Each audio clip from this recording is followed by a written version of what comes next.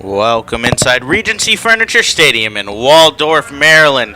The sun is shining, the clouds are out of the sky, and we are celebrating Mother's Day with your Southern Maryland Blue Crabs as they prepare for a doubleheader, games 3 and 4 of a 4-game series against the Somerset Patriots. They played 2 last night.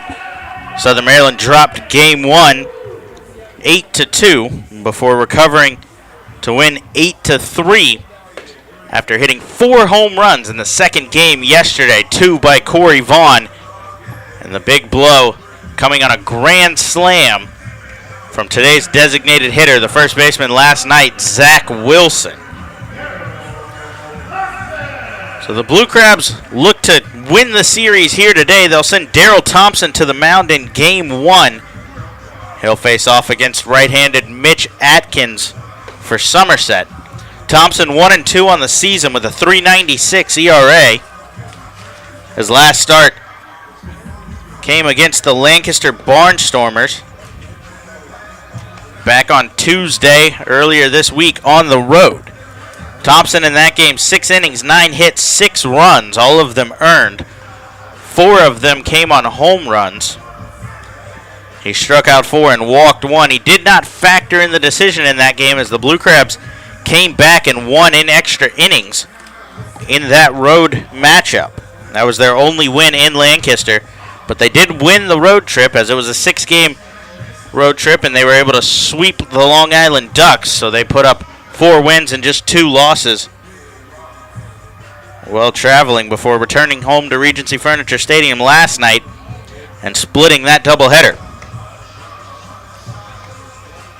So Thompson back on the mound for Southern Maryland in his 100th career appearance for the Blue Crabs. This is his 93rd career start here in Southern Maryland. He's in his 6th season with the Blue Crabs as he heads to the mound to face a new leadoff man for Somerset today, Justin Pacioli. He batted in the 2-hole last night behind the speedy Darren Ford. But with Ford out of the lineup here in game 1, has moved up to the leadoff spot. The first pitch of the ball game from Daryl Thompson is a called strike 1, and we are underway in game 1 of the doubleheaders. 2 7-inning games to be played today as Thompson pumps a fastball over the outside corner, called strike 2. So Thompson out in front early here. Working quick, winds and delivers an 0-2 curveball that stays up and inside. And the count goes to 1-2. Thompson picked up his only win of the year back on April 23rd as part of a doubleheader against the Long Island Ducks. The 1-2 shot foul down the first baseline. Thompson in that game, 6 innings, 1 run on 4 hits. He struck out 7 and walked 2. Blue Crabs picked up the win in that one 6-1. His next 2 games, he gave up just 2 earned runs in each, but got the loss, losing 2-0 at Bridgeport and 5-1 against Sugarland. He misses a curveball outside here.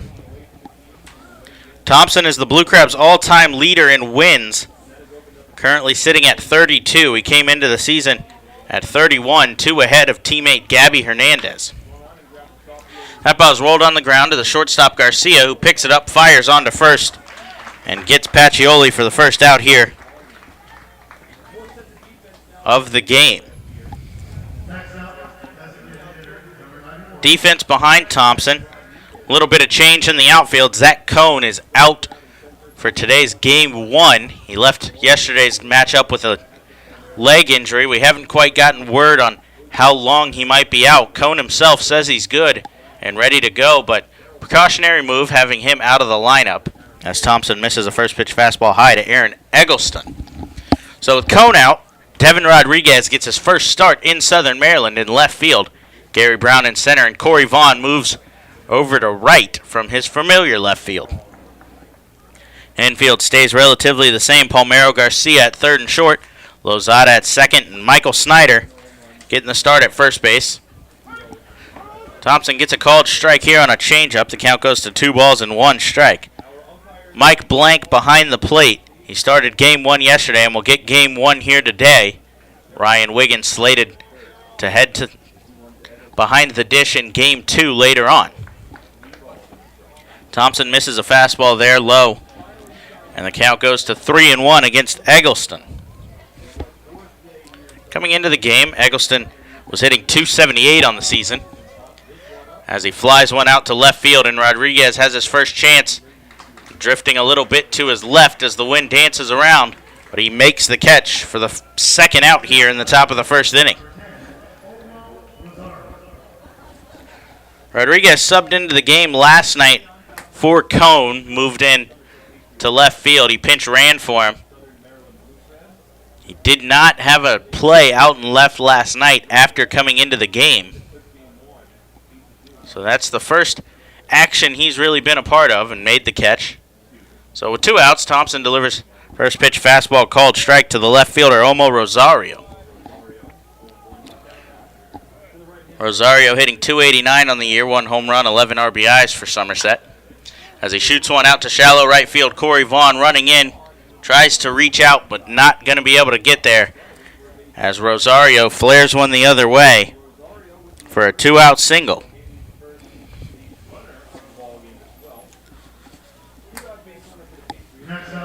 So a 2-out base runner for Somerset will bring in the dangerous right fielder Jerry Sands.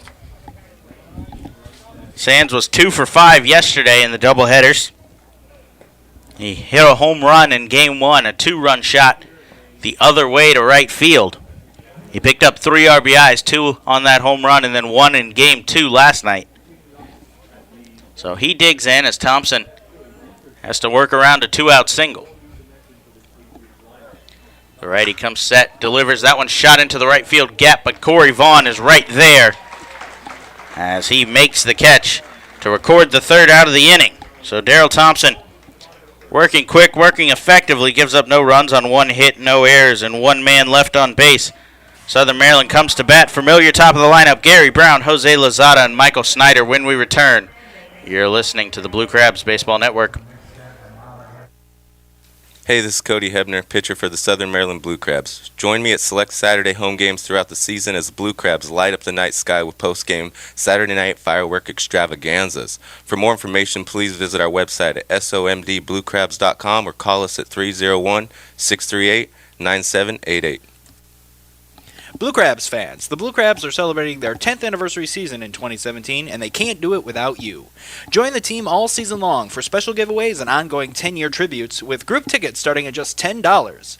Regency Furniture Stadium's spacious and modern amenities include 16 luxury suites, an all-you-can-eat picnic pavilion with a great view overlooking left field, and the Legends Club, which can host your event of up to 160 people for a game or anytime.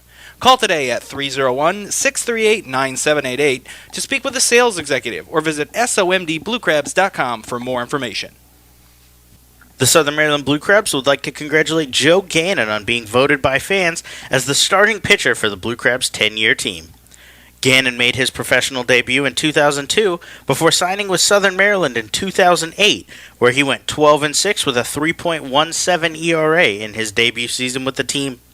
During this campaign, he was named Atlantic League All-Star and Atlantic League Pitcher of the Year. Gannon appeared in 100 career games for the Blue Crabs, collecting 26 wins, including his 12-win season in 2008.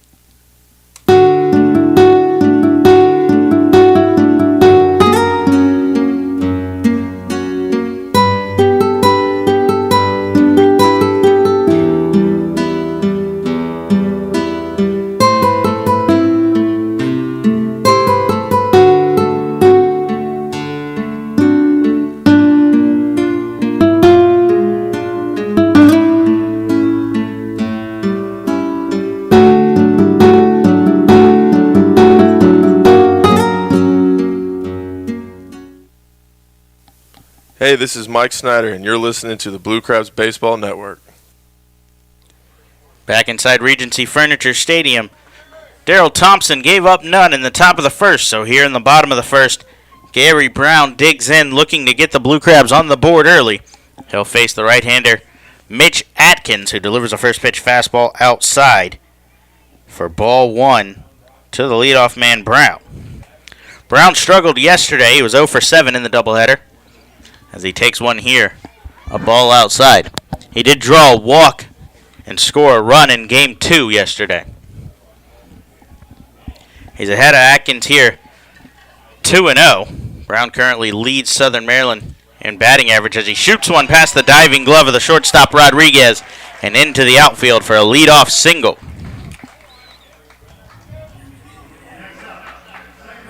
That'll bring in the second baseman, Jose Lozada.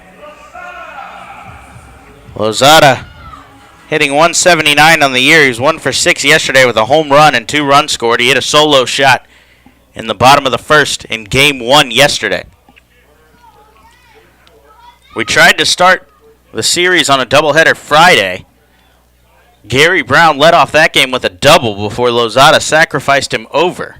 So Atkins makes a move over to first to check on Brown, who has 7 stolen bases on the year. He's 7 for 9.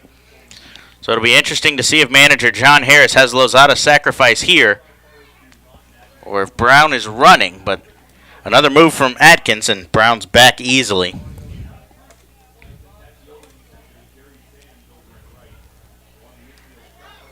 Atkins on the year, 2-2 record with a 3 ERA.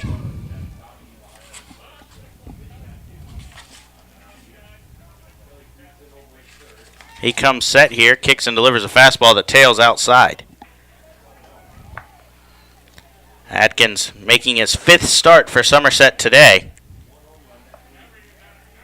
He's given up 16 hits, 7 runs, all earned, 6 walks, 25 strikeouts, and 21 innings of work.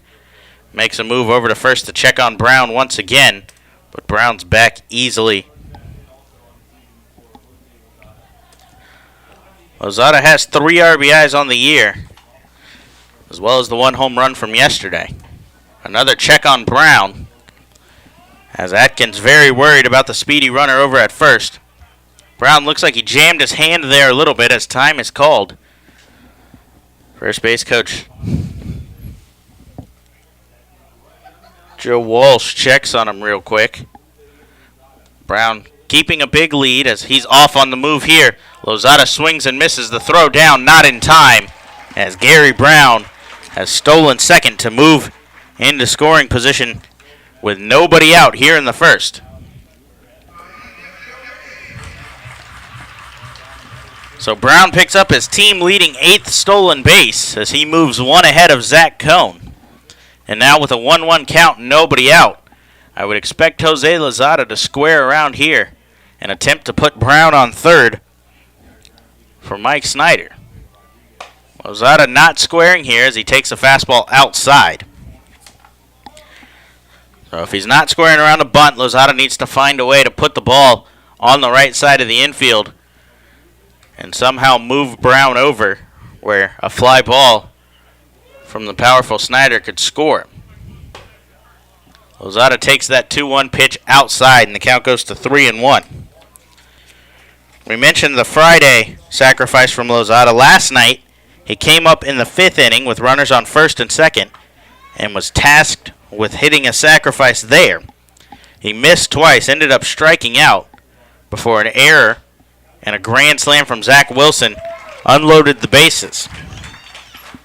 Lozada takes another one outside as he sees 4 balls in the at-bat and takes a walk. And he's aboard to put runners on first and second with nobody out for the powerful Michael Snyder.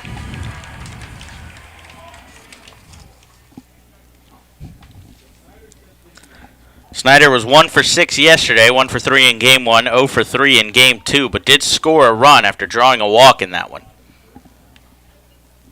Reaching on air, not drawing a walk. Brown's off on the pitch once again. A big jump off of Atkins. Lozada follows him, and Gary Brown picks up his 2nd stolen base of the day. Lozada moves up to second. The catcher, Donahue, tried to come up and fire, but bobbled the ball a little bit. Not sure he would have had Gary Brown anyway, who was off before the ball even left Atkins' hands. So now runners on second and third and a 1-0 count with nobody out for the powerful first baseman. Atkins kicks and delivers a fastball low here, and he's behind 2-0. defense behind Atkins. You got Rosario in left, Pacioli in center, and Sands in right. Kelly, Rodriguez, Bortnick, and Guzman left to right across the infield, and Donahue back behind the plate. He caught game one as well. Snyder with a big cut on a 2-0 fastball, fouled straight back off the catcher, Donahue, and the count goes to 2-1. Zach Wilson waits on deck. We saw him hit a grand slam yesterday in Game 2 that broke the game wide open. Southern Maryland was winning at the time 3-2. Wilson made it 7-2, and the man behind him in the lineup today, Corey Vaughn, hit his second home run of that one. Ground ball to the third baseman, who fires home as Brown was off on contact. Brown's in a run down at third. Lozada has advanced to third base as well. Snyder rounds first, but will stay there as he'll go down on the fielder's choice. Brown ran on contact, but it was right at the third baseman, Kelly, who alertly fired home to his catcher and got Gary Brown in a rundown. Brown held up long enough that Jose Lozada was able to advance to third. So runners on the corners for the DH, Zach Wilson. Wilson 2 for 6. We mentioned the grand slam. That gives him 19 RBIs on the season. He's looking to pick up his 20th with a man on first and third. First pitch tails away. Wilson's ahead 1-0.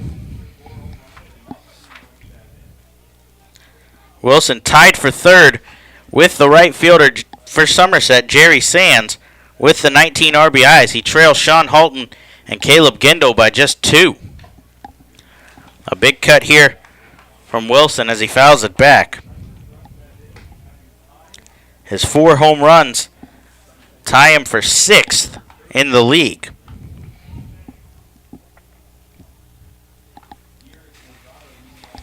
So Lozada gets the lead off of third. Well, Snyder with a small lead over at first.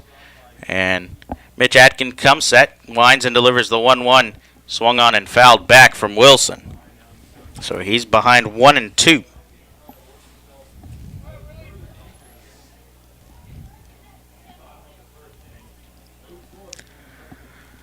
So no score quite yet here as Gary Brown got caught in the rundown between third and home on the Snyder fielder choice.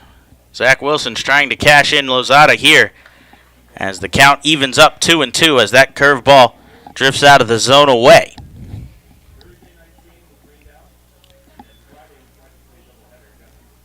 Making up 2 games with the doubleheader yesterday and today as Thursday and Friday both rained out. Wilson with a big cut there, fouls it straight back. Thursday's game never got started as the rain was too much to bear. Weather cleared up a little bit Friday early. It looked like we were going to be able to get it in as we were slated for a doubleheader. Then the rain started to come down in the 4th inning. The Blue Crabs were leading 5-0 at the time, but because of when the game was stopped, all of the stats were gone. Zach Wilson flies one out to right field. Jerry Sands makes the catch, fires home. It's well up the third baseline, and Jose Lozada will score as he was tagging from third. So Zach Wilson picks up his 20th RBI, moves in to third place in the Atlantic League all by himself as the sacrifice fly to right field puts the Blue Crabs on the board in the first inning.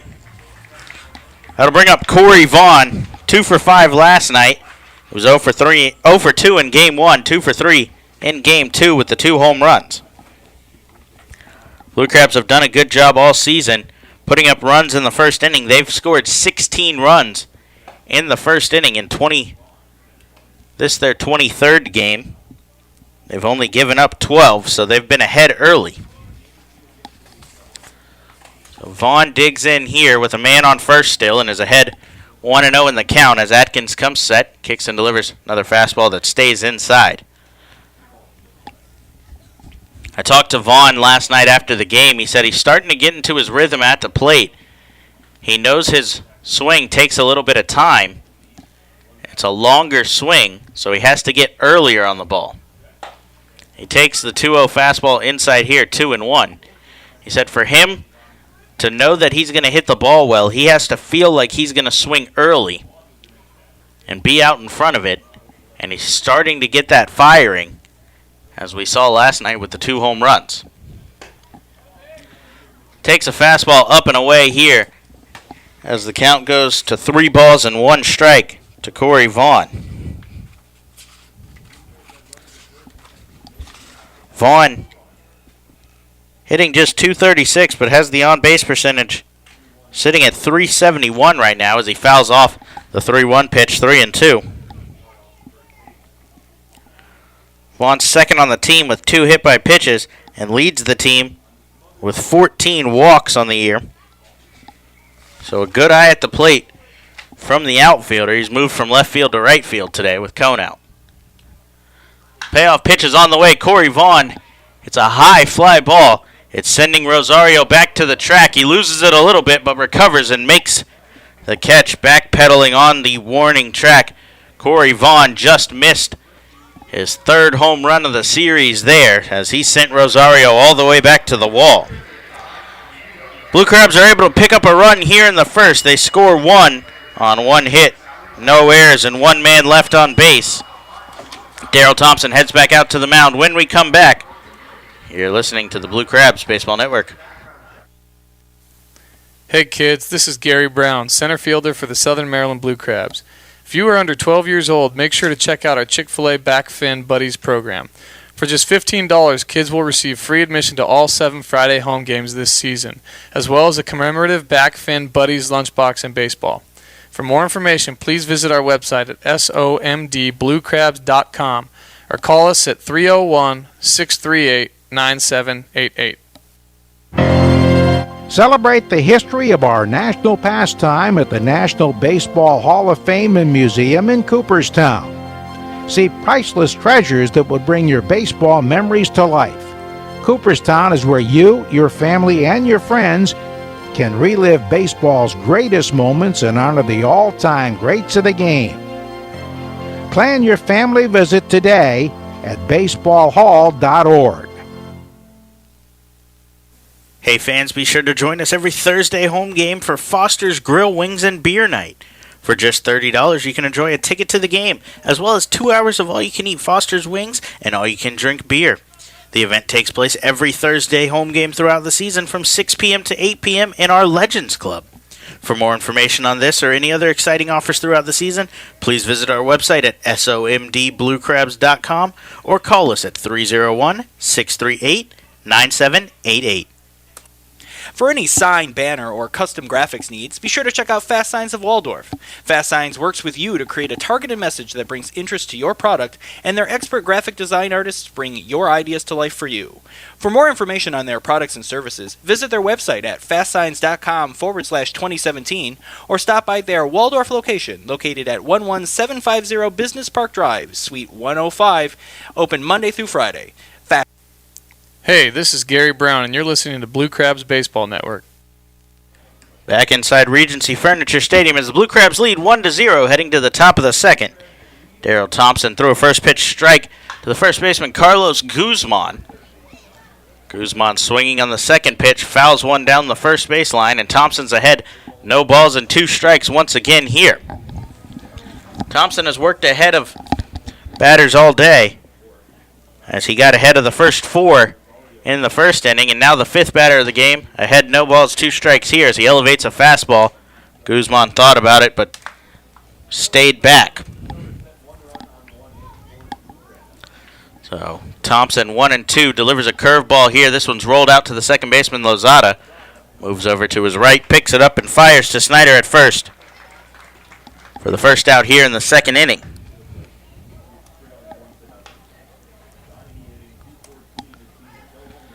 So that'll bring in the catcher, Adam Donahue, as he's the next batter up to face Thompson.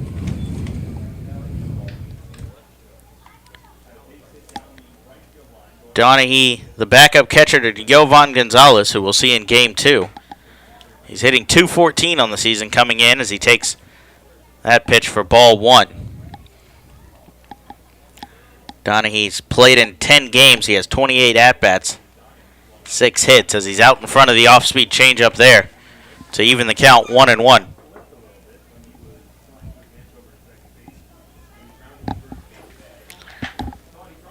So Thompson winds and delivers the 1-1. Fastball called strike right down the middle, 1-2. Donaghy played game 1 yesterday behind the plate. He went 1 for 3 in that one with a walk and a single in the 5th inning. Thompson delivers a fastball called strike 3 over the outside part of the plate as he picks up his first strikeout here. Sitting down Adam Donaghy looking. Tonight marks the 297th career start for Darrell Thompson. He's 82-95 with a 4.03 ERA across his career. We mentioned his 100th career appearance for Southern Maryland, 93rd career start. Thompson winds and delivers fastball called strike to the second baseman Tyler Bortnick. Thompson made his major league debut back on June 21st, 2008 against the New York Yankees at Yankee Stadium. He gets another fastball called strike and is ahead, no balls and 2 strikes. He pitched 5 innings in that game at Yankee Stadium, allowing 4 hits and didn't factor in the final decision. The 0-2 curveballs rolled down the third baseline foul, and the count will remain no balls and 2 strikes. He pitched in 2 separate seasons for the Cincinnati Reds at the major league level, 2008 and 2011. However, across those, it was spot starts as he appeared in just 4 games.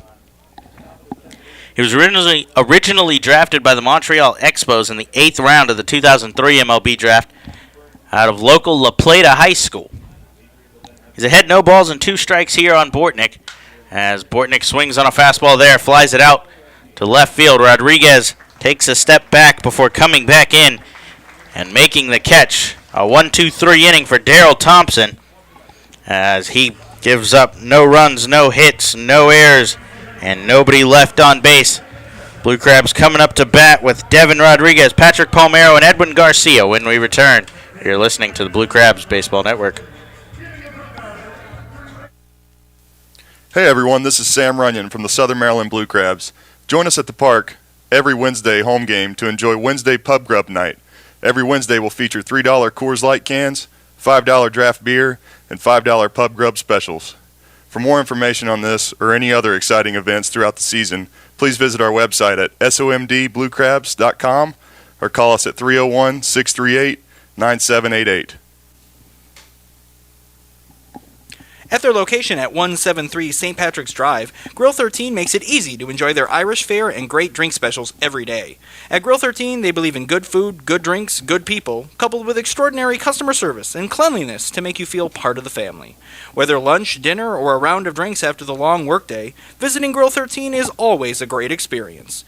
Feel free to come relax with family, friends, or even fly solo with a premium cocktail, our handmade pulled pork, fresh wings, bangers and mash, or any one of their tasty dishes. Then indulge in one of Grill 13's famous premium handmade Sugar Lips desserts. Call 301-645-2983 or visit grillwithane13.com. The Blue Crabs would like to thank Domino's Pizza for their sponsorship for the 2017 season. Be sure to try Domino's new stuffed cheesy bread or their oven-baked sandwiches, featured on their 2 for $5.99 menu. To find a location near you or to place an order online, please visit www.domino's.com. Domino's Pizza, the official pizza sponsor of the Southern Maryland Blue Crabs.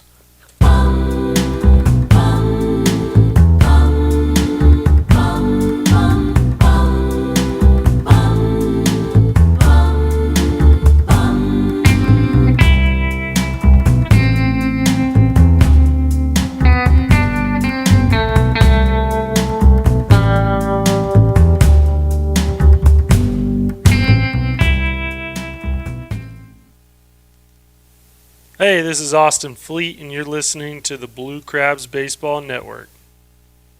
Back inside Regency Furniture Stadium, Blue Crabs lead 1-0 heading to the bottom of the first as Devin Rodriguez digs in for his first at-bat, swinging on a first pitch fastball and picks up his first hit as a member of the team. Rodriguez was just signed on Friday as he was activated for that game that was canceled halfway through as the ball is tossed out of play for Devin Rodriguez and his first game as a member of the Southern Maryland Blue Crabs. So Rodriguez is aboard for Patrick Palmero with nobody out here in the second inning as Mitch Atkins has returned to the mound. He gets a first pitch fastball called strike here to Palmero. It rolls away from the catcher Donahue, but no room to advance there. Atkins 6'4", 225, the 31-year-old righty, resides in Gibsonville, North Carolina.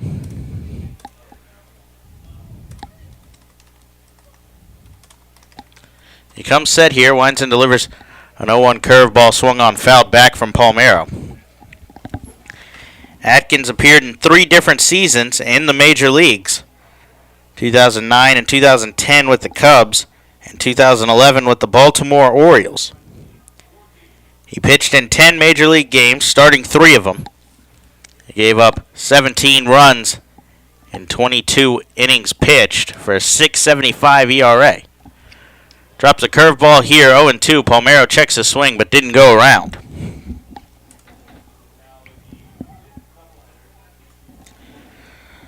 Atkins was originally drafted by the Chicago Cubs in the 7th round of the 2004 MLB draft out of Northeast Guilford High School out of North Carolina. He checks on Rodriguez here, who's back in easily. Made his debut July 29th, 2009. As a member of the Chicago Cubs, he threw a scoreless inning against Houston, not allowing a base runner. Comes set here. That one's shot into the right field gap from Palmero. Rodriguez off on contact. That one will bounce off of the wall. Manager John Harris is waving Rodriguez all the way from first. The relay throw to Bortnick will be eaten right there as Devin Rodriguez scores all the way from first. His first run as a member of Southern Maryland. And it comes on a Patrick Palmero double to the other way, right field gap. He found a fastball there from Atkins. Palmero, a much better fastball hitter than he is the off-speed stuff. He shot it to the right field gap. It was down all the way. Rodriguez got a good jump off of first. The ball rattled around a little bit and gave him time to score standing up with no relay throw from the second baseman, Bortnick. So Palmero's now on second with nobody out as a fastball comes inside from Atkins, brushing Garcia back a little bit. That's the 14th RBI of the year for Patrick Palmero. Garcia hitting .236 at the plate, has 6 RBIs. He's looking to pick up his 7th here as Palmero's in scoring position. Fastball called strike over the inside part of the plate for Garcia.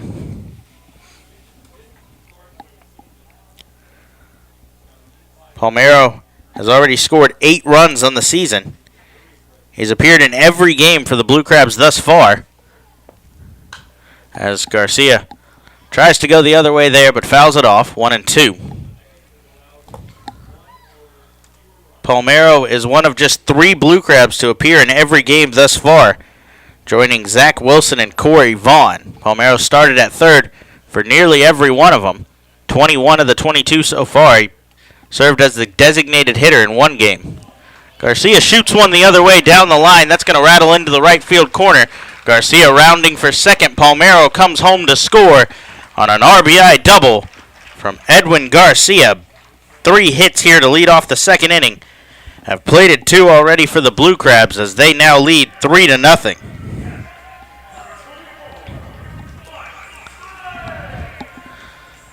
So back-to-back doubles from Patrick Palmero and Edwin Garcia have plated 2 here as the Blue Crabs lead 3-0 in the bottom of the second inning.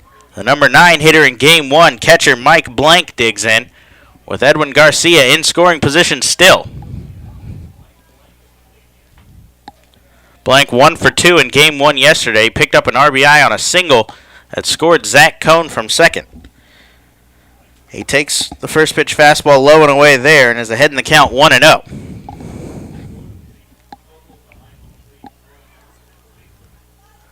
So Blank digs back in. Takes a curveball, called strike one. Blank still somewhat recovering from an arm injury that set him down for a couple of days on the road trip. And towards the end of the Blue Crabs' last homestand, Somerset got word of that yesterday, was able to steal 8 bases, off of the catcher as he struggled getting the ball down to second. But he's provided some pop at the plate. Batting average has struggled. He's hitting just .216, but he does have a home run and 4 RBIs here at Regency Furniture Stadium.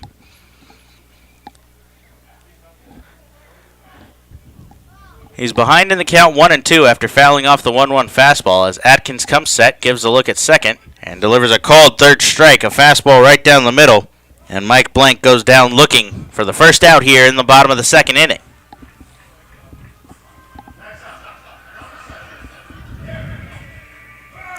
That'll bring in the leadoff man for the Blue Crabs today. And nearly every other day this season, Gary Brown has sat out just one game.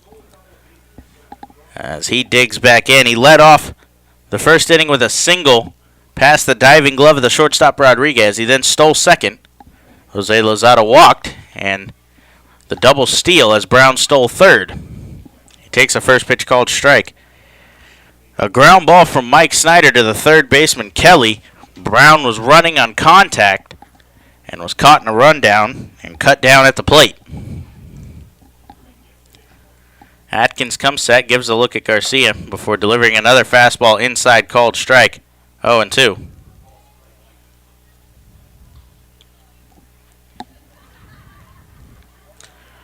Brown leading the Blue Crabs in batting average coming into this one. 2 points ahead of Zach Cohn. Brown hitting .293, Cohn hitting .291. Atkins comes set, checks the runner again. Brown checks the swing but doesn't go around. And the count will go to 1-2.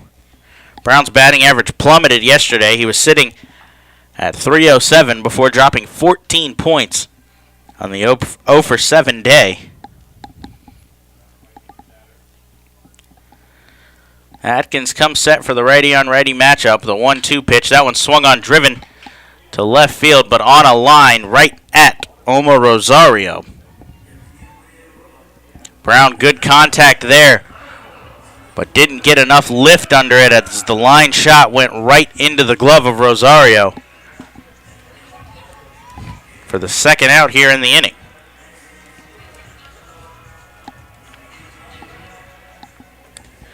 So with 2 outs and a man in scoring position, that'll bring in Jose Lozada. Lozada put up the first run in the game on a sacrifice fly from the DH Zach Wilson. That play we talked about, Brown getting cut down at the plate. Lozada advanced from second to third, and then the sac fly from Wilson to right field was able to score him and put the Blue Crabs ahead 1-0 in that first inning. He fouls off the first pitch fastball down the line here and is behind 0 balls and 1 strike.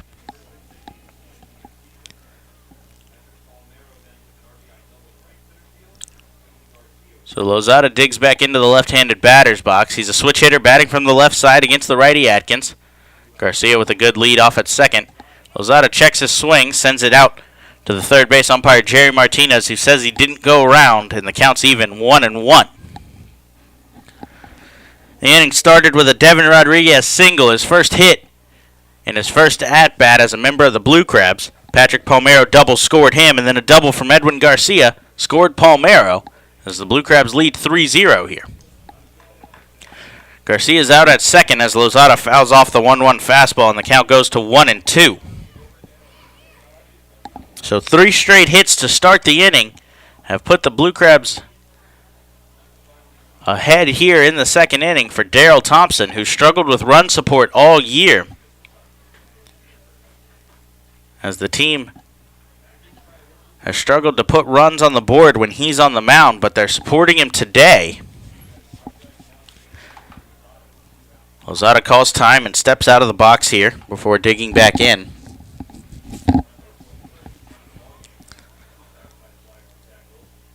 Atkins comes set, delivers the 1-2. That one's rolled towards the right side. Jerry Sands picks it up, flips it on to Atkins for the easy third out of the inning, but not before the Blue Crabs are able to put up 2 runs on 3 hits No errors. They leave one on base, but they lead 3-0 as Daryl Thompson heads back out to the mound, working with a bigger lead. Thompson will face the 8-9-1 when we come back. You're listening to the Blue Crabs Baseball Network. Hey fans, this is Austin Fleet, right-handed pitcher for the Southern Maryland Blue Crabs. Be sure to join us at the ballpark every Tuesday home game for our new 2 days. During these games, concessions will be offering fans $2 pretzels, popcorn, and peanuts. For more information, please visit our website at somdbluecrabs.com or call us at 301-638-9788. The Blue Crabs are excited to welcome local Tri-County schools to Regency Furniture Stadium for our baseball and education days. Wednesday, May 3rd and Wednesday, May 17th, the Blue Crabs will welcome area students for a day of baseball and learning fun at the ballpark. This will include in-game learning activities as well as performances by the Knights of Medieval Times. For more information, please visit our website at somdbluecrabs.com or you can call us at 301-638-9788. The Southern Maryland Blue Crabs would like to congratulate Christian Lopez on being voted by fans as the starting catcher on the Blue Crabs' 10-year team. Lopez was drafted in the 6th round of the 2003 MLB Amateur Draft by the Tampa Bay Rays. Lopez signed with Southern Maryland in 2010 where he hit .274 with 7 home runs and 7 stolen bases in his debut season. Lopez was also named an Atlantic League All-Star in what proved to be his final season with the team, 2012. In 285 career games for the Blue Crabs, Lopez collected 20 home runs, 106 RBIs, and 26 stolen bases. Hey, this is Zach Cohn, and you're listening to Blue Crabs Baseball Network. Back inside Regency Furniture Stadium as we head to the top of the 3rd inning.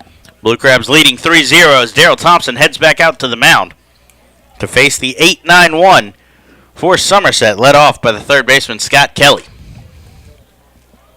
First pitch fastball misses just high and in as Thompson falls behind Kelly. Southern Maryland comes into the game 11-11. They trail Sugarland in the Freedom Division as the 1-0 misses low here. Thompson's behind. 2 balls and no strikes to Kelly. As I was saying, they trail Sugarland and Lancaster by just 1.5 games. Both of those teams at 13-10. As Thompson pumps a strike here. Somerset leads the Liberty Division and the Atlantic League with a 15-7 record. They have a 2.5 game lead over the Bridgeport Bluefish. Thompson gets a 2-1 fastball called strike over the outside part of the plate, and the count goes to 2-2. Both teams have an off day tomorrow after the doubleheaders back-to-back days.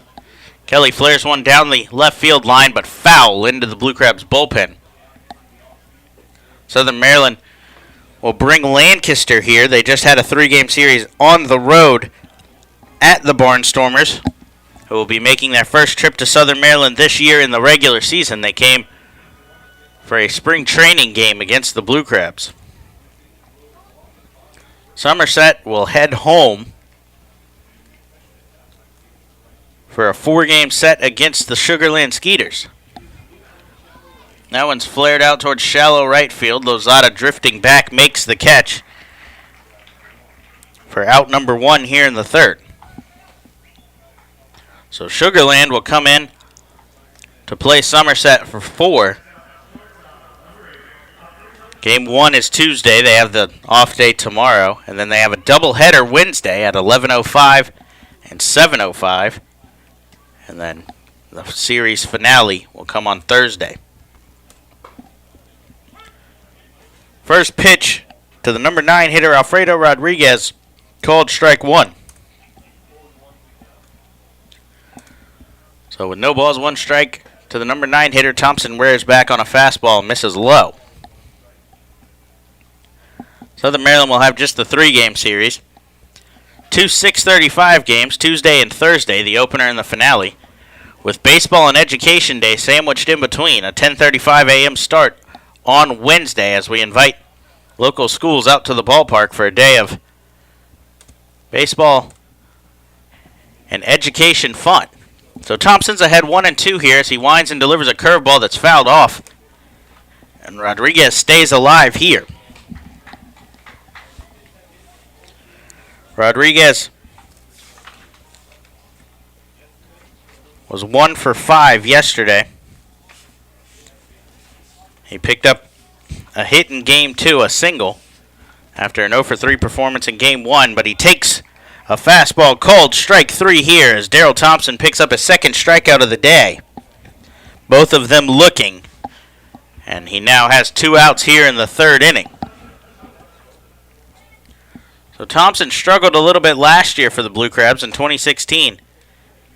He was named the opening day starter after a fantastic 2015 with the team. In that 2015 season, he went 10-5 with a 3.18 ERA and 22 starts for the Blue Crabs. He was named an All-Star and finished the season tied for 6th in the Atlantic League with 10 wins. He misses a first pitch curveball high here to the leadoff man, center fielder Justin Pacioli. In 2016, however, Thompson went 5-9 with a 4.69 ERA and 22 starts, 23 appearances for the Blue Crabs. He struck out just 85 batters in 132 innings. He's behind no balls and 2 strikes here to the leadoff man, who's batting with two outs in the inning as he takes a strike call over the inside part of the plate to run the count to 2-1. Pacioli is leading the Patriots team with a 4.17 batting average as he adds another hit here past the glove of Lozada and out into right center field. A 2-out single from Justin Pacioli.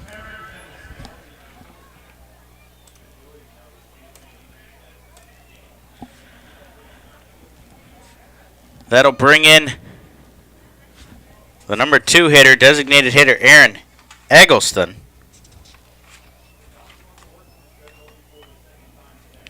Eggleston 0 for 1 on the day with a fly out back in the first.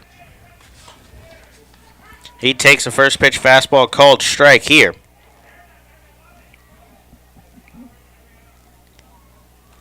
Pacioli has now hit safely in the last 6 games for Somerset.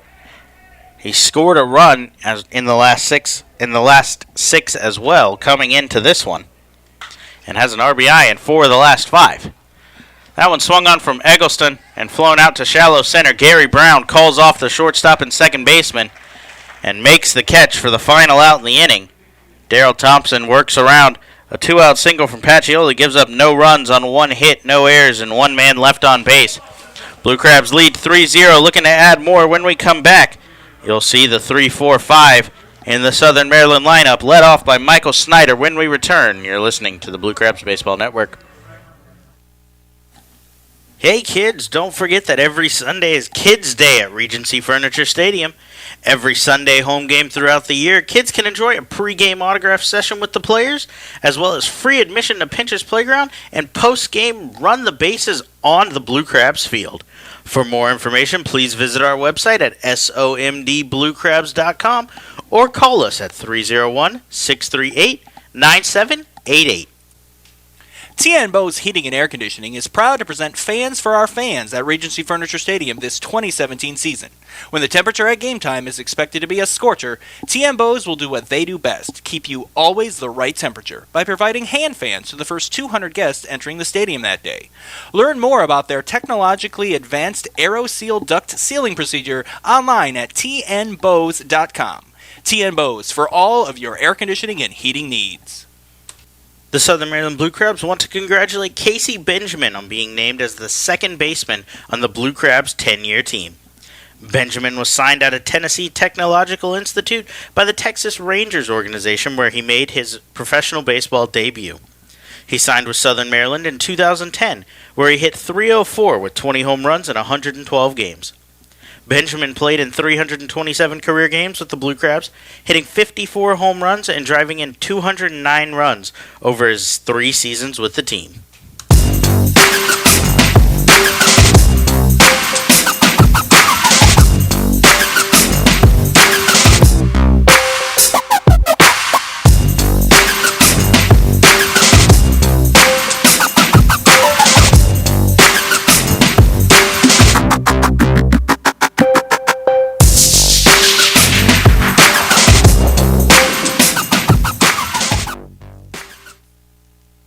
Hey, this is Kaleka Kaho'ahala, and you're listening to Blue Crabs Baseball Network.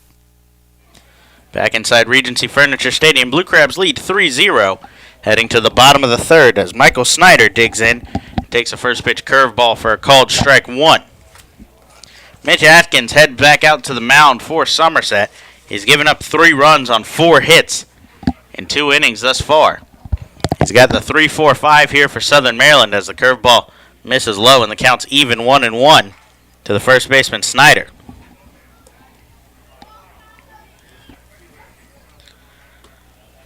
Snyder's 9-game hitting streak snapped in Game 2 last night as he went 1 for 3 in the first of the doubleheader, but then 0 for 3 with a walk and a run scored in the final game. He was left waiting in the on-deck circle in the bottom of the 6th inning as the Blue Crabs won that one 8-3. Snyder swings here on a 2-1 fastball and rolls it down the line foul as the count goes to 2-2.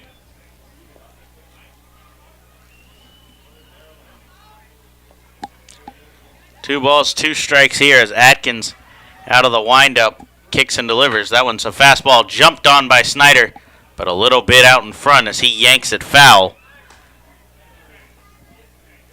down the left field line. So another doubleheader again today after playing 2 yesterday. In Game 2 for Somerset, you'll see lefty Rick Teasley. As Snyder jumps on a fastball here from Atkins, that one's shot out. Snyder makes the round around first, but will stay where he is with a leadoff single. That one went out to the left field wall, but it's only 310 feet out to the mini monster. So not that deep out in left as the left fielder Rosario was able to pick that one up and hold Snyder at first. As I was saying, you'll see lefty Rick Teasley for Somerset face off with Southern Maryland's lefty of their own, David Russo. Russo will be making his first start as a member of the Blue Crabs. Zach Wilson digs in now after the leadoff single from Snyder and takes a first pitch fastball called strike one.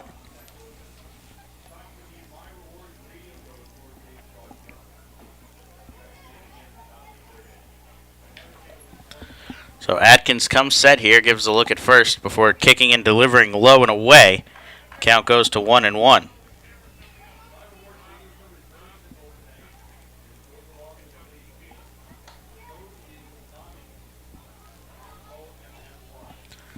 So count even 1-1 here to Zach Wilson. Wilson hit a sacrifice fly back in the first inning, so has yet to record an official at-bat, but picked up an RBI, scoring Lozada from third.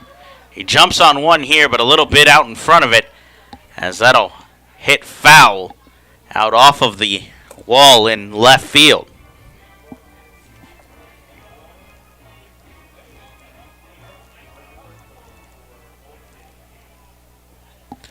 So Wilson behind in the count now, 1-2, as he looks to cash in Snyder after the leadoff single, with nobody out.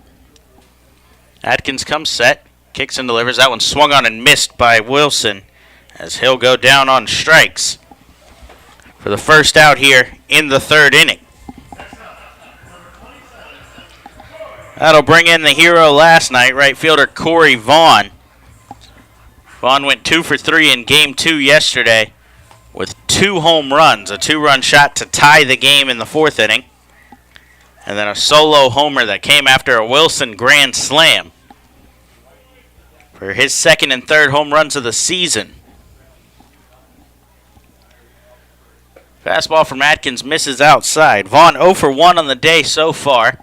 He just missed another home run back in the first inning as he hit a high fly ball to left field. Rosario drifted all the way back to the warning track, back against the wall before making the catch. Vaughn with a big cut here on the 1-0 pitch, and he's behind. Count evens 1-1.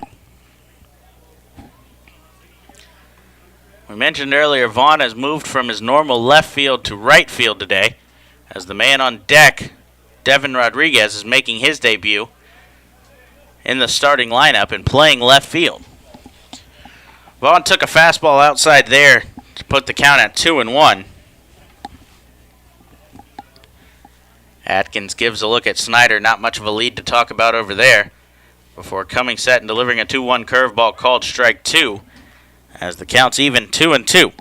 Vaughn came into the game today hitting .236 on the year. 3 home runs, 9 RBIs. We mentioned the .371 on-base percentage as he leads the team in walks and is second in hit by pitches. He takes a fastball real close to the inside corner here. But home plate umpire Dave Shirk says it stays a little bit too far inside, and that'll run the count full. Wouldn't expect to see Snyder going here on the full count, but we'll see what happens. He is off on the pitch. The 3-2 pitch swung on and missed, fired down to second, but not in time, as Michael Snyder picks up his first stolen base of the year. Not a feat that Snyder is necessarily known for around the Atlantic League, but picks up a stolen base there. As he's now in scoring position for the newcomer left fielder Devin Rodriguez. That's Snyder's first stolen base as a member of the Blue Crabs. He joined them in 2016. He has only 7 in his career, before that his 8th. So Rodriguez digs in, takes a first pitch fastball called strike. Rodriguez led off the second inning, swinging on a first pitch fastball, stroked a single out to right field for his first hit on the team. He then scored on the next play when Patrick Palmeiro doubled to deep right center. So Snyder's in scoring position as Rodriguez takes an 0-1 changeup low in the zone, 1-1. Rodriguez joined Southern Maryland after spending 2015, his first professional season with the Rockford Aviators in the Frontier League, and last season with the Texas Airhogs of the American Association. Takes a fastball called strike over the outside part of the plate, 1-2 here.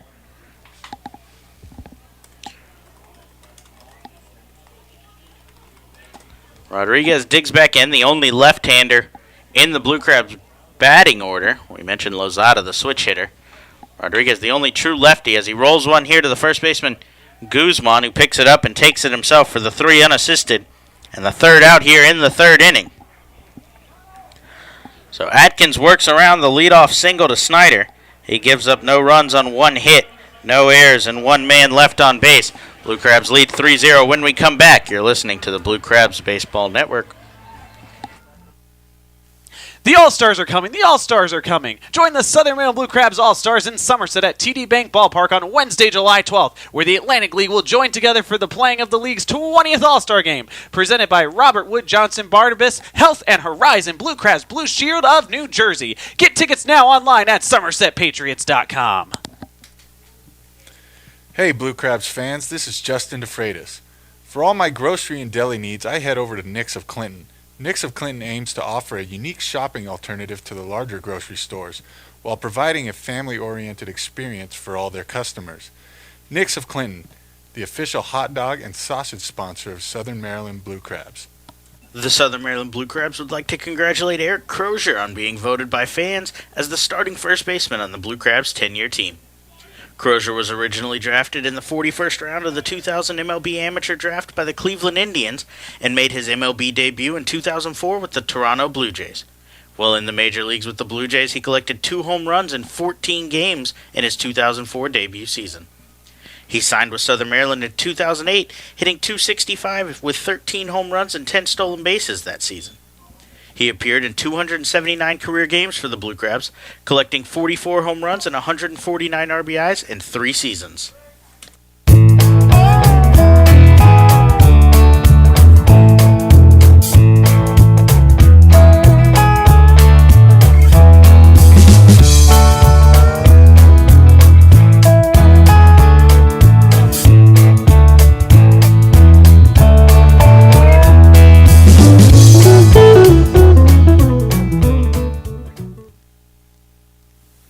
Hey, this is Rob Carson, and you're listening to the Blue Crabs Baseball Network. Back inside Regency Furniture Stadium as Daryl Thompson heads back out to the mound, still working with a 3-0 lead as we head to the top of the 4th inning. Thompson will face Olmo Rosario to lead off, as he's got the 3-4-5 hitters here. He gets a first pitch fastball called strike. He'll face Olmo Rosario, Jerry Sands, followed by Carlos Guzman in the inning. Another fastball here called strike 2, as Thompson is ahead once again. No balls and 2 strikes. Thompson's given up just 2 hits thus far. He has 2 strikeouts as well. Hasn't walked anyone to this point in the game. That changeup misses low, and the count goes to 1-2. Thompson sitting at 45 pitches through 3+ innings. That was his 46th, and he now winds for the 47th and delivers a fastball shot back up the middle as Olmo Rosario with a leadoff single, his second hit of the day. So Rosario 2 for 2. Has 2 of the 3 hits off of Thompson so far.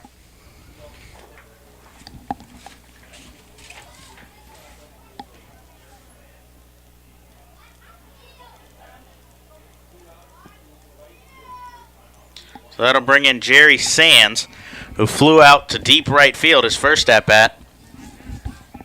He's 0 for 1 on the game. But bats here with nobody out and a man on first. Big cut on a first pitch curveball from Sands a little bit out in front, and he fouls it off of Blank's glove for strike 1. Sands leading Somerset's offense to this point in the season. He's hitting .289, but leads the team with 5 home runs, 19 RBIs, 16 runs scored. As Thompson comes set here, the runner's off from first, holds where he is. Blank lost it a little bit there as it kicked up behind Sands. Rosario took off, stopped after about 4 steps, and then went back. Probably should have kept going as that one kicked off of the glove of the catcher. Rosario has 5 stolen bases on the season. He's yet to be caught. So Thompson with a 1-1 pitch upcoming. The veteran righty comes set on the mound, gives a look at Rosario before winding and delivering a fastball swung on and missed from Sands, a little bit behind that one. And Thompson's ahead 1-2. We mentioned Somerset earlier, ran all over the Blue Crabs in Game 1 yesterday, picking up 8 stolen bases in that game. So Thompson comes set here. Ahead in the count 1-2, drops a curveball. That one's rolled down the third baseline. Palmeiro picks it up onto Lozada, who makes the turn onto first in time. A 5-4-3 double play. And Darrell Thompson now has nobody on and 2 outs after the twin killing.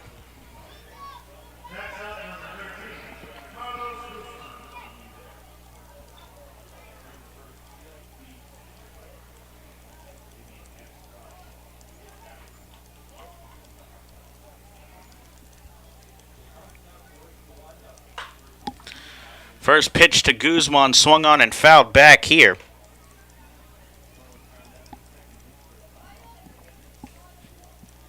So Thompson's ahead of another batter. He's been ahead of all 3 in this inning so far.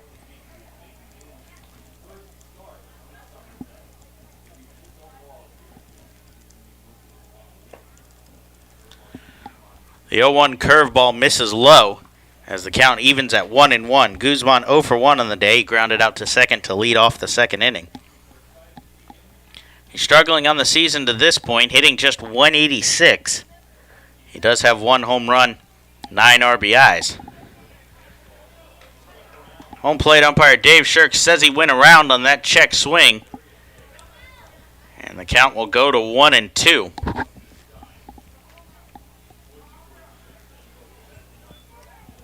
So the lefty comes back into the batter's box here. Thompson winds and delivers 1-2 curveball again, fouled back. And the count will remain where it is as Guzman stays alive. Guzman, 30 years old. He signed as an undrafted free agent with the New York Mets back in 2007 out of Brookdale Community College in New Jersey. Thompson winds and delivers a check swing here. It's flared down the third baseline. Palmeiro coming in, not able to get there as he was playing too deep behind the bag and wasn't able to make the sliding play. Guzman spent 5 seasons in the New York Mets farm system. He was named a Florida State League All-Star back in 2009 with the Port St. Lucie Mets. He made his Atlantic League debut back in 2011 with the York Revolution, then played for the Camden River Sharks in 2015. Thompson delivers a fastball here, swung on and missed by Guzman as Thompson reached back and blew the fastball by him. Darrell Thompson works around the leadoff single, getting a twin killing from Jerry Sands. He gives up no runs on 1 hit, no errors, and nobody left on base. Blue Crabs still leading 3-0, looking to add more with Palmeiro, Garcia, and Blank when we come back. You're listening to the Blue Crabs Baseball Network. Hey, this is Cody Hebner, and you're listening to the Blue Crabs Baseball Network. Hey kids, this is Gary Brown, center fielder for the Southern Maryland Blue Crabs. If you are under 12 years old, make sure to check out our Chick-fil-A Back Fin Buddies program. For just $15, kids will receive free admission to all 7 Friday home games this season, as well as a commemorative Back Fin Buddies lunchbox and baseball. For more information, please visit our website at somdbluecrabs.com or call us at 301-638-9788. There's no better way to celebrate Independence Day than with America's pastime. Be sure to join the Blue Crabs this July 4th as they take on the Sugarland Skeeters for the Red, White, and Blue Crabs celebration, featuring a post-game fireworks extravaganza presented by Wawa. There's also a post-game jersey auction presented by the Southern Maryland Business Network. For more information on this and every other exciting event throughout the season, please visit somdbluecrabs.com or call 301-638-9788. The Southern Maryland Blue Crabs want to congratulate Pat Osborne on being named the starting third baseman on the Blue Crabs' 10-year team. Osborne was originally drafted in the second round of the 2002 MLB Amateur Draft by the Cleveland Indians. He signed with Southern Maryland in 2008, where he hit .326 with 17 home runs and 106 RBIs in his debut season. In 5 years with the Blue Crabs, Osborne finished with a .297 batting average while hitting 39 home runs and collecting 225 RBIs in 386 career games with the team.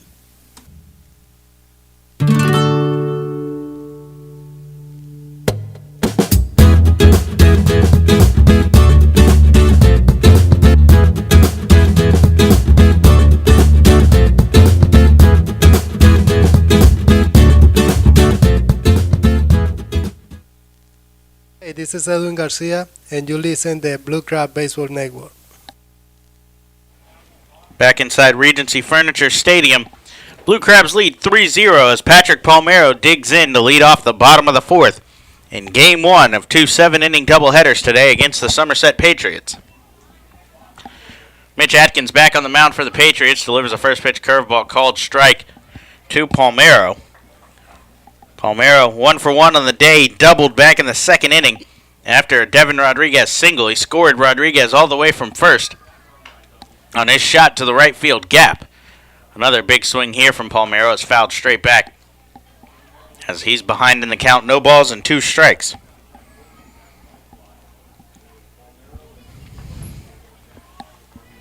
Palmeiro, Edwin Garcia, and Mike Blank will come up to bat in the inning, the 7-8-9 for Southern Maryland. But this is the part of the lineup that put up the runs earlier in the game back in the second as Palmeiro takes that curveball 1-2.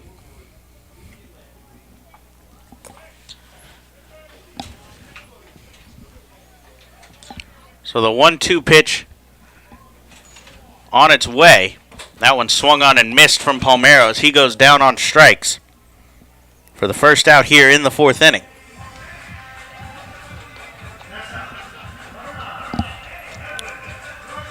That'll bring in Edwin Garcia, who followed Palmeiro's double with a double of his own. This one up over the first baseman Guzman's head and down into the right field corner.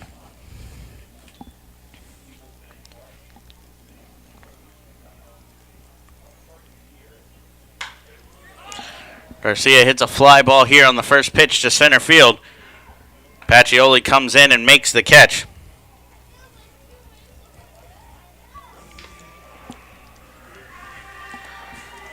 So that'll bring in Mike Blank, the big catcher, for his second at-bat today. He struck out looking on a fastball on a 1-2 count last at-bat.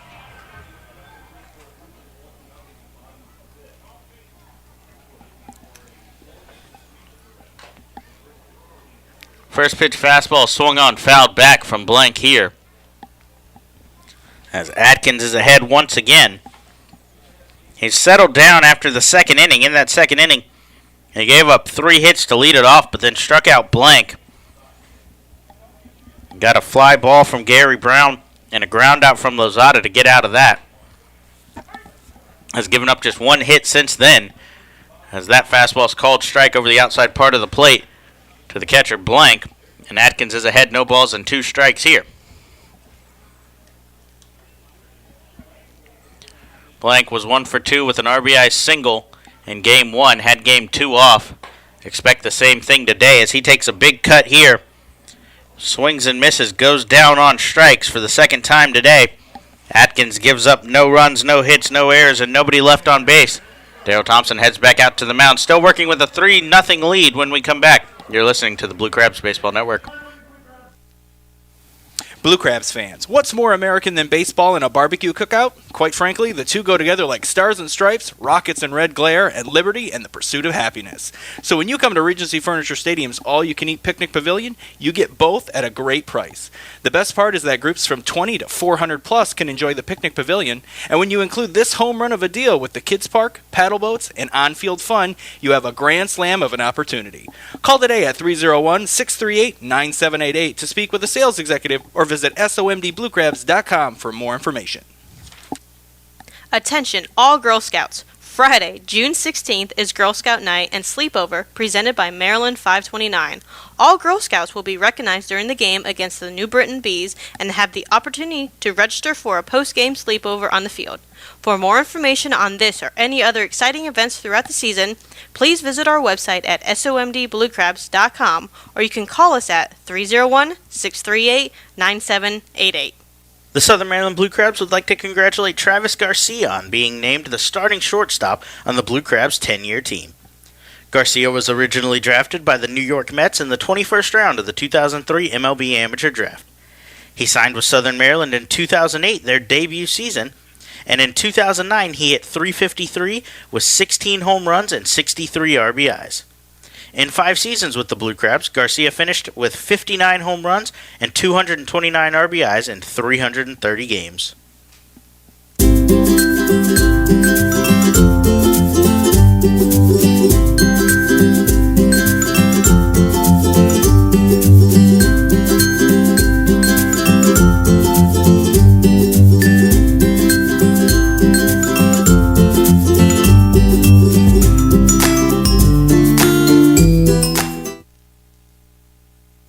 Hey, this is Patrick Palmero, and you're listening to Blue Crabs Baseball Network.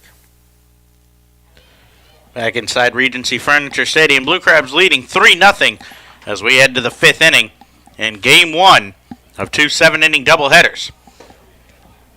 Daryl Thompson back on the mound for Southern Maryland. Delivers a fastball low and away. Ball 1 to Adam Donahue. Donahue 0 for 1. Struck out looking back in the 2nd inning as he takes a fastball over the inside here to even the count 1-1.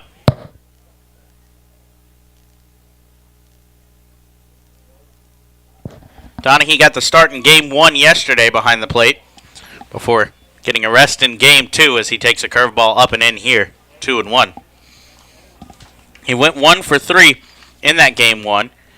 He singled, shot down the right field line, tried to stretch it into a double and was thrown out by Zach Cohn. He comes into this game hitting .214 on the season with 2 RBIs. Big cut here on a 3-1 fastball is popped up towards the second baseman Lozada, who makes the catch and retires Donahue for the first out here in the top of the 5th inning. That'll bring in the second baseman Tyler Bortnick. Bortnick 0 for 1. He flew out to left fielder Devin Rodriguez in the 2nd inning to end that inning. Thompson winds and delivers. First pitch fastball called strike over the outside part of the plate. To work ahead of Bortnick here. Bortnick started both games yesterday at second base. He batted 7th in Game 1 and 8th in Game 2, going 1 for 5 with an RBI. Took that one there to even the count 1-1. As Thompson winds and delivers here. A curveball rolled down the line. Palmeiro picks it up in fair territory, fires on to first, but not in time. As a slow roller down the line. Going to be a tough play for Palmeiro. Tried to circle around it and make the throw, but not able to do so against the fast-running Bortnick. So dangerous base runner aboard here with 1 out for the third baseman, Scott Kelly. Bortnick already has 5 stolen bases on the year for Somerset. He's only been caught 1 time. There's a little bit of stretching down in the Blue Crabs bullpen. Nobody up and throwing yet. But it appears Jesse Beal is up and stretching in case he's needed this inning. Daryl Thompson winds and delivers. Fastball square around from Scott Kelly, but he pulls back and takes the pitch for ball 1 away. Kelly has some speed of his own. He led the Somerset team last season with 38 stolen bases. So he is a danger to lay one down and beat it out himself. He rolls one up the middle here, picked up by Garcia, who tags second, fires on to first. A 6-3 double play gets Daryl Thompson out of the inning, working around the 1-out single to Bortnick. Thompson gives up no runs, 1 hit, no errors, and nobody left on base. Blue Crabs looking to add some more runs with the top of the lineup when we return. You're listening to the Blue Crabs Baseball Network. Every Tuesday night is Silver Sluggers Night with the Blue Crabs, sponsored by the Cancer and Blood Disorders Treatment Center.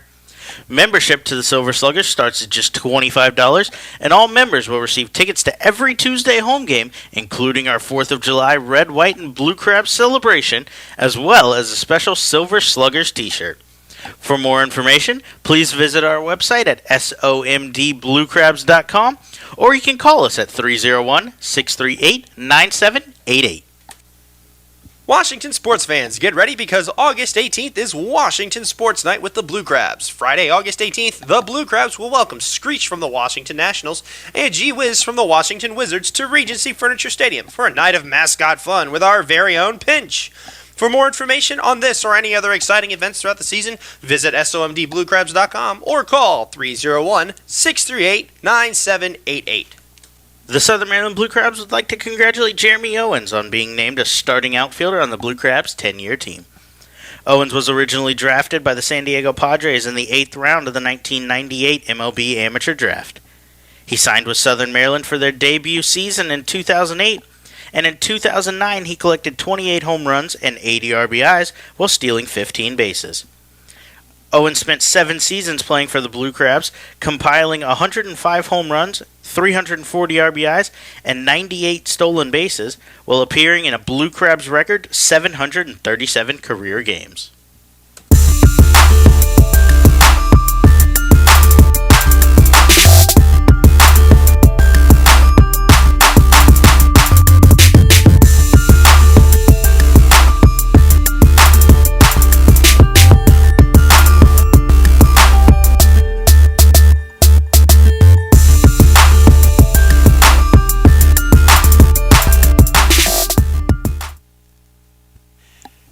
Hey, this is Austin, captain of your tie-dye crew, and you're listening to the Blue Crabs Baseball Network. Back inside Regency Furniture Stadium, Blue Crabs leading 3-0.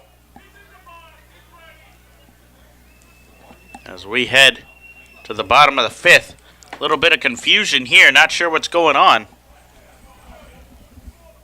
As the first base umpire, Silvio Martinez, is barking at the pitcher, Mitch Atkins, a little bit here. Not sure what's going on. A little bit of confrontation, not sure what the yelling's about. But Atkins winds and delivers the first pitch fastball high to Brown here. It appeared Martinez wasn't happy with the pace of play from Atkins. I heard him say he's in the box, he's ready, throw the ball. But not sure what that was all about, as that fastball misses here, 2-0. Brown 1 for 2 on the day so far. Singled back in the first, stole second, stole third, but was forced out on a fielder's choice. Called strike here, as Atkins is behind 3-1 to the leadoff man in the inning and the leadoff man for Southern Maryland, Gary Brown. That one shot towards right field. Sands giving chase, makes the catch for out number 1. A long run for Jerry Sands, but able to make the full speed shoestring catch for the first out here in the 5th. That'll bring in second baseman Jose Lozada. Lozada 0 for 1 with a walk, stolen base, and a run scored thus far. Atkins winds and delivers the first pitch fastball outside to Lozada here.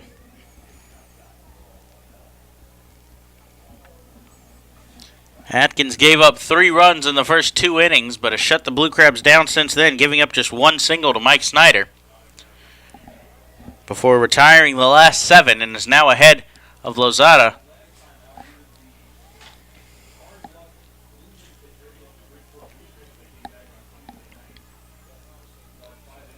Atkins working out of the windup for the 1-1. Kicks and delivers a curveball. Lozada out in front of that one, and the count goes to 1-2.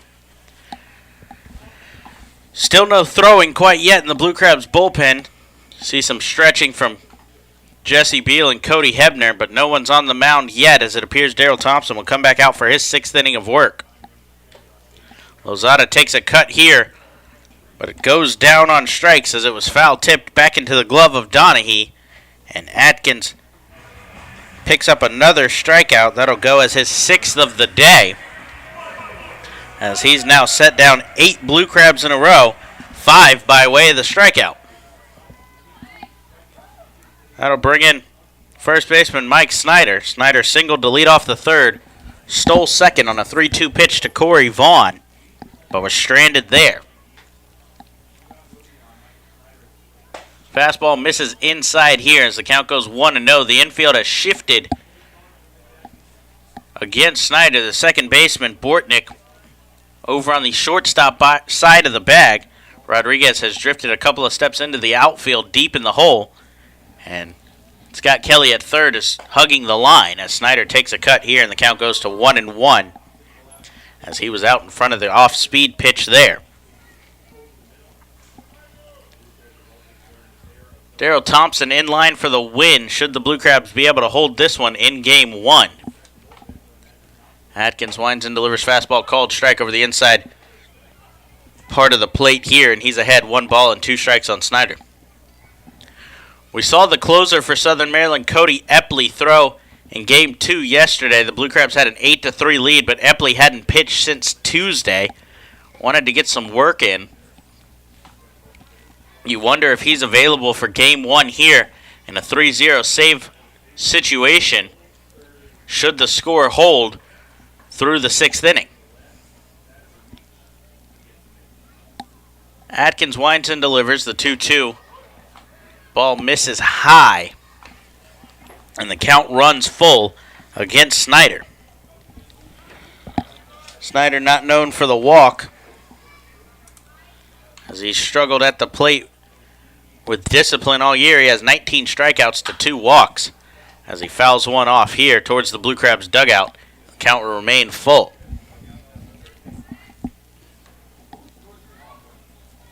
Snyder's hitting .270 on the year as he digs back in. He leads the Blue Crabs in slugging percentage at .500 as he shoots one down the left field line here. Just foul. It had the distance, but went across the wrong side of the foul pole there. As I was saying, Snyder coming into the game was hitting .270 but slugging .500. As the 3-2 pitch here misses outside, and Snyder is aboard with a 2-out walk. That'll bring in the dangerous Zach Wilson. Wilson second on the team in slugging percentage at .429. He leads the team in home runs and RBIs with 4 home runs and 20 RBIs to this point in the season. He picked up his 20th RBI on a sacrifice fly back in the first inning. Snyder with a small lead off of first. The first pitch to Wilson, a fastball that misses outside.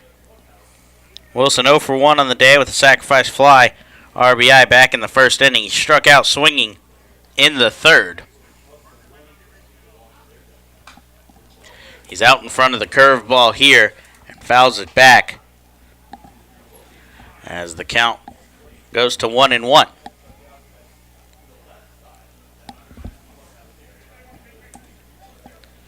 Infield has shifted back to normal position here.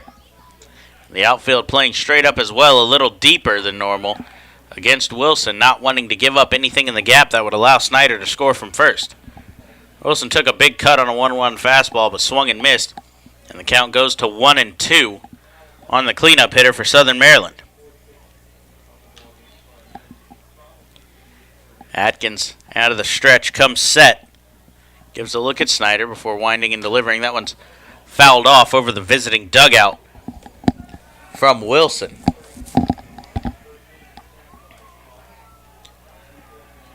Wilson has appeared in every game for Southern Maryland this season. He spent the majority of his time at first base, starting 13 games there and 9 as the designated hitter. This his 10th. Takes a cut on that one there, but goes down on strikes for the second time today, as he'll be the third out here in the bottom of the 5th. The Blue Crabs put up no runs on no hits, no errors. They leave 1 on base. Darryl Thompson heading back to the mound for his 6th inning of work. He'll face the 9-1-2 in the order when we come back. You're listening to the Blue Crabs Baseball Network. Hey, this is David Wayne Russo, and you're listening to the Blue Crabs Baseball Network. Be sure to join us at select Saturday home games throughout the season as the Blue Crabs light up the Southern Maryland night sky with post-game Saturday night firework extravaganzas. For more information on this event or any other exciting events throughout the season, please visit our website at somdbluecrabs.com or call us at 301-638-9788. Attention all Boy Scouts, Friday, June 23rd is Boy Scouts Night and Sleepover with the Blue Crabs, presented by Maryland 529. All Boy Scouts will be recognized during the game against Bridgeport and have the opportunity to register for the post-game sleepover on the field. For more information on this or any other exciting events throughout the season, please visit our website at somdbluecrabs.com or you can call us at 301-638-9788. The Southern Maryland Blue Crabs would like to congratulate John Ramostella on being named a starting outfielder on the Blue Crabs' 10-year team. Ramostella was originally drafted by the New York Yankees in the 35th round of the 2000 MLB Amateur Draft. He signed with Southern Maryland in their debut 2008 season, where he hit .276 with 15 home runs, 67 RBIs, and 14 stolen bases.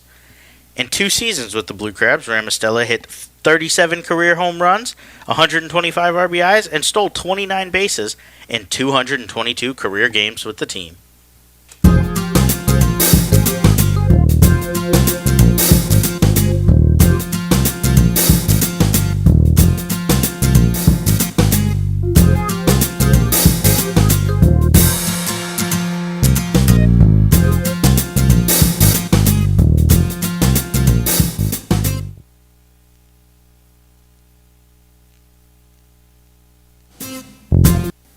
Hey, this is John Harris, and you're listening to the Blue Crab Baseball Network.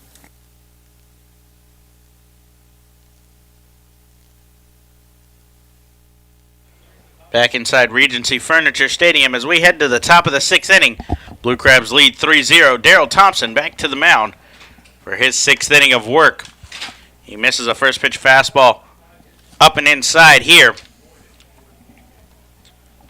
to the number 9 hitter, Alfredo Rodriguez. Rodriguez takes another fastball and is ahead in the count. 2 balls, no strikes.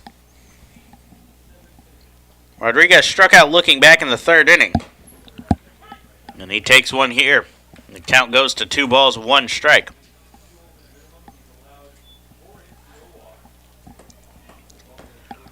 So Thompson kicks and delivers, behind in the count 2-1, but evens it up, 2 balls, 2 strikes. So far today, he's allowed just 4 hits in his 5 innings of work. He's been effective, the pitch count sitting at just 61, as he misses a curveball here to bring the count full at 3-2. With this game slated for just 7 innings, if Thompson were able to keep the work up and keep the pitch count low enough, you'd expect him to go the distance as the first payoff pitch is fouled off over the visiting dugout. After back-to-back doubleheaders, one yesterday and one today, you'd love to be able to save the bullpen if at all possible. That 3-2 fastball misses just inside as Darrell Thompson walks the first batter of the day for him. A leadoff walk here in the 6th. The only base runners he's allowed thus far were a 2-out single to Rosario back in the 1st, another 2-out single in the 3rd. He gave up a leadoff single in the 4th, but got a double play to work around it, and then a 1-out single in the 5th, another double play to work around it. But the leadoff man's aboard here by way of the walk, and that'll bring in the left fielder Justin Pacioli. Thompson delivers a fastball, just misses low and inside here as the count goes to 1-0.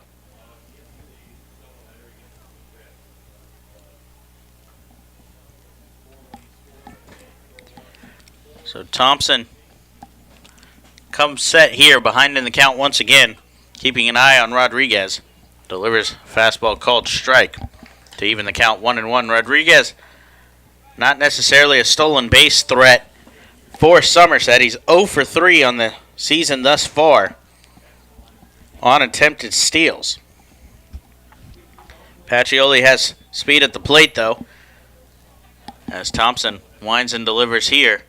1-1 changeup never came back down, stayed well above the zone, and he's behind 2 balls and 1 strike here to the Somerset leadoff man.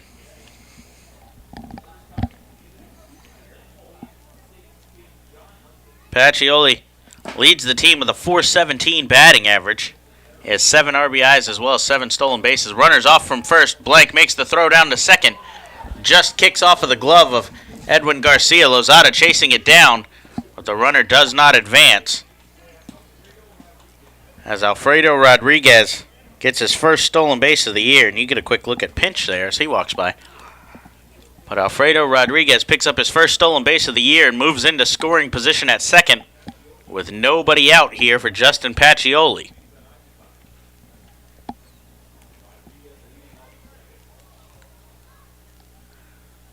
So Thompson back into the stretch here, behind in the count 3-1 as the pitch was called a ball. Thompson double takes at Rodriguez before delivering a curveball. That one swung on, driven to deep left field. Rodriguez giving chase. Foul. One hopped against the wall back there, about a foot to the left of the foul line, as third base umpire Jerry Martinez was right on top of that one, eyeing it all the way down the line. A long run for Rodriguez as the outfield was shaded the other way a little bit. That one looked like it might actually carry out of here, but stayed just a few feet short of the wall and a few feet foul for a long strike number 2. So Thompson's now got a full count against the center fielder in game 1. He comes set here. Time is called as Pacioli steps out to readjust a little bit. He was hot yesterday for Somerset. He went 3 for 4, scored 4 runs, and he's 1 for 2 already today. He's got a man in scoring position as Thompson delivers the payoff pitch. That one's rolled through the hole between short and third. The third base coach will hold up Rodriguez there as Pacioli singles to put runners on the corners with nobody out. First real threat Daryl Thompson has seen today as the backup catcher Ryan Wiggins pops out of the dugout and heads down to the bullpen.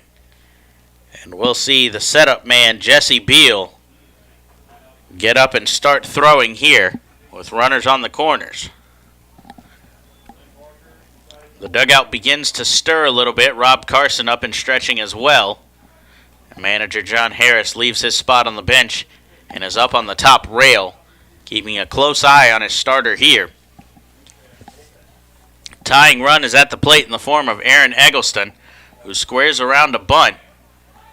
Tried to pull back but didn't, says the home plate umpire. So that's strike one. Unsure if it was a called strike or if they said he went around. You hear some barking from the Somerset dugout from manager Brett Jody saying that's not a strike. But he's behind no balls and one strike anyway.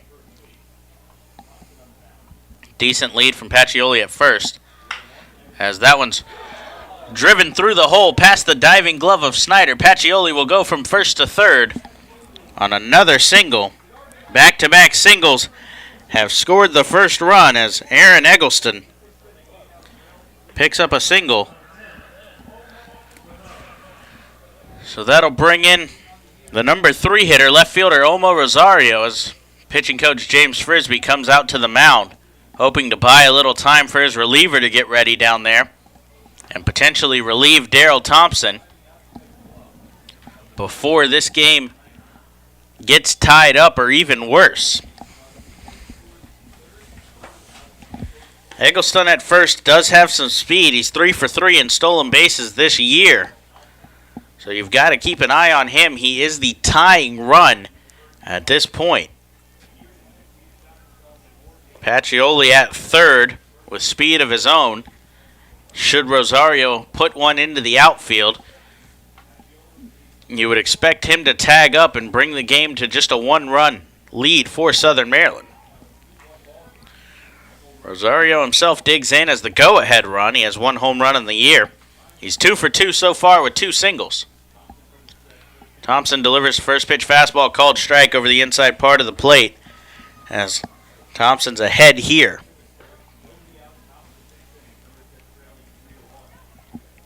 Thompson still working with a 3-1 lead, but in trouble here with runners on the corners and nobody out. He comes set, kicks, and delivers. That one's rolled back up the middle. Thompson fires to Garcia at second, who slides on the bag to make the play. Fires on to first, but not in time, as Garcia made a great play at second to even get one. Pacioli was off on the play. Daryl Thompson didn't really give him a look, as he probably had him frozen should he throw that way. But Pacioli able to score here and make it a 1-run game. Not a good throw from Thompson to the shortstop Garcia covering the base. Garcia had to slide into the base and make the catch well behind him. Tried to make a good turn on to first. Made a good throw, just not in time to get Rosario.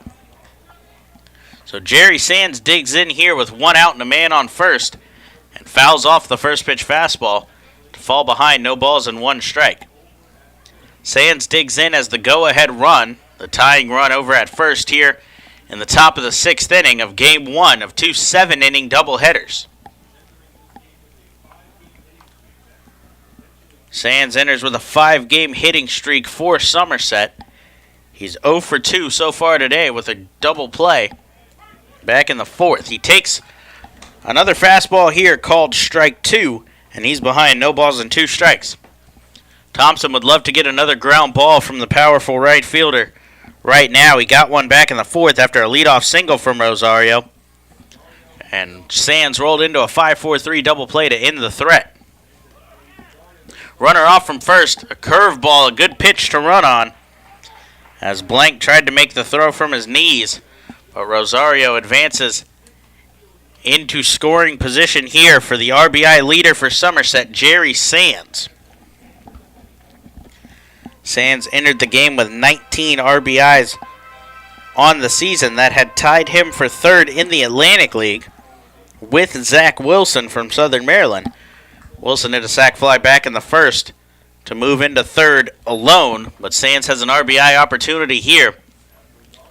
Behind in the count 1-2 with one out and a man on second. Thompson comes set, kicks and delivers a fastball. Sands jumped on that one but fouled it straight back just underneath it. As the count will stay where it is, 1-2 here on Mother's Day at Regency Furniture Stadium.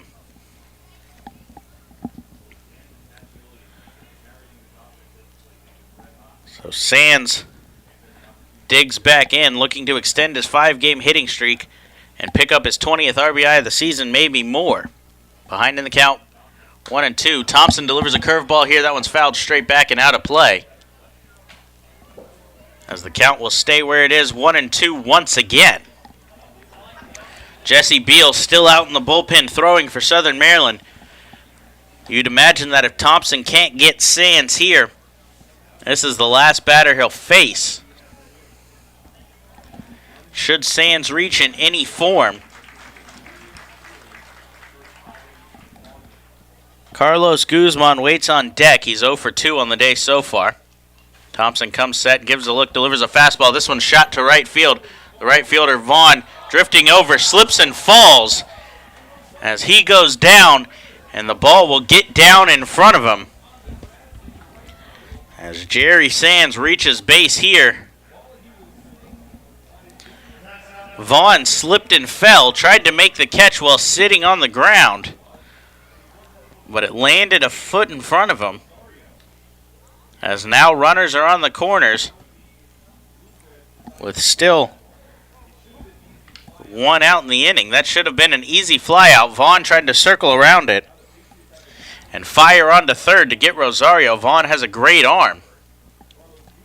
Manager John Harris elects to leave Darrell Thompson in. Thompson gives up a fly ball here to shallow center. Gary Brown gets behind it, makes the catch, fires home. Not going to be in time as Rosario tags from third and ties the game here in the 6th inning.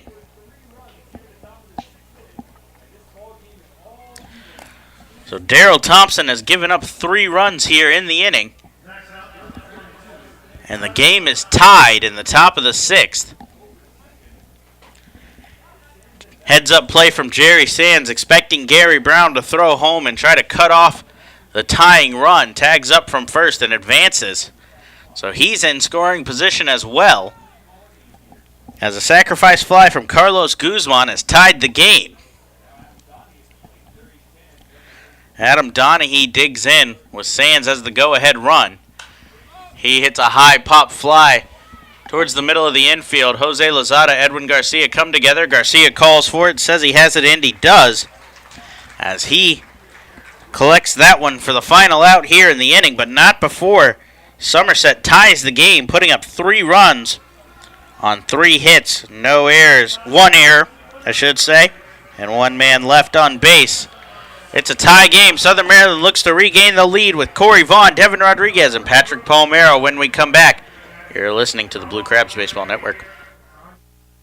Blue Crabs fans, the Blue Crabs are celebrating their 10th anniversary season in 2017, and they can't do it without you. Join the team all season long for special giveaways and ongoing 10-year tributes with group tickets starting at just $10. Regency Furniture Stadium's spacious and modern amenities include 16 luxury suites, an all-you-can-eat picnic pavilion with a great view overlooking left field, and the Legends Club, which can host your event of up to 160 people for a game. Call today at 301-638-9788 or visit us online at somdbluecrabs.com for more information. Attention all Jedis. Please report to Regency Furniture Stadium on July 29th for Star Wars Night as the Blue Crabs take on Lancaster. This night will feature an appearance by Jedi Saber Combat and a post-game firework extravaganza brought to you by PNC Bank. For more information on this or any other exciting events throughout the season, please visit our website at somdbluecrabs.com or you can call us at 301-638-9788. The Southern Maryland Blue Crabs want to congratulate Brian Barton on being named a starting outfielder on the Blue Crabs' 10-year team. Barton was originally drafted by the Los Angeles Dodgers in the 38th round of the 2000 MLB Amateur Draft. Barton made his MLB debut in 2008 with the St. Louis Cardinals and also appeared in the majors in 2009 with the Atlanta Braves. Barton signed with Southern Maryland in 2011 when he hit .304 with 12 home runs and 17 stolen bases in his debut season with the team. Barton spent 4 years with the Blue Crabs, collecting 26 home runs, 146 RBIs, and 53 stolen bases while appearing in 257 games with the team. Hey, this is Britt Robertshaw, and you're listening to the Blue Crabs Baseball Network. Back inside Regency Furniture Stadium, as Southern Maryland now is in a tie ball game 3-3 with Corey Vaughn leading off in the bottom of the 6th. Vaughn jumps on a first pitch fastball from Mitch Atkins back on the mound and shoots it into the left field gap here as that's going to bounce over the fence for a ground rule double. And Corey Vaughn is in scoring position with nobody out. That'll bring up the new acquisition, Devin Rodriguez. He's 1 for 2 on the day thus far. You would expect manager John Harris to have Rodriguez bunting here and advance Vaughn into scoring position, but he doesn't, as he's trusting his lefty to swing away, put something on the ground to the right side of the infield, and advance Vaughn into third. Rodriguez is ahead 1-0 in the count here. As Atkins comes set, gives a look at Vaughn, spins, pump fakes but holds on.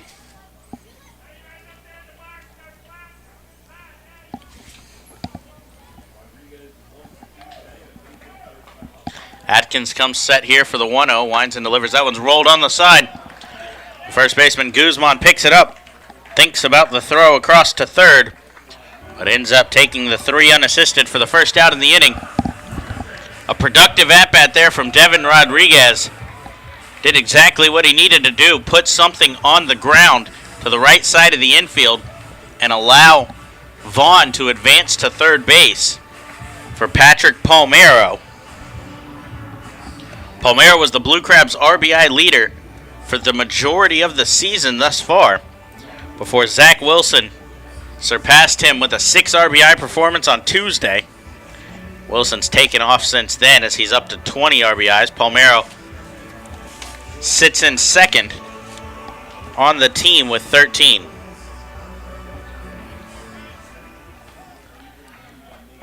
So the powerful righty digs in here.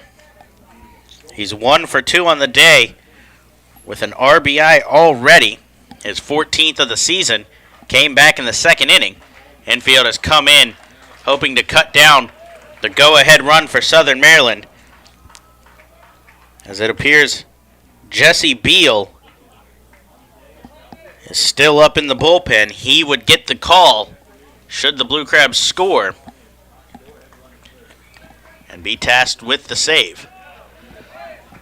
1-0 fastball stays inside here, and Palmero's ahead. 2 balls, no strikes.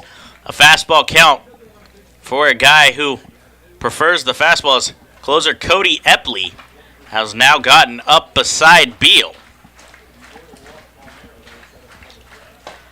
2-0 curveball here, called strike 1. We mentioned Palmero, much more of a fastball hitter. Knowing that, knowing he had the green light, Atkins went to the curveball, made a good pitch there. He's still behind in the count 2-1 though as he comes set. Kicks and delivers a fastball here. This one comes inside, almost catches Palmero. But the count goes to 3-1. Interesting to see if they try to get Palmero to get himself out here and just unintentionally walk him to set up a double play with Edwin Garcia waiting on deck. Atkins comes set, delivers a fastball inside, called strike. Palmero checked his swing there, didn't think he went around, but it was a called strike anyway. Garcia on deck has rolled into 1 double play so far this year. Should Palmero reach base and put runners at the corners with just 1 out. A little bit of action in the Somerset bullpen. Can't quite see who it is yet, but we'll let you know when we get word. That curveball swung on, driven to deep left center field. Patrick Palmero with a 2-run homer in the bottom of the 6th has put the Blue Crabs ahead 5-3. A hanging curveball there from Mitch Atkins gets deposited out to deep left center field as Patrick Palmero hits his 4th home run of the season and scores Corey Vaughn from third while touching them all himself.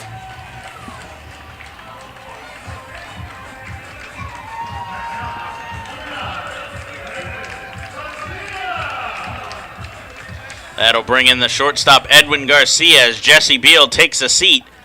And Cody Epley is now the only one up and throwing in the Blue Crabs bullpen. 5-3 lead here for Southern Maryland in the bottom of the 6th as Edwin Garcia fouls back the first pitch from Mitch Atkins.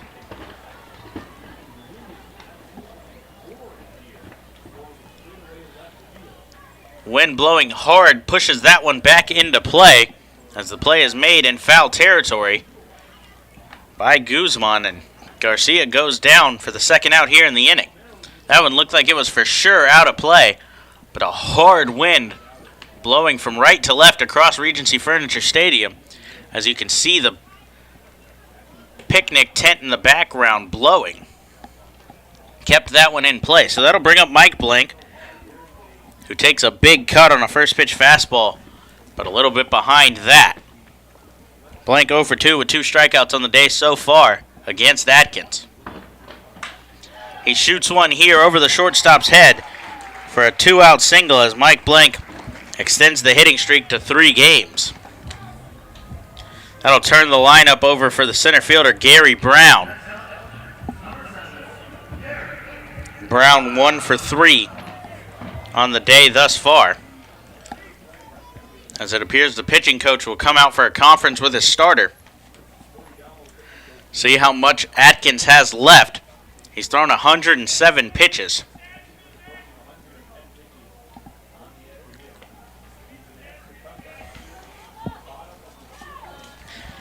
He was sent back out in a tie ball game for the bottom of the 6th inning after Somerset put up 3 in the top half to tie the game.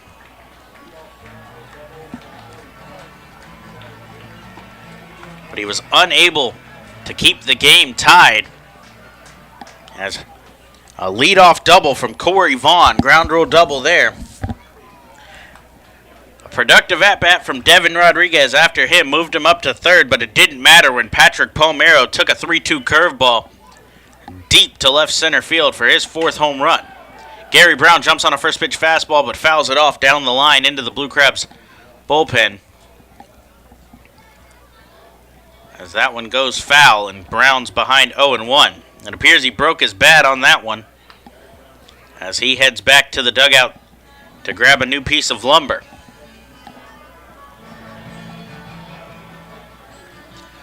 So Brown gets a new bat and heads back into the right-handed batter's box. Blue Crabs lead 5-3 here in the bottom of the 6th.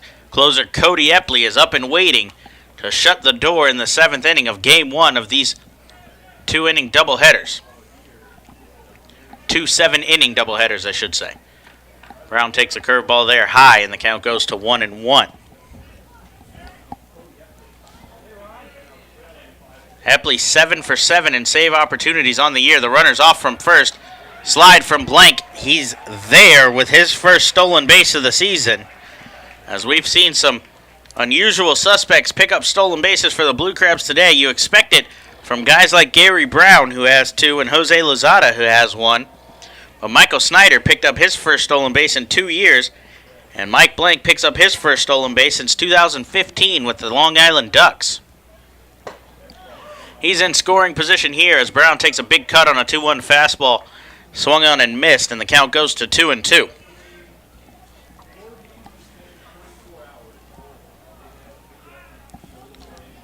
So this is the 3rd game that the teams have played in 24 hours.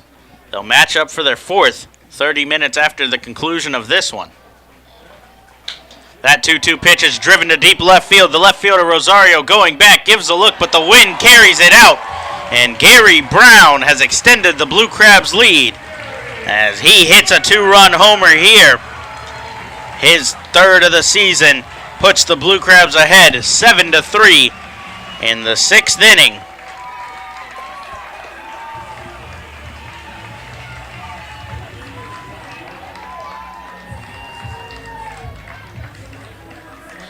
That'll bring out manager Brett Jody, who's seen enough from his starter. He gets 5 2/3 out of Atkins, but a little bit too much, asking him to come back out in the bottom of the 6th as he's given up 4 runs in the inning, including 2 home runs. We'll get you the details on the reliever when we come back. You're listening to the Blue Crabs Baseball Network. Be sure to join us at select Saturday home games throughout the season as the Blue Crabs light up the Southern Maryland night sky with post-game Saturday night firework extravaganzas. For more information on this event or any other exciting events throughout the season, please visit our website at somdbluecrabs.com or call us at 301-638-9788.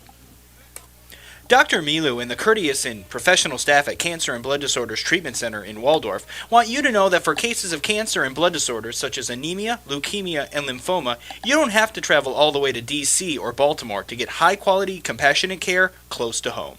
Established in 1995, Cancer and Blood Disorders Treatment Center offers expertise, experience, and the highest standards needed for successful treatment of cancer and blood disorders. Dr. Milu is excited to be a part of the Blue Crabs family as the new sponsor of the Silver Sluggers program and games for the 2017 season. For more information or to schedule a consultation, call 301-638-1007 or visit cancerandblooddisorderscenter.com. The Southern Maryland Blue Crabs want to congratulate Ryan Mulhern on being named the designated hitter on the Blue Crabs' 10-year team. Mulhern was originally drafted by the Cleveland Indians in the 11th round of the 2003 amateur draft. He signed with Southern Maryland in 2011 when he hit .348 with 10 home runs in his first season with the team. In 2 seasons with the Blue Crabs, Mulhern collected 19 home runs, 65 RBIs, and scored 53 runs while appearing in 80 games.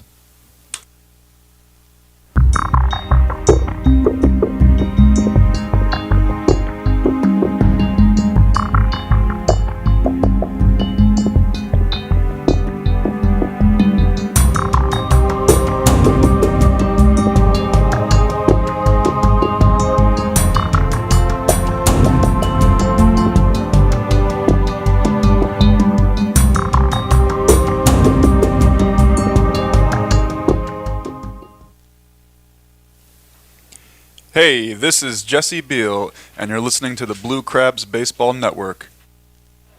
Back inside Regency Furniture Stadium, Blue Crabs now lead 7-3 with 2 outs here in the bottom of the 6th inning. Somerset turns to the bullpen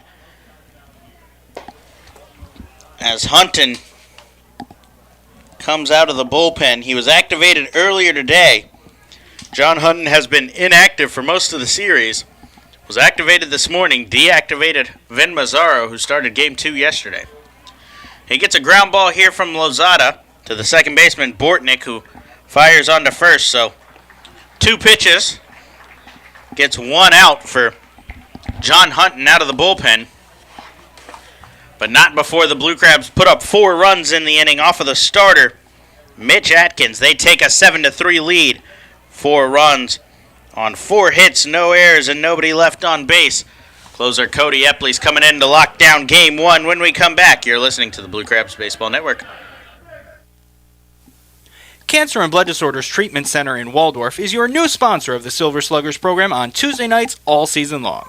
Silver Sluggers members receive tickets to every Tuesday night game, including the 4th of July, a commemorative t-shirt, they get to play baseball bingo during the games, and much more. Guests can even learn more about how CBDTC can help you at their table located on the concourse every Tuesday night. For more information on the Silver Sluggers, visit somdbluecrabs.com. And for more information on the wonderful life-saving work that Dr. Milo and his staff do, call them today at 301-638-1007. Cancer and Blood Disorders Treatment Center. High quality, compassionate care, close to home. Blue Crabs fans, be sure to come out to the ballpark on Saturday night, June 3rd, as the Blue Crabs celebrate halfway to Small Business Saturday. On this day, the team will honor local small businesses by allowing them to showcase their goods and services on the stadium concourse. Then, post-game, the Blue Crabs will celebrate Halloween in June, inviting children and families onto the Regency Furniture Stadium field for a candy drop. That's right, a helicopter will fly in and drop candy all over the outfield for everyone to enjoy. For more information, visit somdbluecrabs.com or call 301-638-9788. The Southern Maryland Blue Crabs would like to congratulate Jim Ed Warden on being named the closer on the Blue Crabs' 10-year team. Warden was originally drafted by the Cleveland Indians in the 6th round of the 2001 MLB Amateur Draft. He signed with Southern Maryland in 2009, where he picked up 13 saves with a 1.12 ERA in 17 appearances. Over 6 seasons with the team, Warden appeared in 284 games and collected a Blue Crabs record 134 saves.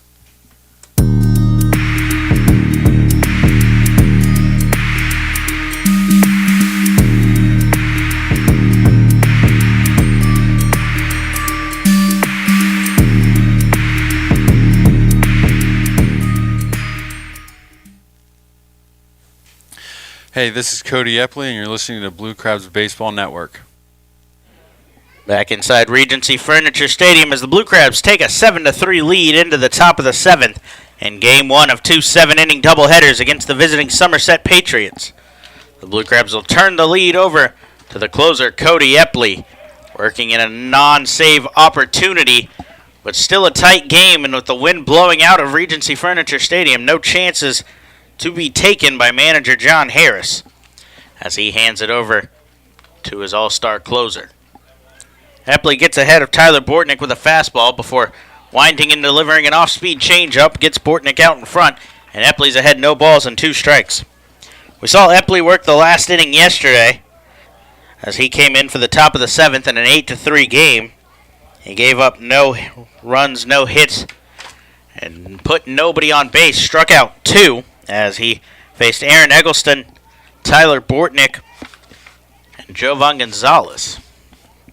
Epley misses that one there, and the count goes to 1-2. So this is the second non-save opportunity in a row that Epley's come into the game. He's 7 for 7 in save opportunities this season, though, for the Blue Crabs. He kicks and delivers. This fastball tails a little bit too far inside, and the count's even, 2 balls and 2 strikes from the closer. Cody Epley, 6'5", 215, out of Harrisburg, Pennsylvania. He's in his 3rd season with the Blue Crabs, joining them via trade back in 2015. As Bortnick fouls one down the line here, the count will remain where it is, 2-2. Epley was drafted in the 43rd round of the 2008 MLB Draft by the Texas Rangers. Made his MLB debut back in 2011 with the Rangers, spent some time in the bigs with the Yankees in 2012 and 2013. Last season in 61 games for Southern Maryland, he had a 3.09 ERA, picked up 31 saves. He gets Bortnick to roll one to Palmero here, who picks it up. Struggles a little bit to get it out of the glove, but figures it out. Fires on to Snyder at first for the first out here in the top of the 7th.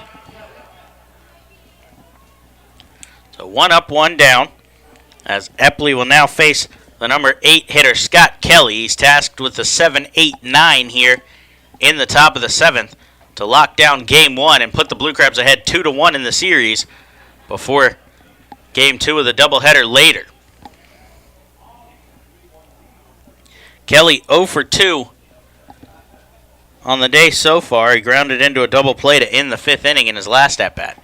He takes a first pitch fastball called strike here, and Epley's ahead of the 3rd baseman. No balls and 1 strike. The hard-throwing righty works out of the stretch completely, drops down to a 3/4 angle to pitch, and runs that fastball outside, and the count's even 1-1. Day came to a close for Darrell Thompson when Epley came on. Thompson, 6 innings, 7 hits, 3 runs, all earned, and 3 strikeouts. All 3 of those runs came in the 6th inning. After a leadoff walk to Alfredo Rodriguez, he scored on a Single from Aaron Eggleston, I should say. Pacioli singled to put him first and third. Then a fielder's choice scored Pacioli, and a single from Jerry Sands scored Olmo Rosario. The 2-1 pitch is swung on and missed by Kelly, and Epley's got the count even, 2 balls and 2 strikes, with 1 out here in the top of the 7th. The closer comes set here, kicks and delivers a 2-2 slider that tails off the plate and runs the count full to Scott Kelly. So Thompson's in line for the win. That would be his second of the year for Southern Maryland should the score hold. The payoff pitch from Epley swung on and missed as Scott Kelly goes down on strikes.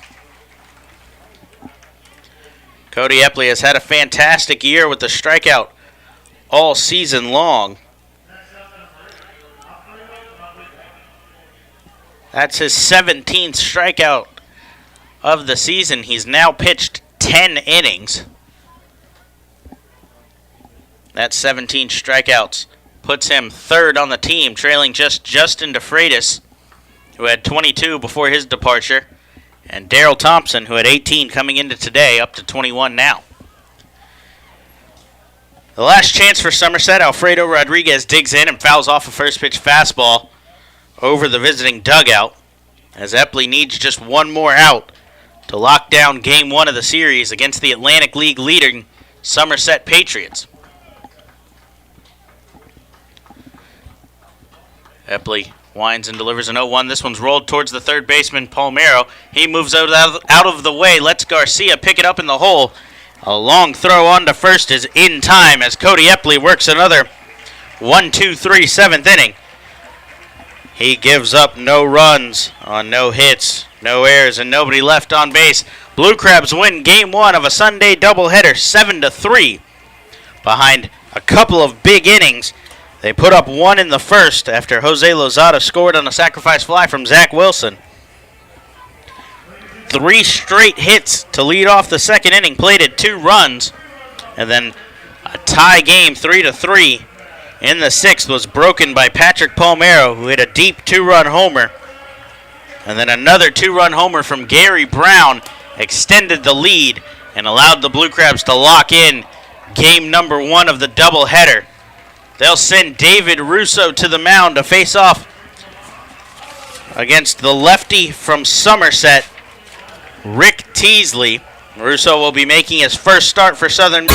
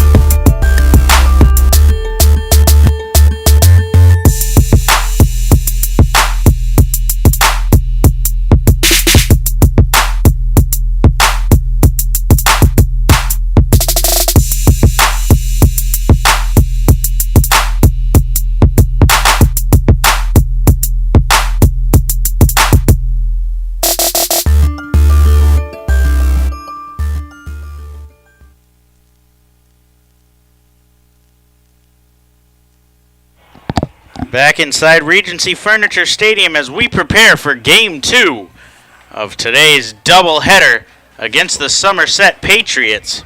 A little bit of confusion with the lineups as both managers made some changes and made some late changes to the point where manager John Harris actually just called up to the press box to announce another substitution. Kalaika Koalala will be starting at second base, and Jose Lozada will move out to right field. This is a late scratch. The original lineup had Corey Vaughn starting in right. But manager John Harris, in between games, decided Vaughn should be scratched for this one. So KK, as they call him around the clubhouse, will get his second start of the season. First in the field. The last time he started, he was a designated hitter. David Wayne Russo heads out to the mound for Southern Maryland, getting his first start of the season for the Blue Crabs, as he'll match up with the lefty Rick Teasley. Southern Maryland leads the series 2-1. They won earlier, moving their record to 12-11 on the season. As Russo heads to the mound looking to take the series 3-1 against the Atlantic League leaders Somerset, as Darren Ford digs into the box, the leadoff man for the Patriots. Ford takes a first pitch fastball called strike over the outside part of the plate. Russo has served as a long relief pitcher for Southern Maryland for the majority of this season. The lefty winds and delivers a fastball that misses outside. Russo on the season 0-1 with a 2.70 ERA. He's pitched 6.2 innings in 5 games, giving up 3 hits, 2 runs, walked 3 as well. That fastball stays outside to the leadoff hitter Ford. Russo threw 1.2 innings in his debut on opening night against Long Island. He struck out 3 and didn't allow a base runner. As he comes inside here and Ford fouls one off. Russo then threw 2 innings of long relief in his next outing before 3 straight 1-inning appearances, including his loss back on May 1st against Sugar Land. He pitched the top of the 10th inning and gave up 2 runs.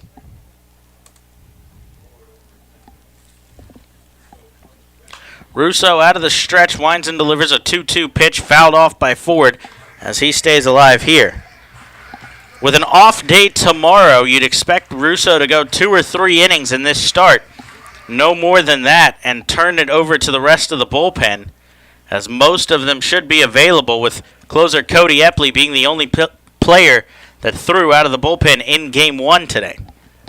Russo comes inside with a fastball here and just misses, as the count runs full to the leadoff man Ford.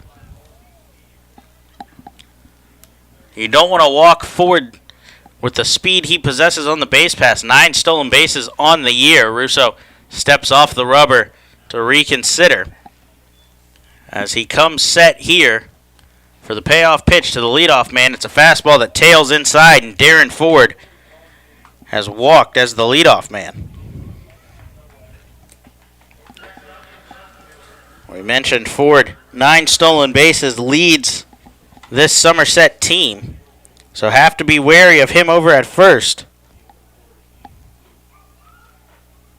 He currently sits 4th in the Atlantic League in stolen bases. That'll bring in the left fielder, Aaron Eggleston. The lefty-lefty matchup. Russo delivers a fastball that misses outside. Eggleston moves into the field in left after last game serving as the designated hitter in this number 2 spot in the lineup. He was 1 for 3 in that game with an RBI on a single back in the 6th inning of that one. That one's bunted down the line. Russo picks it up, underhand tosses to Wilson at first, and the sacrifice bunt from Eggleston will advance the speedy Darren Ford into scoring position at second base.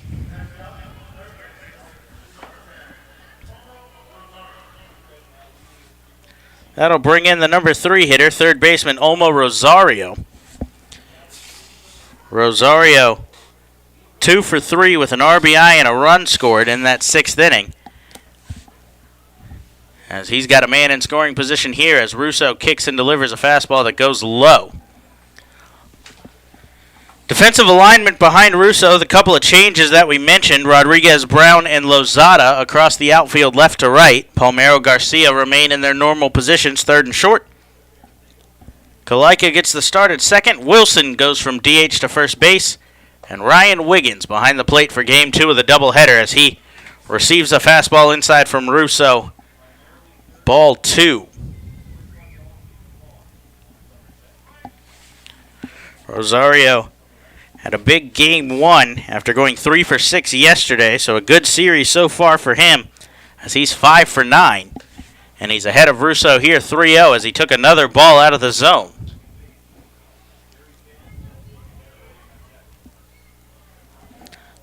The designated hitter Jerry Sands awaits on deck as Russo delivers a fastball called strike here.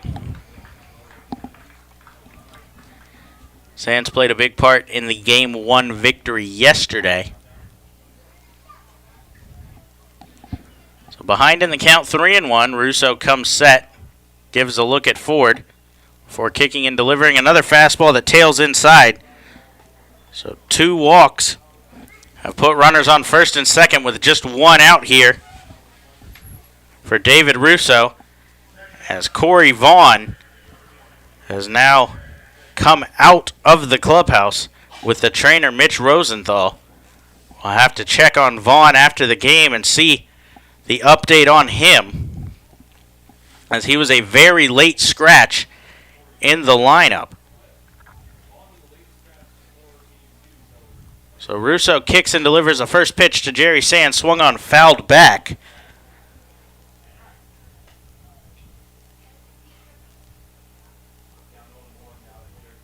So Sands 1 for 3. He picked up a hit in the 6th inning to extend his hitting streak. And he'll have another chance here, as he's got a runner in scoring position, but is behind in the count. No balls, 1 strike as Ford's off on the pitch. That one's shot to deep left center field. Rodriguez giving chase, but runs out of room as Jerry Sands hits his 2nd home run of the series. A 3-run shot here in the 1st inning puts Somerset on the board early.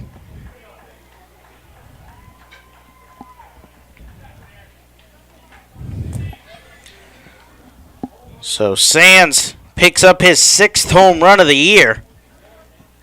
Goes up to 22 RBIs, which will move him up into the lead in the Atlantic League, pending some of the other games being played right now. But with the stats that I have, Jerry Sands, 22 RBIs, is tops in the Atlantic League. So the base is now empty for Yovan Gonzalez as David Russo misses a fastball up and away to the right-handed hitting catcher. Russo comes set here, kicks and delivers. Fastball called strike. Gonzalez had game 1 off earlier today. Same catcher rotation Somerset showed yesterday. Gonzalez sits game 1 before jumping in for game 2. He was 0 for 3 in game 2 last night. Takes a big cut here and fouls one straight back as the count goes to 1-2. Gonzalez has a .354 batting average coming into the day. 17 hits on this short season so far. He's behind 1-2 as Russo comes set, kicks and delivers a fastball that goes up and away out of the zone.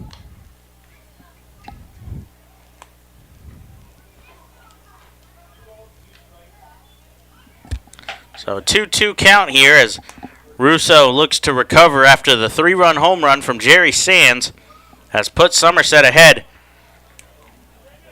early here in the top of the 1st inning. A full count here to the catcher Gonzalez as Russo comes set, working primarily out of the stretch. Winds and delivers that one shot to the right field gap. Lozada giving chase but not going to be able to get there. Gonzalez with a big turnaround first, but but stays where he is. As a one-out single. Has Somerset with a man back on.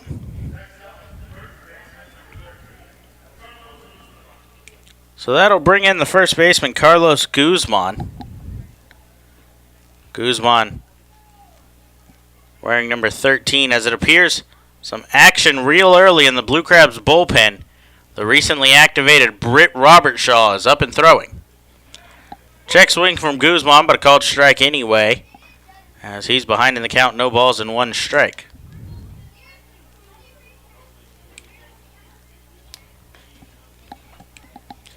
So Somerset already leads 3-0 here in the top of the first. Russo has just one out as he blows a fastball by Guzman there to bring the count to 0-2.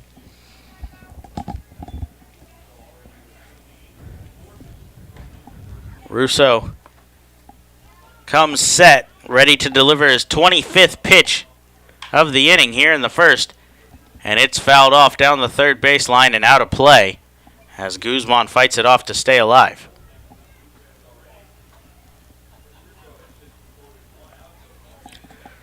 Russo has only recorded one out in the inning, a sacrifice bunt from Aaron Eggleston.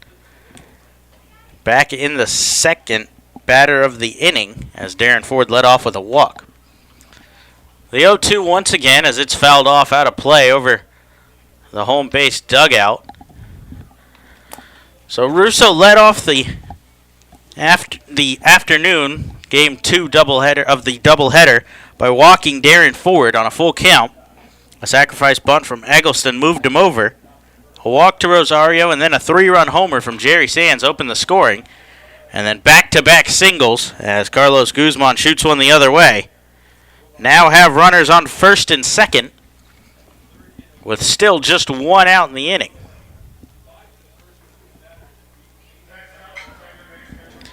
That'll bring in the second baseman, number 9, Tyler Bortnick. Catcher Ryan Wiggins calls time and heads out to the mound to talk to the lefty Russo and try to figure out how to get out of this inning if they can throw a ground ball and potentially roll 2 on Bortnick here. Try to limit this damage already. On Wiggins' way back to the plate, a ball kicks out of the Blue Crabs bullpen as Britt Robertshaw is still up and throwing. But manager John Harris would like to see Russo, who he gave the start to, at least work out of the first here, but he has runners on first and second with one out as Bortnick digs in, with the conference coming to an end. First pitch fastball from Russo misses away as he's still struggling with the command here early. He already has 2 walks in the inning. So Russo comes set, winds and delivers this a high fly ball to shallow center field. Gary Brown comes in a few steps, gets underneath it, and makes the catch for the second out of the inning.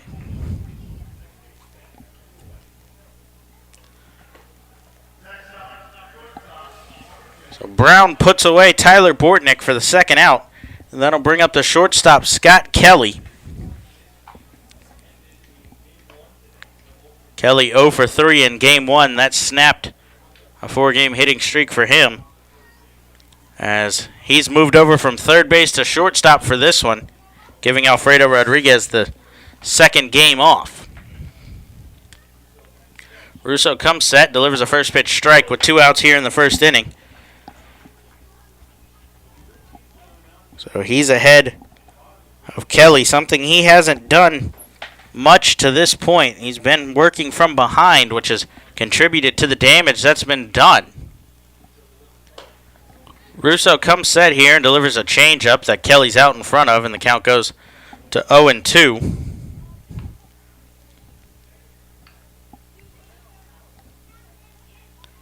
So Russo looks to work out of this and strand 2 runners, hold the damage right at 3, which is a number that the Blue Crabs offense can keep it at, but instead, this one's going to get shot down the right field line. It's going to roll all the way to the wall.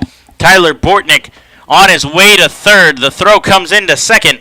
A 2 RBI triple for Tyler Bortnick has Somerset leading 5-0 here in just the top of the first inning.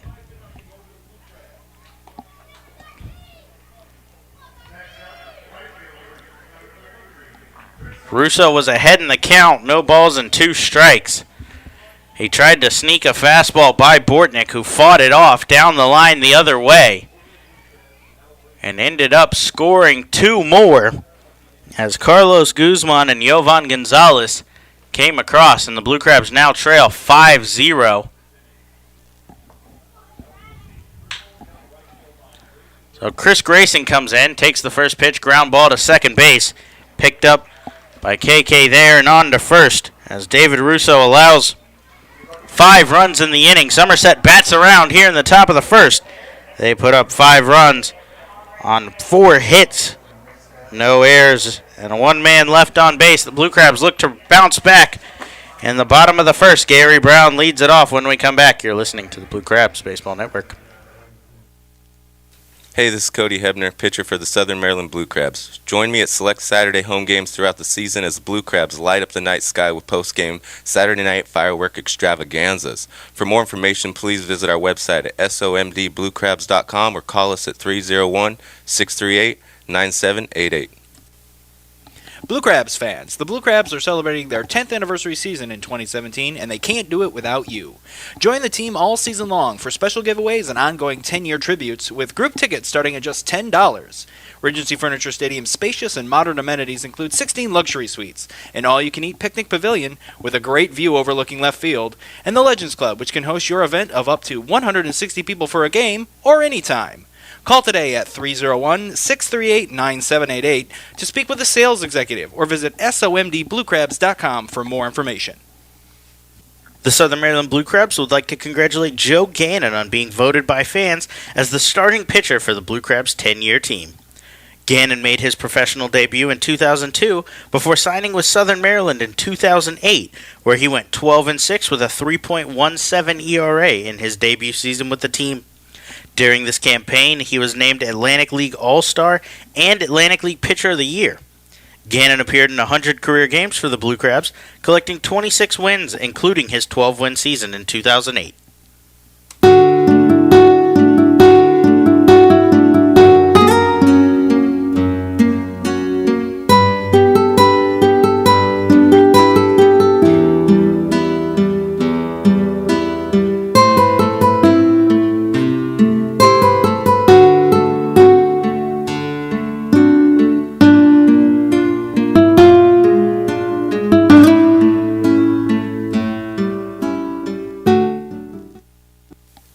Hey, this is Mike Snyder, and you're listening to the Blue Crabs Baseball Network.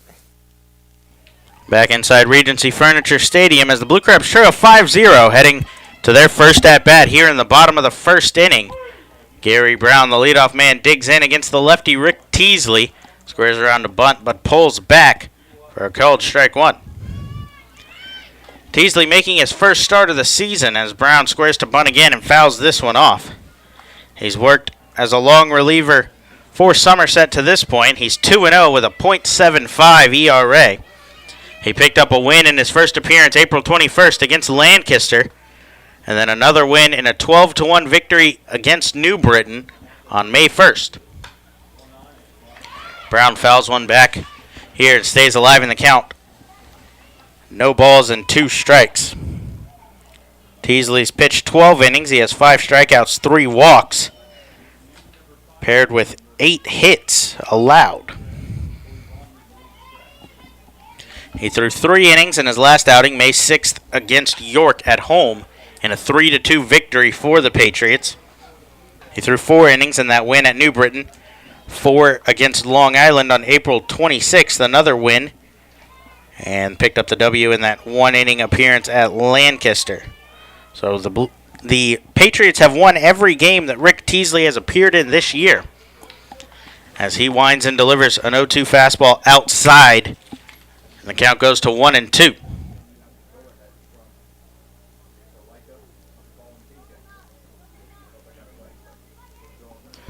The 1-2 pitch, another fastball that comes inside to Brown, and the count goes to 2-2. Brown, 2 for 4 in game 1, 2 RBIs and a run scored.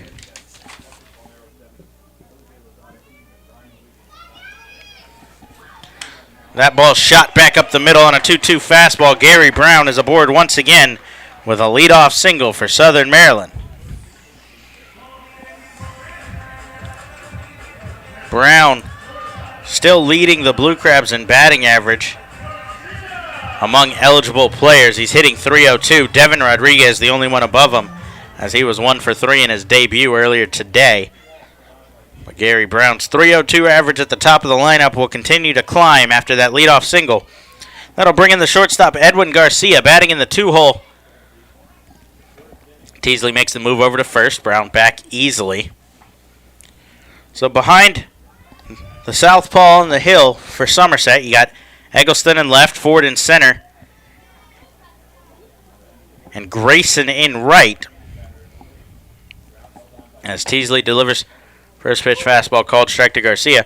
Across the infield, Olmo Rosario moves in from left field to third base. Scott Kelly moves from third to short. Bortnick at second, Guzman at first, and Jovan Gonzalez behind the plate. Teasley comes set here, gives a look at Brown before kicking and delivering. That one's rolled through the left side of the infield. A base hit for Edwin Garcia, as he's able to put runners on first and second as the Blue Crabs look to answer a big first inning from Somerset, in which they put up 5 runs while batting around. The Blue Crabs hoping to do some damage here themselves. So Snyder will dig in here.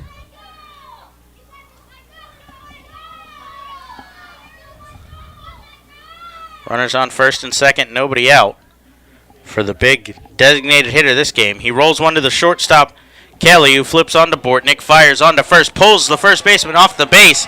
Guzman says he tagged him, but the first base umpire, Jerry Martinez, disagrees. So Michael Snyder is aboard on a fielder's choice. Manager Brett Jody comes over to talk about it. Asked the umpires for a conference on that one. It appeared that Guzman came off the base and got the tag on Snyder.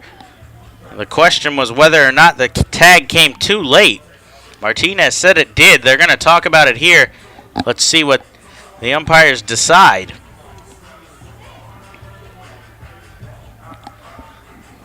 Gonzalez takes advantage of this to head out to the mound to talk to his starting pitcher, Teasley, as the umpires have a long conference about it.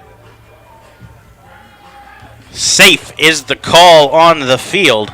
It will stand as the umpires break.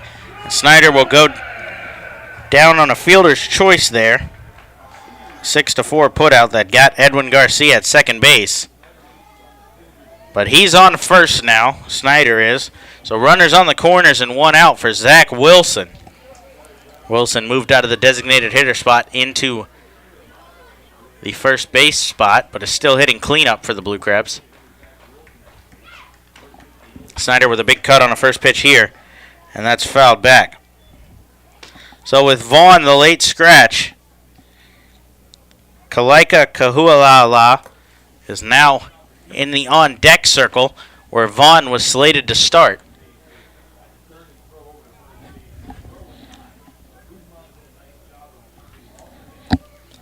So runners on the corners, and Teasley's ahead of Wilson here. No balls and 1 strike with 1 out in the bottom of the first. He delivers a changeup low here to Wilson, and the count goes to 1-1. Teasley, 6'2", 210-pound southpaw out of Port St. Lucie, Florida.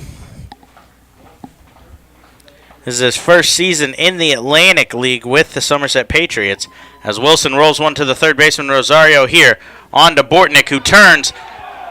Didn't look like he got it there in time, but a makeup call there from Jerry Martinez as he bangs Zach Wilson out for a 5-4-3 double play. The Blue Crabs go down, stranding a runner on third. So they put up no runs on 2 hits, no errors, and 1 man left on base. They trail 5-0, heading to the top of the second. When we come back, you're listening to the Blue Crabs Baseball Network. Celebrate the history of our national pastime at the National Baseball Hall of Fame and Museum in Cooperstown. See priceless treasures that will bring your baseball memories to life. Cooperstown is where you, your family, and your friends can relive baseball's greatest moments and honor the all-time greats of the game. Plan your family visit today at baseballhall.org. Hey fans, be sure to join us every Thursday home game for Foster's Grill Wings and Beer Night. For just $30, you can enjoy a ticket to the game, as well as 2 hours of all-you-can-eat Foster's Wings and all-you-can-drink beer. The event takes place every Thursday home game throughout the season from 6 p.m. to 8 p.m. in our Legends Club.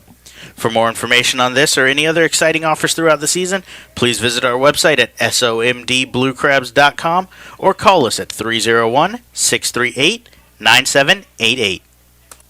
For any sign, banner, or custom graphics needs, be sure to check out Fast Signs of Waldorf. Fast Signs works with you to create a targeted message that brings interest to your product, and their expert graphic design artists bring your ideas to life for you. For more information on their products and services, visit their website at fastsigns.com/2017 or stop by their Waldorf location located at 11750 Business Park Drive, Suite 105, open Monday through Friday. Fast Signs, the official sign partner of the Southern Maryland Blue Crabs.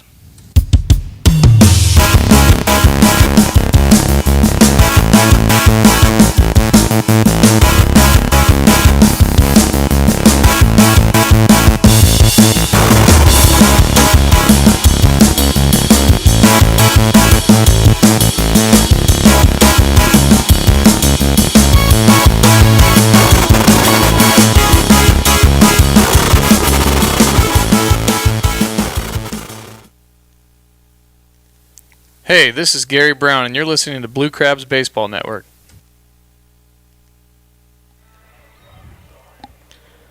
Back inside Regency Furniture Stadium, Blue Crabs trail 5-0 in Game 2 of 2 7-inning doubleheaders. After a tough first inning for David Russo, he's been lifted from the game as Britt Robertshaw will head out to the mound to work the second inning. He'll face the leadoff man in the inning and the leadoff man in the lineup, Darren Ford, as he comes up to bat for the second time, takes a first pitch fastball. Inside called strike. Somerset batted around in the first inning, so Ford will lead off here in the top of the second. Robert Shaw, hard-throwing righty, straight over the top, leaves that fastball high, 1-1. Ford led off the game with a walk. He advanced to second on a sacrifice bunt from Eggleston, and then scored the first run of the game on a 3-run homer by Jerry Sands. Robert Shaw working out of the stretch. Delivers a curveball here. That one's sent to the third baseman, Palmero. Backhands on to first in time as Palmero makes a backhand play for the first out of the inning. So Ford goes down for the first out here. It's been a rough game so far for first base umpire Jerry Martinez. It appeared Michael Snyder was tagged out for a double play in the bottom of the first. He was called safe. Then it appeared Zach Wilson had beat out a double play. He was called out. And honestly, it looked like the speedy center fielder Ford was probably safe there. But he was also called out. So with one out here, Aaron Eggleston digs back in for a second at-bat. He's not recorded an official at-bat on the game so far, as he laid down a sacrifice bunt to advance Ford into scoring position in the first. He's ahead in the count 1-0 as Robert Shaw delivers a fastball called strike to even the count 1-1. Eggleston 1 for 3 with an RBI in Game 1 today. He's hitting .278 on the year. He has 8 RBIs, 7 runs scored, and 3 stolen bases. He hits a chopper up the middle, fielded by Robert Shaw, who leaps in the air for that one. Walks it over and underhand tosses to the first baseman, Zach Wilson, is 2 up, 2 down here for Britt Robertshaw out of the bullpen. That'll bring in the third baseman, Oma Rosario. Rosario also walked in the first and scored on that same Jerry Sands 3-run homer. So Rosario steps up with 2 outs. Robert Shaw comes set for the righty-righty matchup, delivers a curveball that stays a little bit inside, tried to get it to come across the front of the plate. But is behind in the count, 1-0 here. Robert Shaw working out of the stretch again, comes set, kicks and delivers 1-0 fastball called strike. Robert Shaw, another reliever for the Blue Crabs. Most relievers do work out of the stretch primarily. Windup is for starters most of the time, you'll notice. So the relievers mostly work out of the stretch. We saw it from Russo in the first. We see it from Robert Shaw here. High chopper down the third baseline will go foul as Robert Shaw's ahead of Rosario here. 1 ball and 2 strikes.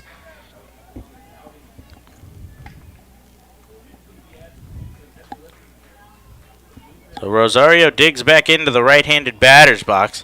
Robert Shaw's going to have to work an extended amount as Russo only got through 1. They've got to find a way to get through all 7. So Robert Shaw heading the count here, 1-2. Kicks and delivers a fastball that stays a little bit up in the zone. And the count's even, 2-2. Robert Shaw has worked multiple innings throughout the season. He's come in his last outing, he actually threw 3 innings. He delivers a changeup here that comes inside, and the count's full. He worked 1 inning in his debut against the York Revolution. He gave up 2 runs in that one. And then he threw 1.1 innings, scoreless ball, and then 1 inning of scoreless ball before that May 8th outing against Lancaster, where he threw 3 innings, gave up 2. Dribbler down the line here from Rosario. Robert Shaw is forced to let it go, as that's going to stay fair. He never had a chance to make a play at first. He had to let it go and try to get it to go foul. But that one's going to hug the line for a 2-out single from Oma Rosario. That single will bring in the designated hitter, Jerry Sands. Sands, of course, hit his 6th home run of the season back in the first inning.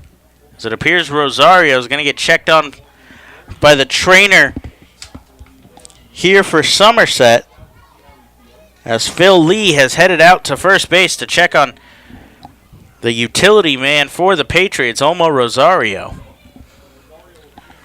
Lee and manager Brett Jody seem satisfied with what they got out of Rosario there, as they'll head back to the dugout and leave the third baseman alone at first.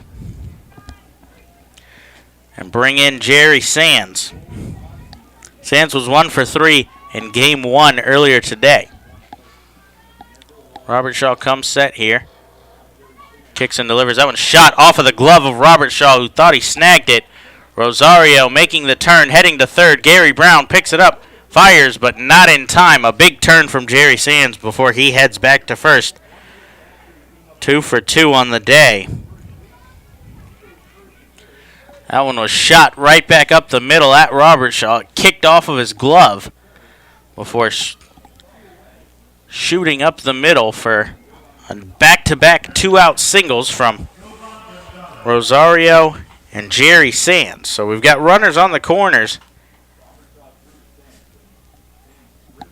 and 2 outs as Robert Shaw calls out catcher Ryan Wiggins for a discussion.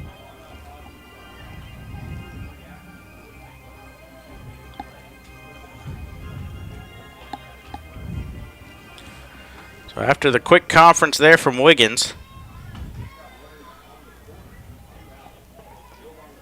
we've got 2 outs and runners on the corners,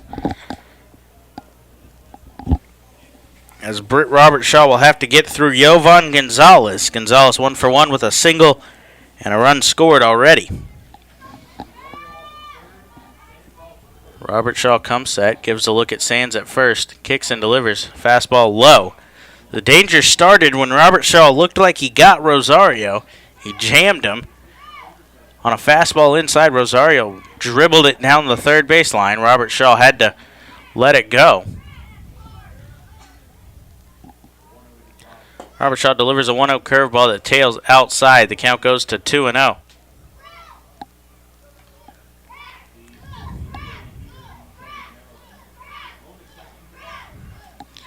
So Robert Shaw behind in the count here, 2-0 with 2 outs and runners on the corners. And just the top of the second, He kicks and delivers a fastball. This one's a called strike. The Blue Crabs knew they'd have to rely on their bullpen to get him through this game, as David Russo is not known as a starter, but he only gave him 1 inning. Now Britt Robertshaw's come in. He looked like he was going to get him 1, 2, 3. But he gets a ground ball here to Palmero, who comes in, gloves it, fires on to first in time to get the catcher Gonzalez. So Robertshaw strands 2. He gives up no runs on back-to-back singles, 2 hits, no errors, and 2 men left on base. Blue Crabs still trail 5-0 when we come back. We're heading to the bottom of the second inning here in Waldorf, Maryland. You're listening to the Blue Crabs Baseball Network. Hey everyone, this is Sam Runyon from the Southern Maryland Blue Crabs. Join us at the park every Wednesday home game to enjoy Wednesday Pub Grub Night. Every Wednesday will feature $3 Coors Light cans, $5 draft beer, and $5 Pub Grub specials. For more information on this or any other exciting events throughout the season, please visit our website at somdbluecrabs.com or call us at 301-638-9788. At their location at 173 St. Patrick's Drive, Grill 13 makes it easy to enjoy their Irish fare and great drink specials every day. At Grill 13, they believe in good food, good drinks, good people, coupled with extraordinary customer service and cleanliness to make you feel part of the family. Whether lunch, dinner, or a round of drinks after the long workday, visiting Grill 13 is always a great experience. Feel free to come relax with family, friends, or even fly solo with a premium cocktail, our handmade pulled pork, fresh wings, bangers and mash, or any one of their tasty dishes. Then indulge in one of Grill 13's famous premium handmade Sugar Lips desserts. Call 301-645-2983 or visit grillwithane13.com. The Blue Crabs would like to thank Domino's Pizza for their sponsorship for the 2017 season. Be sure to try Domino's new stuffed cheesy bread or their oven-baked sandwiches, featured on their 2 for $5.99 menu. To find a location near you or to place an order online, please visit www.domino's.com. Domino's Pizza, the official pizza sponsor of the Southern Maryland Blue Crabs. Hey, this is Austin Fleet, and you're listening to the Blue Crabs Baseball Network. Back inside Regency Furniture Stadium as we head to the bottom of the second. Blue Crabs trail 5-0 as Kalaika Kahualala will dig in to face Rick Teasley. Fouls off a first pitch fastball and falls behind in the count.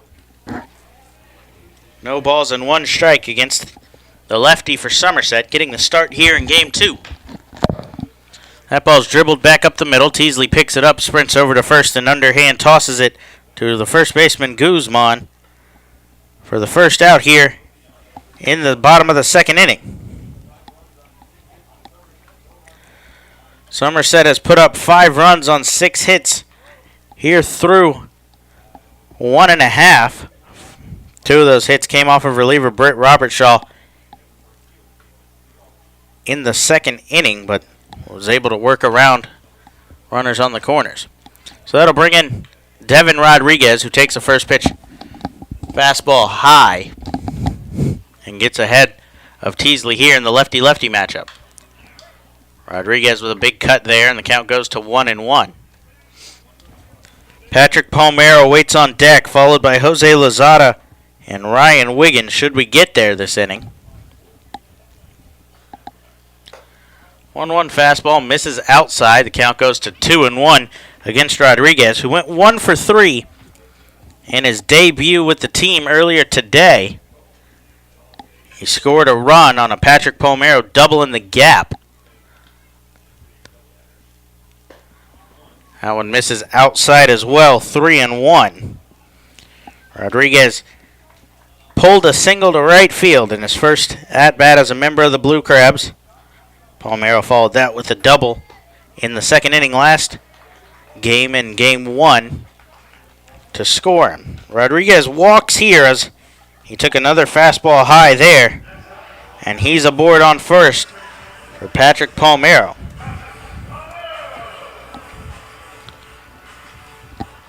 Rodriguez not a stolen base threat at first. He's 3 for 11 in his career on stolen bases. But Patrick Palmero digs in, the power threat for the Blue Crabs. He homered in game 1 earlier A 2-run shot that put the Blue Crabs back ahead as the game was tied 3-3 in the bottom of the 6th. When Palmero got to a hanging curveball, I should say, from Mitch Atkins, and was able to break the tie. He's ahead of the count 1-0 here. Takes a big cut on a 1-0 fastball, but a little bit behind that one as the count's even 1-1. Palmero hitting .240 on the year for the Blue Crabs. 4 home runs, 16 RBIs. His 4 home runs tied with Zach Wilson for the team lead.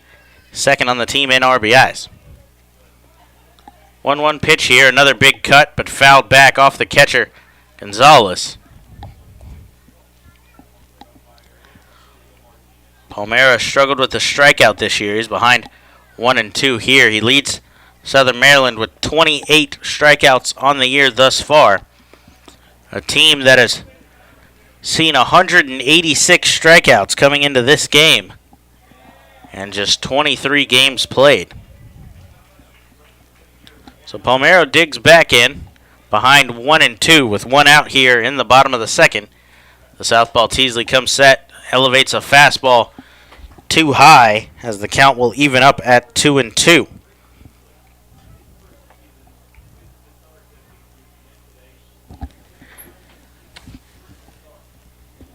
Teasley comes set, gives a look at Rodriguez. We mentioned not much of a stolen base there. Palmero with a high fly ball here to left field.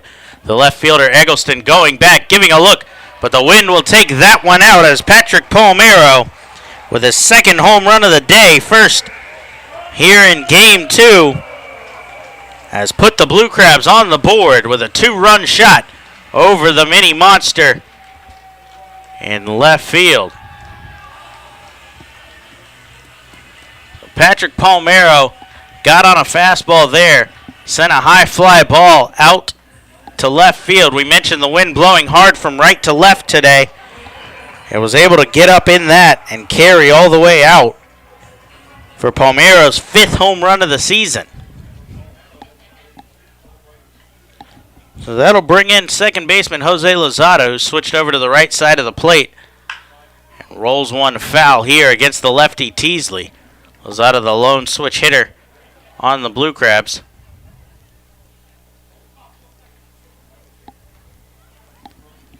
As the count's now 0-1 against the switch hitting second baseman. He shoots this one over the visiting dugout, foul as well. So he's behind in the count, no balls and 2 strikes. Lozada batted in the 2-hole last game, has switched places with the shortstop Edwin Garcia. He was 0 for 3 with a run scored in that one, and takes an 0-2 fastball off the back here. Goes down to a knee as the trainer Mitch Rosenthal comes out quickly to talk to his second baseman, now actually right fielder, Lozada utility man who moved out to right field. As manager John Harris works his way in, they'll attempt to walk Lozada down, but not sure he'll be able to continue. And also not sure who's left on the Blue Crabs bench after a couple of injuries here already. Zach Cohn out for both games so far today. He's been the everyday right fielder for Southern Maryland. Corey Vaughn took his place, moving to right field with Devin Rodriguez coming into the lineup.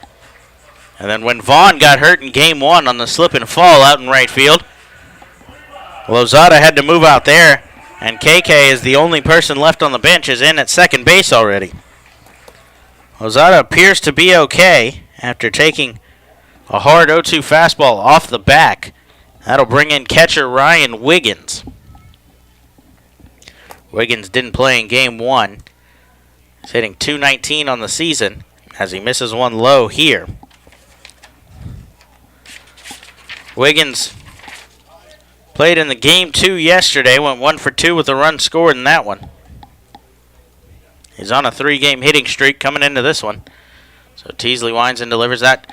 A big cut there from Wiggins, fouls it back.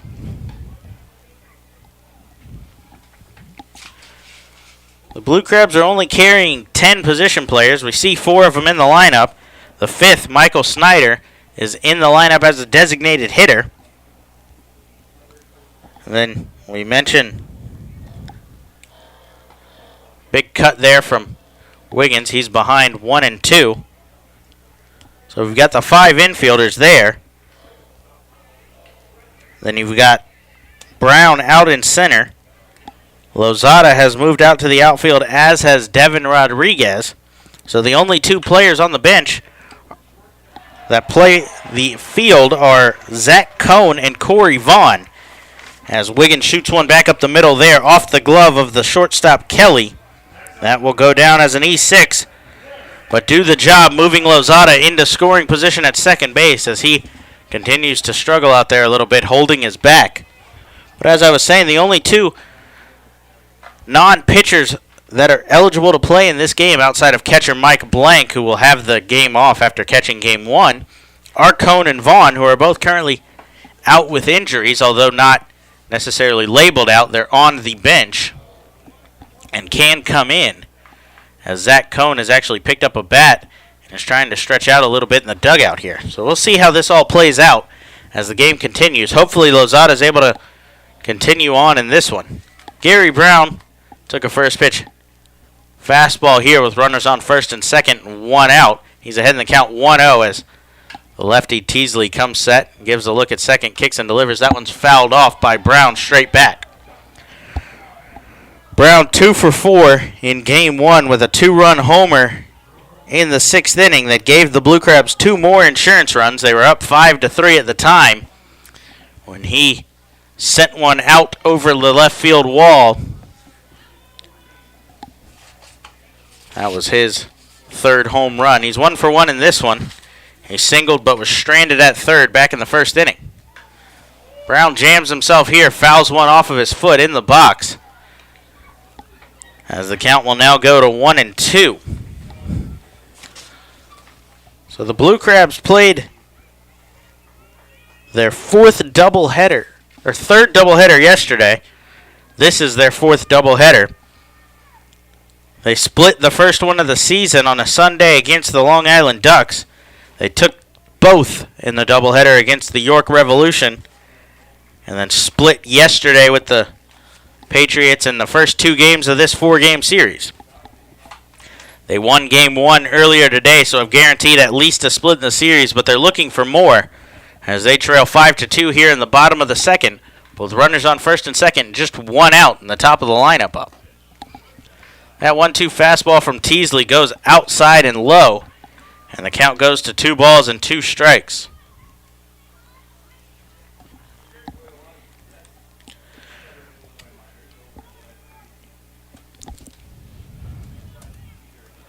Teasley, we mentioned, making his first start of the season for Somerset, has worked as a long reliever as Brown fouls that one off. He was drafted in the 23rd round of the 2013 MLB draft by the Tampa Bay Rays out of St. Leo College. He went to John Carroll Catholic High School out of Fort Pierce, Florida. He spent just 1 season in the Tampa Bay Rays organization. He comes set here, delivers a changeup inside that catches Brown on the elbow. Definitely can't afford that right now. Brown winces in pain real quick, but takes it and heads on to first base as the bases are now loaded for the shortstop Edwin Garcia. Gary Brown now moves into the lead by himself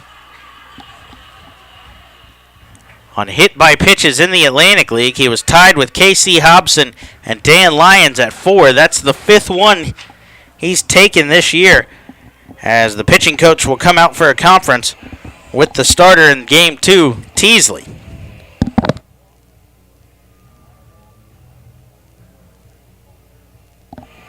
So the inning started relatively simple for Teasley. Got KK to roll over on a ground ball back to the pitcher's mound, got him out. Walked Devin Rodriguez on 5 pitches. Then gave up a 2-run homer to Patrick Palmero, and since then has hit Jose Lozada. An error on the shortstop Kelly. Put runners on first and second, and then another hit by pitch has the bases loaded for Edwin Garcia. Garcia takes a first pitch changeup inside and low for ball one here. The dangerous designated hitter Mike Snyder waits on deck. The Blue Crabs have the power coming up. Garcia more of an RBI double single guy as he shoots one the other way here, but foul out of play down the right field line. Garcia 1 for 3 with an RBI in game one. That was his 7th RBI of the season. He's been sitting towards the bottom of the lineup as more of just a get-on-base type of guy, not necessarily known for any power, but the power's coming up with Snyder and Wilson. Garcia flies one out to shallow right field. The right fielder Grayson coming on, gets underneath it, makes the catch. They fake the tag from third, but Lozada stays where he is as the fly out to right goes down as the second out of the inning here in the bottom of the second. Well, that'll bring in the powerful designated hitter Mike Snyder. Snyder was 1 for 2 in the game earlier today. Was 0 for 1 so far with a fielder's choice. He has 3 home runs on the season, 10 RBIs after a season last year where he led the Blue Crabs, finished second in the league with 25 home runs. Bases loaded for him as the lefty Teasley comes set, kicks and delivers. That one shot down the left field line, but will go foul. As Snyder was all over that first pitch fastball, but a little bit too far out in front of that one. As the count goes to 0-1.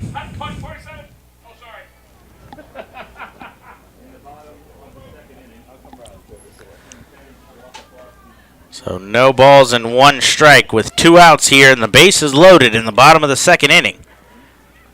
Snyder digs in, takes a big cut on a changeup there, but out in front of that one for strike number 2. Snyder's hits well against lefties this season. He's 3 for 10 with a home run against left-handed pitchers, hitting .274 against righties, so slightly better clip in the lefty-righty matchup, which he has here. No balls, 2 strikes. That fastball goes up and in to Snyder for ball 1.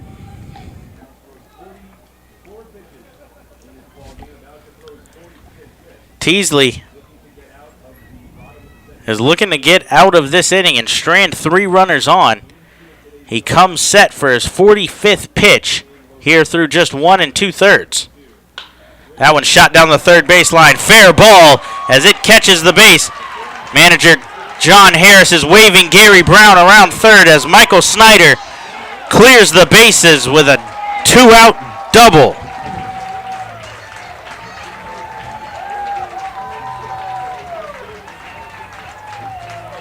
The third baseman Rosario was playing well off the bag. Snyder shot one straight down the line right over it.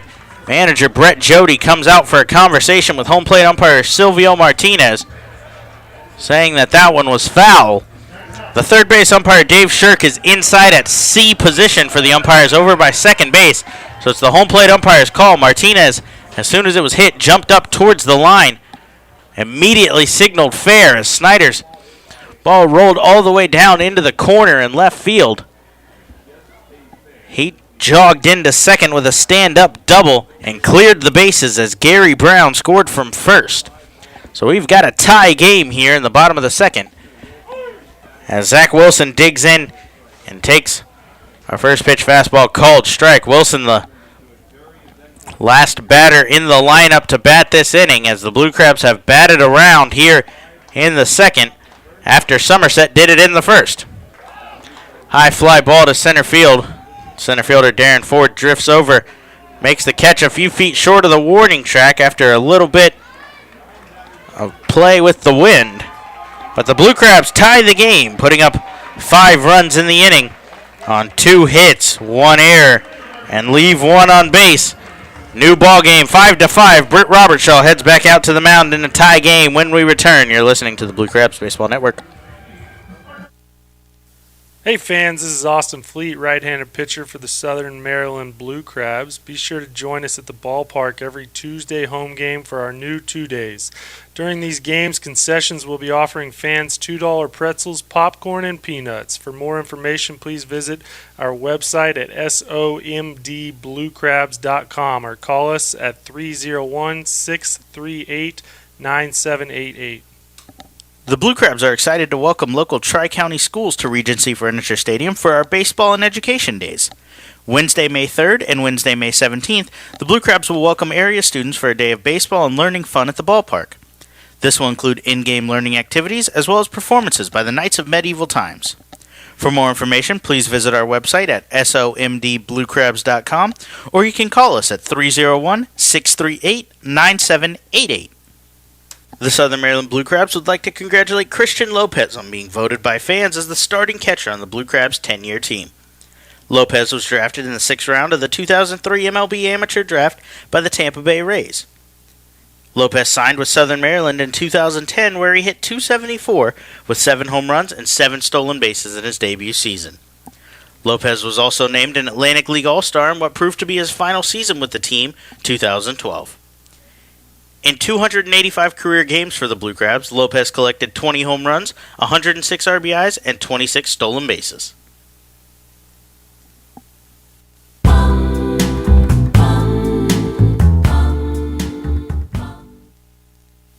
Hey, this is Zach Cohn, Blue Crabs Baseball Network.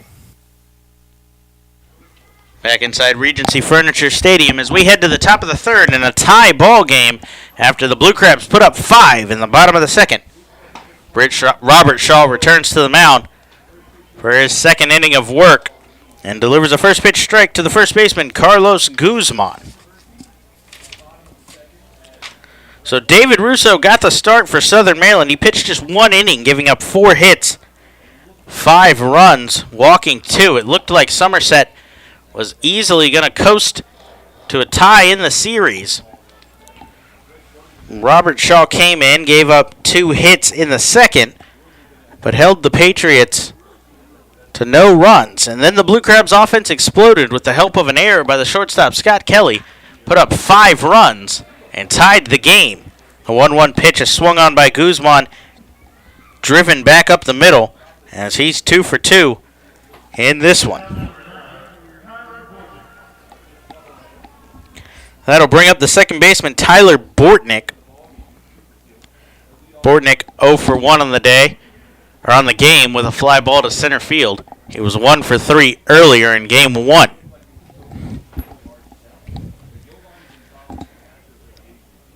So the second baseman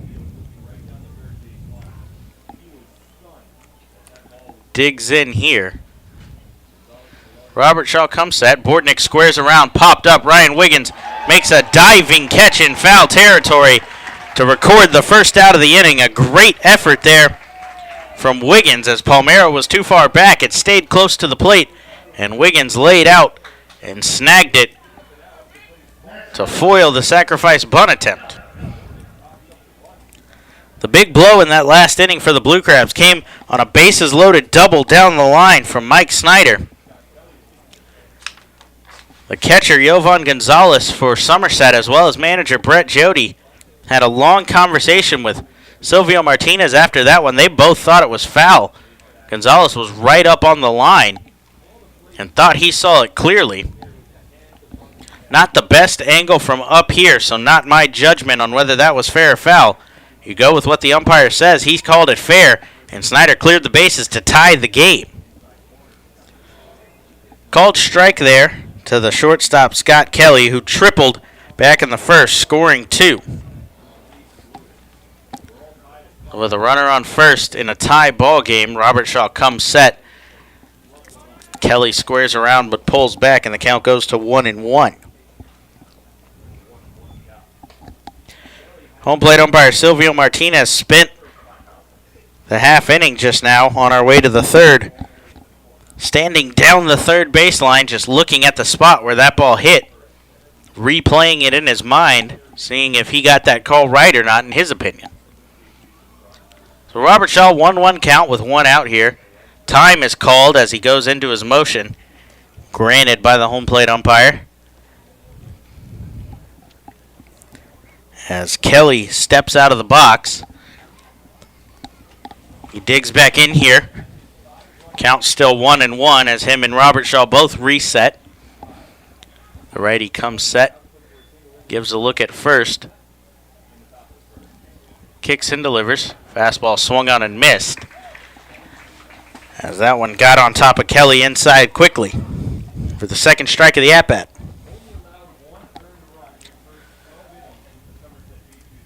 Guzman already on the season has 1 stolen base. He's 1 for 2. So Robert Shaw keeping a little bit of an eye on him. Runner's off. The throw is high as Guzman's there easily with his second stolen base. He got a great jump on Robert Shaw there. The pitch was high. Wiggins made a good throw down to second, but never really stood a chance there.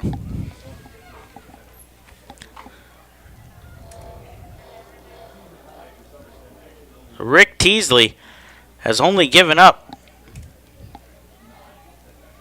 2 runs, 1 earned coming into this game. He's given up 5 today, 2 of those earned. As we've got a tie game in the top of the third. Robert Shaw delivers a fastball that tails inside here as the count goes to 3-2 with a runner in scoring position for Somerset. Robert Shaw comes set, ready to deliver the payoff pitch. Kicks and delivers. Fastball inside, swung on and fouled off towards the Blue Crabs dugout as he jammed Kelly there.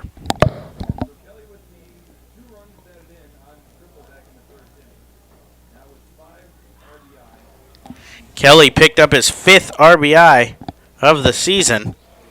4th and 5th, I should say, on the triple back in the first. He's got a full count here after going 0 for 3 in game 1. Robert Shaw gives a look at second. Winds and delivers the second payoff pitch. This one's a high chopper to Palmero, who gives a look at second.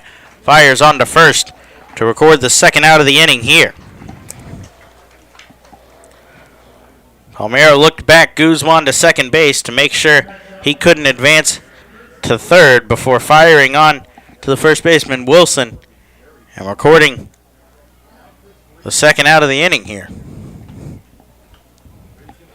That'll bring up the number 9 hitter in this game, Chris Grayson. Grayson playing in his first game of the series for the Patriots. That one low in the dirt as Ryan Wiggins picks it and makes the stop. But it'll go down as ball 1. Grayson's appeared in only 8 games. He's 3 for 23 for a 130 batting average. He was 0 for 1 on the day so far with a ground out to second base to end the long first inning and strand Scott Kelly at third. Robert Shaw comes set, delivers, checks the runner. That one's shot to right field. The right fielder, Lozada, picks it up. He's being waved around third. Wiggins makes it, misses the tag as Guzman scores from second on the single from Chris Grayson as he picks up his second RBI of the season. A good throw from Lozada, who doesn't have the strongest arm. He generally plays middle infield. He's had to move to outfield here. The throw was on target, but a little bit up the line maybe, as Wiggins tried to snag and sweep the tag, but was unable to do so. So Somerset gets the lead back as they're up 6-5 now.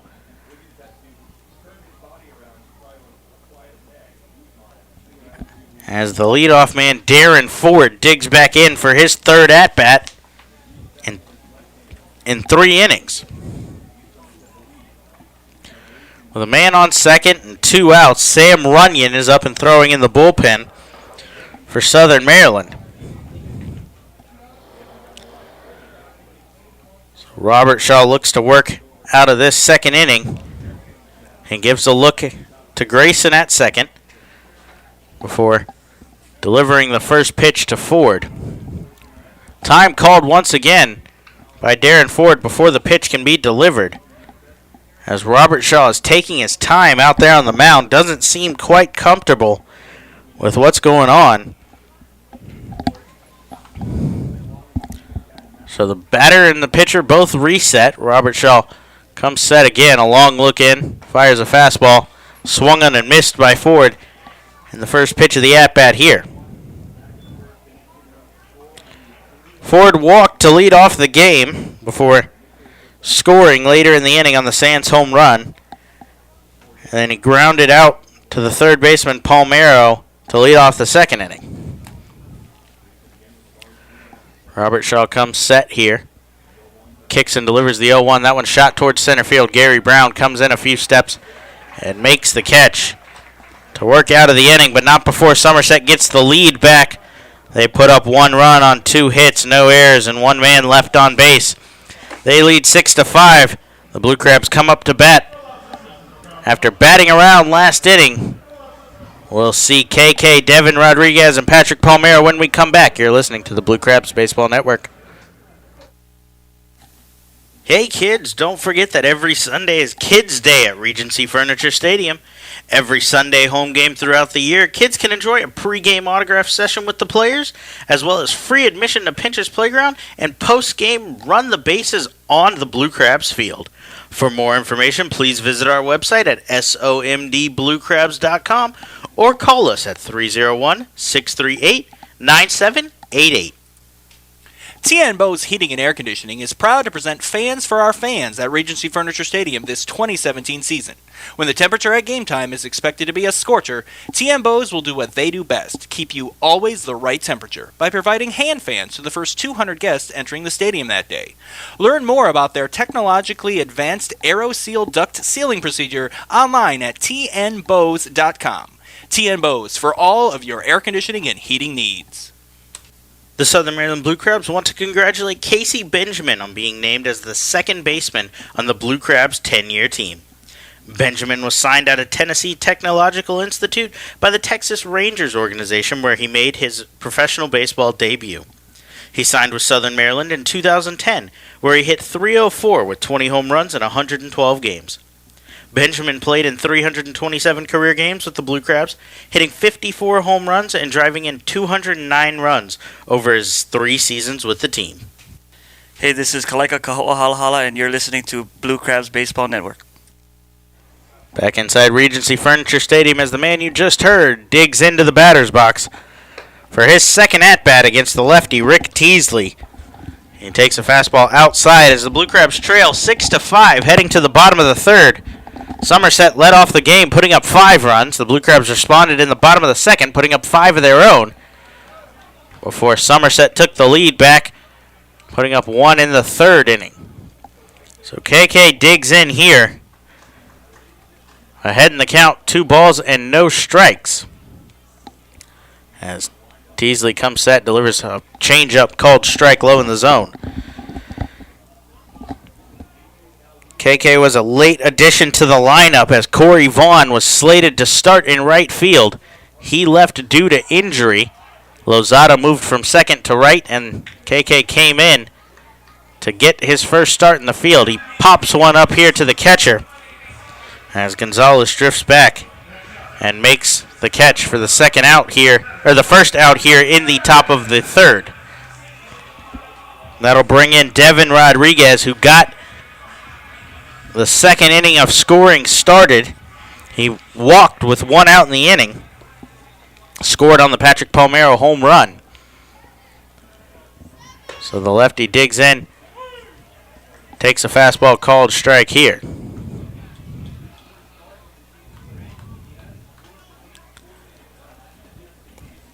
So Teasley lefty-lefty matchup. Winds and delivers. A big cut there from Rodriguez, but he's behind that one for strike 2. Teasley, we mentioned, spent 1 season in the Tampa Bay Rays organization.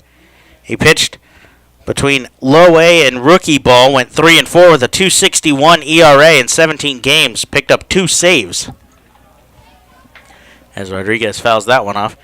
In 2014, he joined the Southern Illinois Miners. Spent 14, 15, and 16 with Southern Illinois, while also pitching as a teammate of Brian Grennings in the Australian Baseball League in the offseason with the Brisbane Bandits.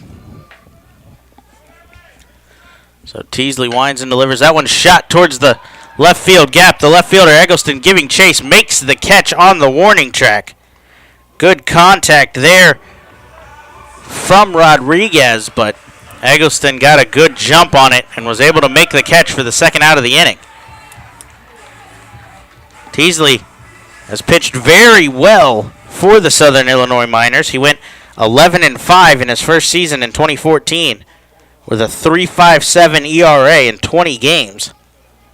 He spent his time there as a starter. He pitched in 20 more games in his second season, 2015, going 9-4 with a 2.78.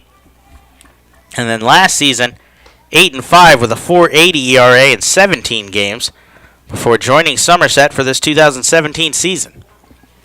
He's behind 1-0 to Patrick Palmero here, who takes a big cut on the 1-0 fastball and fouls it back 1-1.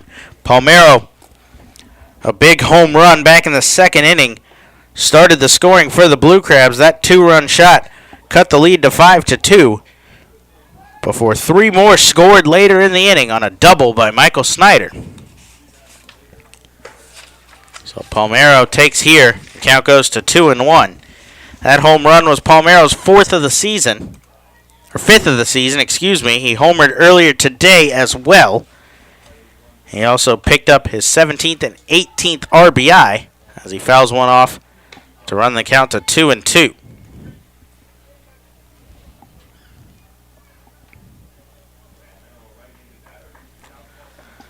Palmero favored in this at-bat in the lefty-righty matchup as he digs back in to face Teasley here with the count even 2-2 with 2 outs. Palmero stays alive, fouling one off the other way as the count will remain where it is. Palmero has struggled against lefties to this point in the season, hitting just 133 against left-handed pitching. He's only seen him 15 times. He's 2 for 15. But he did have a home run before the one earlier. Takes that one outside to run the count full 3-2.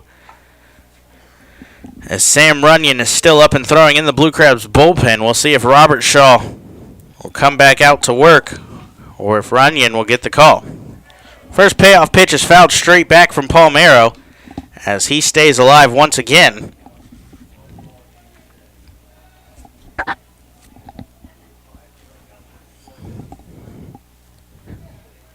So Palmero digs back in to see the payoff pitch one more time here as Teasley working out of the windup, kicks and delivers. Elevated fastball gets Palmero as he was behind that one, and Blue Crabs go down in order here in the bottom of the third. No runs, no hits, no errors, and nobody left on base. Sam Runyon on his way in from the bullpen. When we come back, you're listening to the Blue Crabs Baseball Network.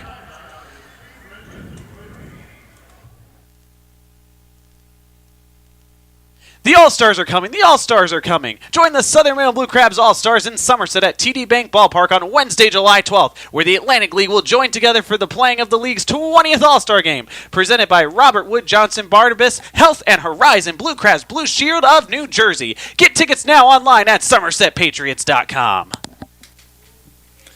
Hey Blue Crabs fans, this is Justin DeFreitas. For all my grocery and deli needs, I head over to Nick's of Clinton. Nick's of Clinton aims to offer a unique shopping alternative to the larger grocery stores while providing a family-oriented experience for all their customers. Nick's of Clinton, the official hot dog and sausage sponsor of Southern Maryland Blue Crabs. The Southern Maryland Blue Crabs would like to congratulate Eric Crozier on being voted by fans as the starting first baseman on the Blue Crabs 10-year team. Crozier was originally drafted in the 41st round of the 2000 MLB Amateur Draft by the Cleveland Indians and made his MLB debut in 2004 with the Toronto Blue Jays. While in the major leagues with the Blue Jays, he collected 2 home runs in 14 games in his 2004 debut season. He signed with Southern Maryland in 2008, hitting .265 with 13 home runs and 10 stolen bases that season. He appeared in 279 career games for the Blue Crabs, collecting 44 home runs and 149 RBIs in 3 seasons.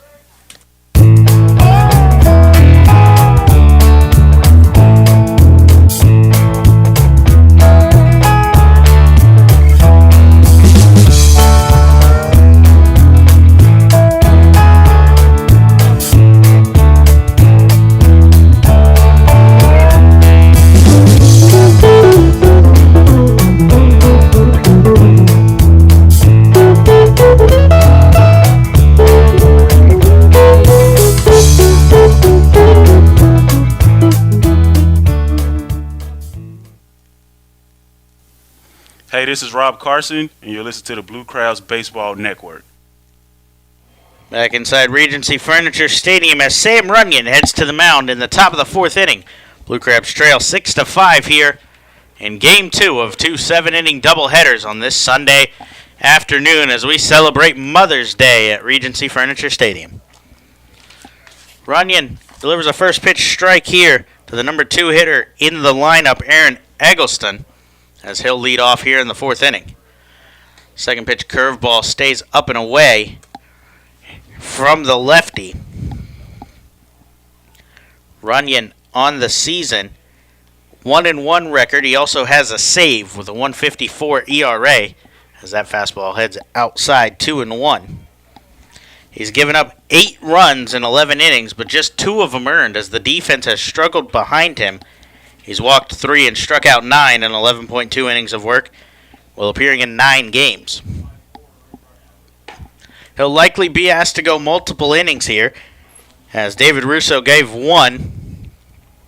Britt Robertshaw contributed 2 to the cause, and now Runyon's on, looking to probably go 4 and 5 for the Blue Crabs.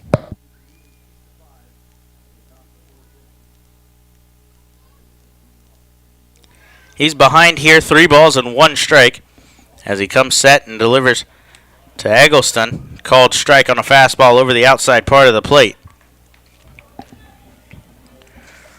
Runyon's last appearance came yesterday against Somerset. He pitched in Game 1 of that one.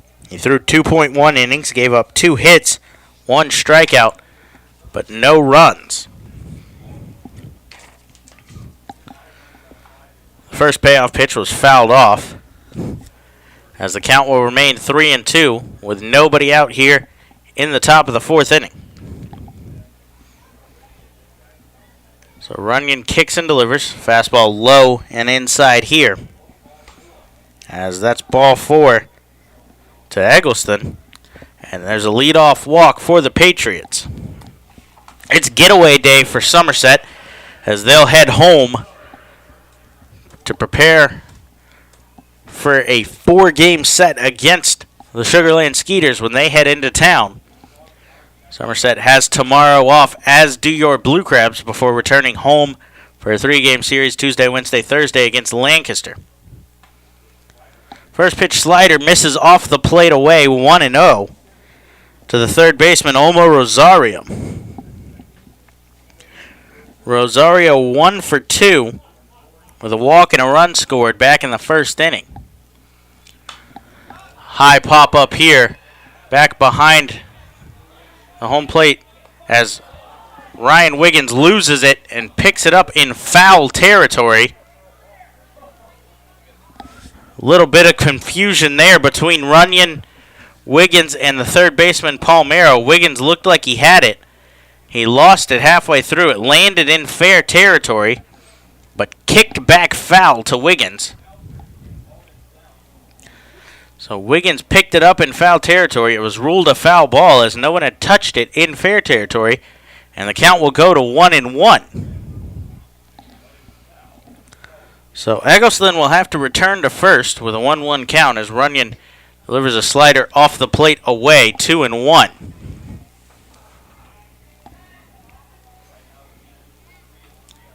Rosario was 2 for 3 in Game 1 with an RBI and a run, and we mentioned 1 for 1 here with a run scored as well.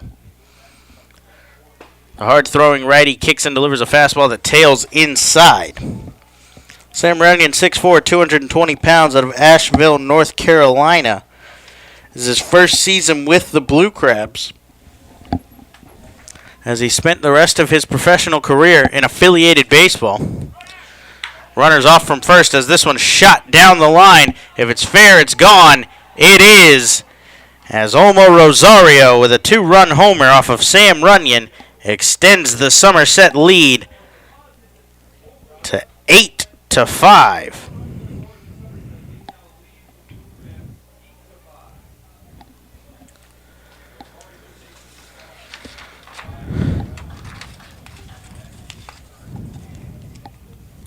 Runyon has struggled giving up the home run all year,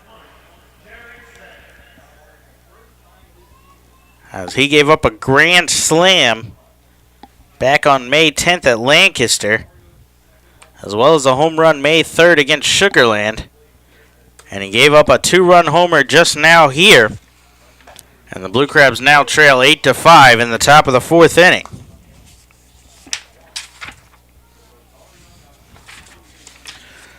So Jerry Sands now digs in as the bases have emptied and the inning resets for Sam Runyon. He misses the 0-1 fastball outside.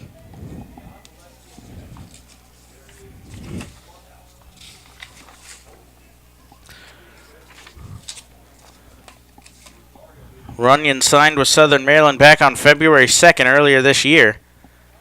He misses that one inside as well, 2-1, as it appears the new acquisition in the bullpen, right-hander Trey Masick, who was signed on Friday, is up and throwing. He may make his Southern Maryland debut later in this game.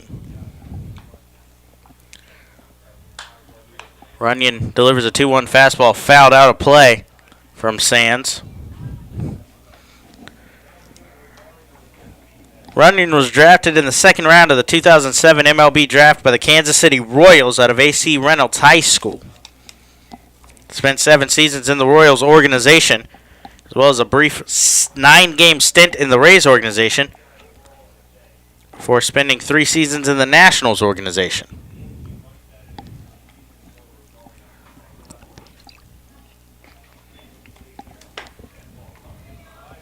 That one comes inside here as Sands hops out of the way and the count runs full.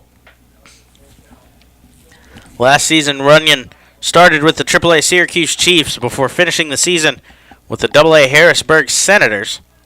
Between the two teams, he pitched in 33 games, putting up a 3-2 record and a 6.20 ERA. Wiggins picks that one up in fair territory and fires on to first, as the third base umpire, actually Dave Shirk, comes up and says that that one is foul, hit off of Sands before he left the box.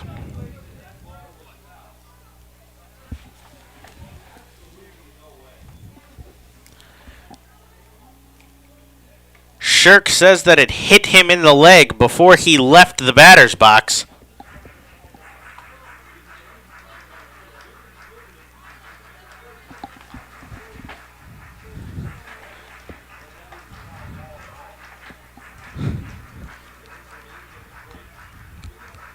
So Sands given new life at the plate, as he'll see the 3-2 pitch once again.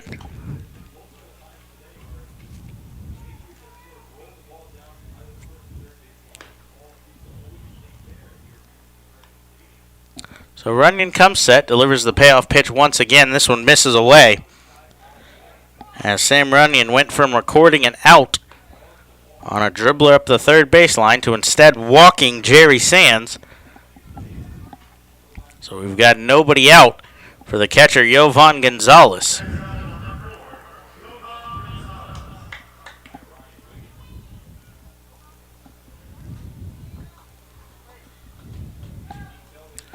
So Yovan Gonzalez digs in, 1 for 2 on the day. He singled and scored a run back in the first.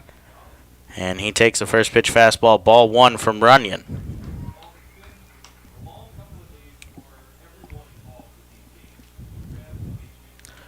So Runyon comes set here, 1 ball, no strikes.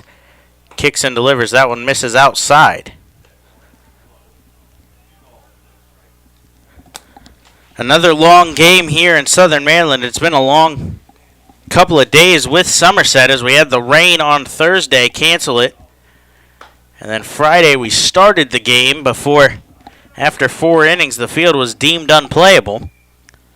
We had a doubleheader yesterday that went about 5 hours. And then we've got another 2 today. We're just in the top of the 4th. Already an hour and 20 minutes into this one. Runyon behind 3-0 on the count to Gonzalez. Delivers a fastball for a called strike 1. Blue Crabs trail 8-5 here in the top of the 4th. Still nobody out as Sam Runyon has come out of the bullpen and struggled. 3-1 fastball evidently misses outside. Ryan Wiggins turns around. Asks where that missed. So we got some chirping coming from the Blue Crabs dugout asking where that one missed. Not sure where that's coming from, as it's not from manager John Harris. It's from down at the end of the dugout. Ryan Wiggins goes out for a conference with his starting pitcher Runyon. To discuss with him, Runyon has walked 3 batters in the inning, as well as giving up the 2-run homer to Omo Rosario. So Guzman digs in, runners on first and second, still nobody out.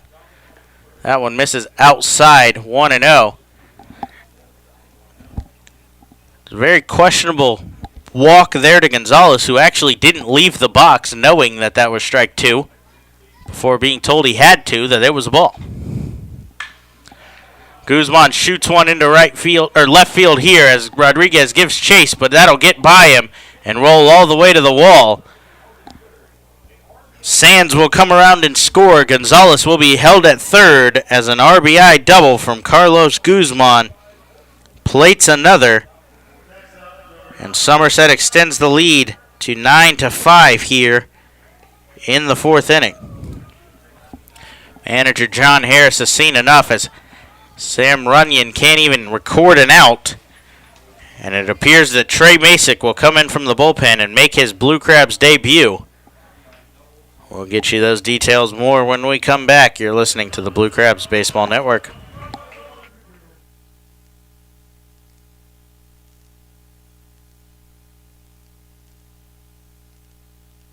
Attention all Boy Scouts, Friday, June 23rd is Boy Scouts Night and Sleepover with the Blue Crabs, presented by Maryland 529. All Boy Scouts will be recognized during the game against Bridgeport and have the opportunity to register for the post-game sleepover on the field. For more information on this or any other exciting events throughout the season, please visit our website at somdbluecrabs.com, or you can call us at 301-638-9788. The Southern Maryland Blue Crabs are celebrating their 10-year anniversary in style this season at Regency Furniture Stadium in Waldorf, but they cannot do it without you. Fans can enjoy a day at their all-you-can-eat picnic pavilion in one of 16 luxury suites, or just relaxing with friends and family anytime at any of their 70 home games all summer long. The Kids Park keeps the kids happy and active, while Mom and Dad can enjoy great food and cold drinks all night before stopping in the newly redesigned and restocked Crab Shack souvenir store. Lights over Southern Maryland fireworks on select Saturdays, player autographs and kids run the bases on Sundays, and much more mean you're an honorary member of Crustacean Nation USA and you don't even know it. Call today at 301-638-9788 or visit somdbluecrabs.com for more information, schedules, to purchase tickets, or plan your next event. The Southern Maryland Blue Crabs would like to thank Apple Spice Junction for their partnership for the 2017 season. Be sure to check out Apple Spice's unique box delivery services, with breakfast offerings ranging from pastries and fruit to gourmet eggs and seasoned potatoes. Or you could check out Apple Spice for lunch, with sandwiches featuring freshly baked bread, fine meats, cheeses, and crisp veggies. Or you can try one of their homemade soups, healthy salad, or freshly baked treats. Ask how they can cater your next event. For more information, you can visit them online at www.applespice.com or visit their location at 6750 Crane Highway, located in La Plata.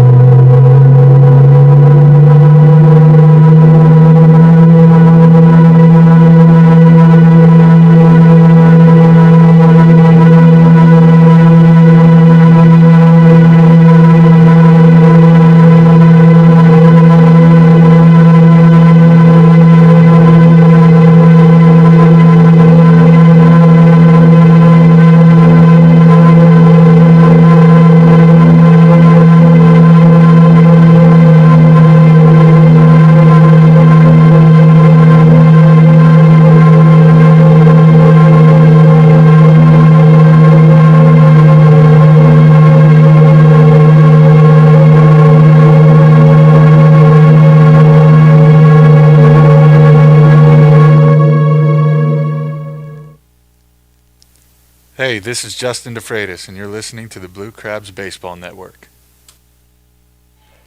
Back inside Regency Furniture Stadium as Trey Masick heads to the mound to make his debut for the Southern Maryland Blue Crabs. He comes on after Sam Runyon was unable to record an out here and has runners on second and third with nobody out, as Masick will have to face Tyler Bortnick, who fouls off the first pitch. Strike one. The Patriots put up 5 in the first. The Blue Crabs responded with 5 of their own in the second. Then Somerset put up 1 in the third and 3 already here in the fourth. As Masick comes set for the 0-1 pitch, kicks and delivers curveball that stays well high. Bortnick has to duck, or he would have taken that one on top of the helmet. So Trey Masick, a recent acquisition for Southern Maryland. He was signed on Friday. 6 foot, 175 pounds, out of McKenzie, Texas, as the 1-1 pitch is fouled back. He was drafted by the Chicago Cubs in the 5th round of the 2013 MLB draft out of Texas Tech.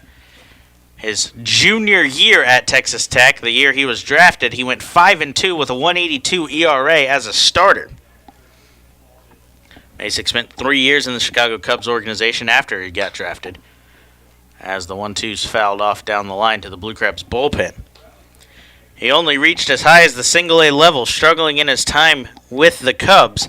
He spent the 2016 season as a member of the Texas Air Hogs, working as a reliever. In 20 games with the Air Hogs, he recorded a 1-0 record with a 2.05 ERA and 1 save, while putting up 16 strikeouts in 22 innings. He attended Giddings High School in Giddings, Texas, before pitching collegiately at Texas Tech University. That curveball is shot back up the middle. Garcia picks it up, fires on to first, as the run from third, Jovan Gonzalez, will come across to score. Carlos Guzman will advance to third on the fielder's choice. The first out of the inning is recorded there, though, as Masick gets a ground ball from the first man he sees, Tyler Bortnick. So 4 runs have come across in the inning already, all charged to Sam Runyon. Runyon walked Eggleston to lead off the inning and gave up a home run to Oma Rosario. Walked 2 more and then gave up a double to Carlos Guzman. And that was the end of his day. Infield comes in here as the ground ball back to Garcia. He picks it up, holds the runner at third, and fires on to first. As Masick has gotten 2 ground balls here to record the first 2 outs in the inning. He's looking to strand the runner at third, as Guzman's there now with 2 outs. For the bottom of the lineup, number 33, Chris Grayson. Grayson getting his first start of the series in this game, as he's taken the place of the hottest hitter on the Somerset team, Pacioli. He takes the first pitch fastball inside off the foot, as he'll head down to first with the HBP, and that means Somerset has batted around for the second time in this game, as the last man to swing in the inning, Darren Ford.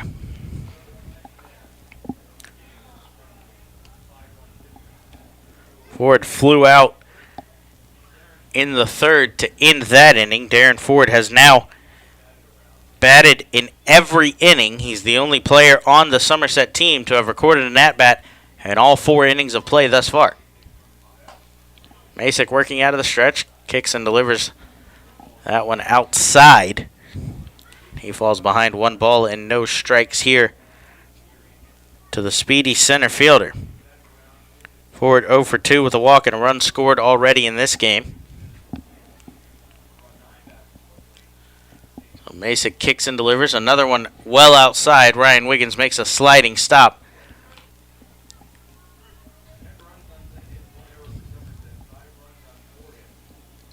So the Patriots have put up 10 runs on 10 hits.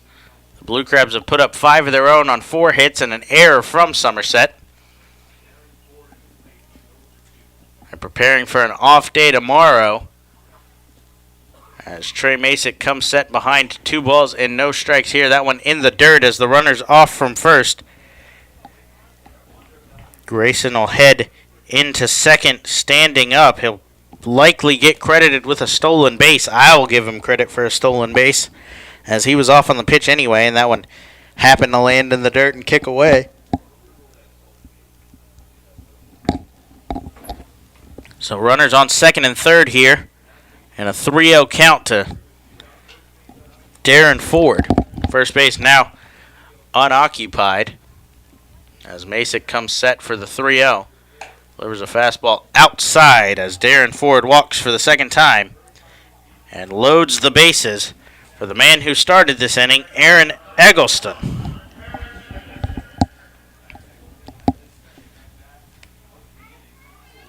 Eggleston drew a walk to lead off everything.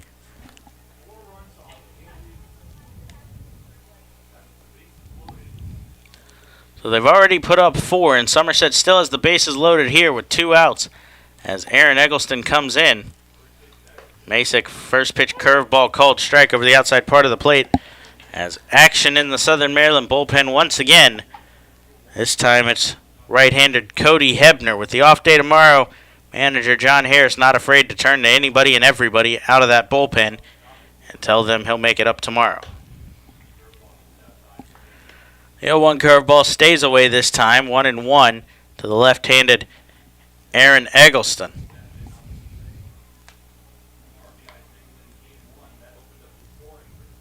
Eggleston 0 for 1 with a sacrifice bunt, a walk, and a run scored. 1-1 fastball in the dirt, low and inside as Wiggins has to make a sliding stop to hold the runners where they are.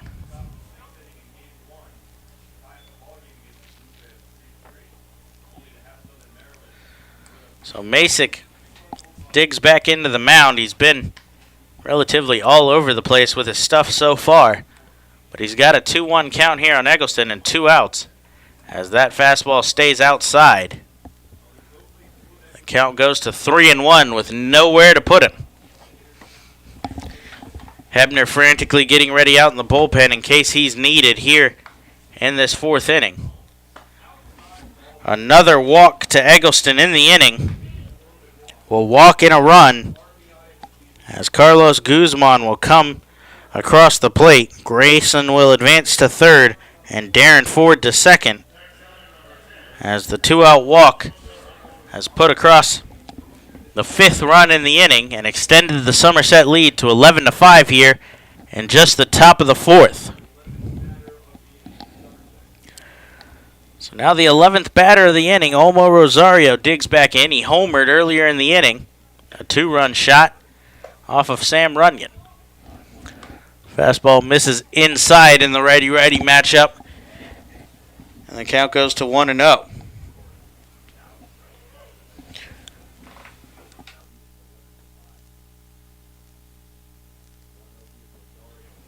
Masick delivers a 1-0 changeup in the dirt here. 2 balls and no strikes.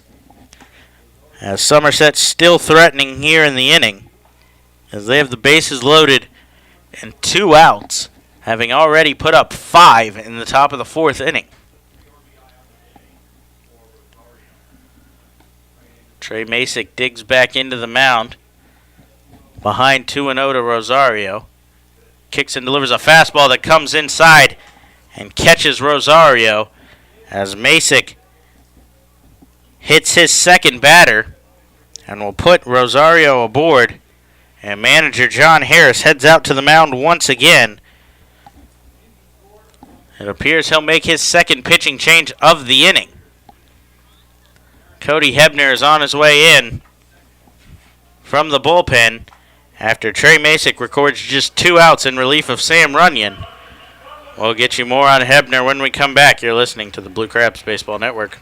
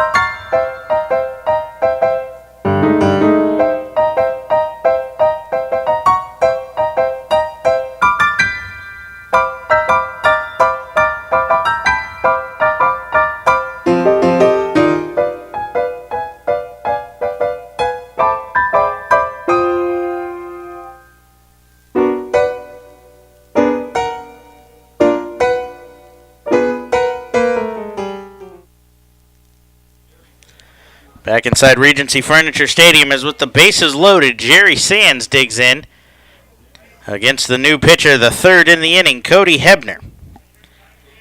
Hebner misses a fastball low here. And he's behind 1 ball and no strikes to the designated hitter Sands, who's 2 for 2 with a home run, a single, a walk, and a run. 2 runs scored already. Big cut there from Sands, but he's behind, and the count goes to 1-1.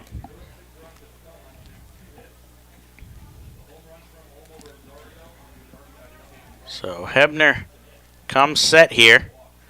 Kicks and delivers a curveball that stays high. 2 balls and 1 strike to the cleanup hitter, Jerry Sands, in his second at-bat in the inning. Blue Crabs have struggled mightily in the inning. Sam Runyon couldn't record an out as Sands shoots a high fly ball to right field. The right fielder Lozada drifts over and makes the catch, and the inning finally ends. But not before Somerset's able to put up 6 runs in the inning off of Runyon Masick before Hebner can put out the fire. Blue Crabs now trail 12-5. They're coming up to bat looking to bounce back when we return. You're listening to the Blue Crabs Baseball Network. Hey, this is Cody Hebner, and you're listening to the Blue Crabs Baseball Network. Hey kids, this is Gary Brown, center fielder for the Southern Maryland Blue Crabs. If you are under 12 years old, make sure to check out our Chick-fil-A Back Fin Buddies program. For just $15, kids will receive free admission to all 7 Friday home games this season, as well as a commemorative Back Fin Buddies lunchbox and baseball. For more information, please visit our website at somdbluecrabs.com or call us at 301-638-9788. There's no better way to celebrate Independence Day than with America's pastime. Be sure to join the Blue Crabs this July 4th as they take on the Sugarland Skeeters for the Red, White, and Blue Crabs celebration, featuring a post-game fireworks extravaganza presented by Wawa. There's also a post-game jersey auction presented by the Southern Maryland Business Network. For more information on this and every other exciting event throughout the season, please visit somdbluecrabs.com or call 301-638-9788. The Southern Maryland Blue Crabs want to congratulate Pat Osborne on being named the starting third baseman on the Blue Crabs' 10-year team. Osborne was originally drafted in the second round of the 2002 MLB Amateur Draft by the Cleveland Indians. He signed with Southern Maryland in 2008, where he hit .326 with 17 home runs and 106 RBIs in his debut season. In 5 years with the Blue Crabs, Osborne finished with a .297 batting average while hitting 39 home runs and collecting 225 RBIs in 386 career games with the team. Hey, this is Edwin Garcia, and you listen to the Blue Crab Baseball Network. Back inside Regency Furniture Stadium as Jose Lozada digs in the bottom of the 4th. Takes a first pitch fastball, called strike from the starter Rick Teasley. The 0-1 fastball misses outside, 1-1. Teasley working with a 12-5 lead after the explosion for 6 runs in the 4th inning from Somerset. They sent 12 batters to the plate in the inning. Lozada shoots one back up the middle here, and he's aboard for the second time. He was hit by a pitch and scored a run back in the second inning.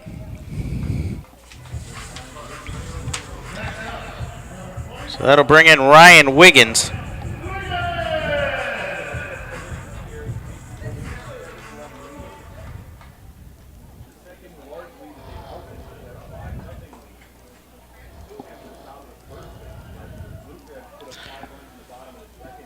So Wiggins digs in as the Blue Crabs look to claw their way back into this one. They trail by 7. He checks his swing, sent down to first base umpire Jerry Martinez, who says he went around. Blue Crabs took game 1 of the doubleheader earlier today.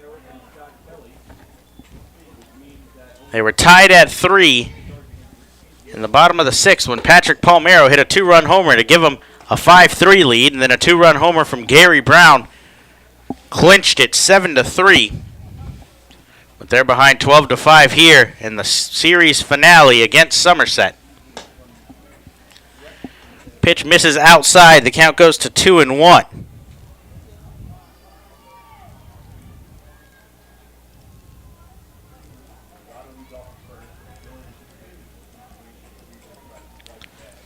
So Teasley still on the mound, getting his first start of the season. Fires a fastball up in the zone, swung on and missed by Wiggins. Mentioned earlier, Teasley's worked primarily as a long reliever,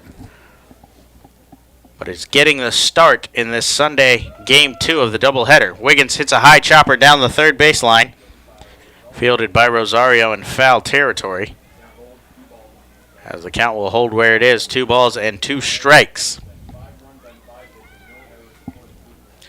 Blue Crabs have 5 runs on 5 hits, with the help of an error by the Somerset shortstop, Scott Kelly. Teasley comes set here, kicks and delivers, blows a fastball by Wiggins here, who goes down on strikes, as he's now 0 for 2 on the day. And Teasley picks up his second strikeout here. That'll bring in the top of the order, center fielder Gary Brown. Brown 1 for 1, scored after being hit by a pitch in the second. He was on first when Michael Snyder cleared the bases with a double down the third baseline. Brown takes a cut on a first pitch fastball, fouled off into the Blue Crabs dugout. He's behind 0-1. That was a controversial call back in the second inning when Snyder shot one down the third baseline. The third baseman, Rosario, let it go, thinking it was foul. The catcher, Yovan Gonzalez, reached for a new baseball from home plate umpire Silvio Martinez, who was up pointing fair, saying that one had crossed over the base. That one a called strike over the inside part of the plate, and the count goes to no balls and 2 strikes. That double at the time tied the game at 5 before Somerset has put up 7 runs in the last 2 innings to extend the lead to 12-5. Brown fouls off that one here. No balls and 2 strikes as he stays alive in the count. Brown had a good day, game 1, going 2 for 4 with 2 RBIs and a run scored. We mentioned 1 for 1 with a run scored in this one as well.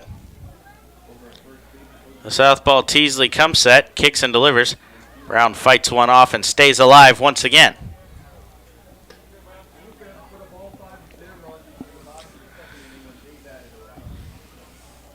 So the Blue Crabs have put up some runs for their pitching staff today, but doesn't look like they're going to be able to do much here in Game 2 as the pitching staff has not helped them out. Gary Brown takes strike 3 called as he argues with Silvio Martinez a little bit before heading back as the second out in the inning, back-to-back strikeouts from Rick Teasley. The Blue Crabs have had a boom or bust offense all season long. They have a propensity to put up big runs. Coming into the day, they've scored multiple runs in an inning 23 times.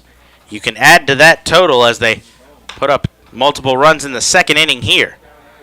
Garcia flies one out to shallow center field, and Darren Ford on full sprint makes the catch to record the third out of the inning. So Teasley works a scoreless fourth. He gives up no runs, 1 hit, no errors, and 1 man left on base. Southern Maryland trails 12-5. Cody Hebner heads back out to the mound. When we come back, you're listening to the Blue Crabs Baseball Network. Blue Crabs fans, what's more American than baseball and a barbecue cookout? Quite frankly, the two go together like stars and stripes, rockets and red glare, and liberty and the pursuit of happiness. So when you come to Regency Furniture Stadium's all-you-can-eat picnic pavilion, you get both at a great price. The best part is that groups from 20 to 400 plus can enjoy the picnic pavilion, and when you include this home run of a deal with the kids park, paddle boats, and on-field fun, you have a grand slam of an opportunity. Call today at 301-638-9788 to speak with a sales executive or visit somdbluecrabs.com for more information. Attention all Girl Scouts. Friday, June 16th is Girl Scout Night and Sleepover presented by Maryland 529. All Girl Scouts will be recognized during the game against the New Britain Bees and have the opportunity to register for a post-game sleepover on the field. For more information on this or any other exciting events throughout the season, please visit our website at somdbluecrabs.com or you can call us at 301-638-9788. The Southern Maryland Blue Crabs would like to congratulate Travis Garcia on being named the starting shortstop on the Blue Crabs' 10-year team. Garcia was originally drafted by the New York Mets in the 21st round of the 2003 MLB Amateur Draft. He signed with Southern Maryland in 2008, their debut season, and in 2009 he hit .353 with 16 home runs and 63 RBIs. In 5 seasons with the Blue Crabs, Garcia finished with 59 home runs and 229 RBIs in 330 games.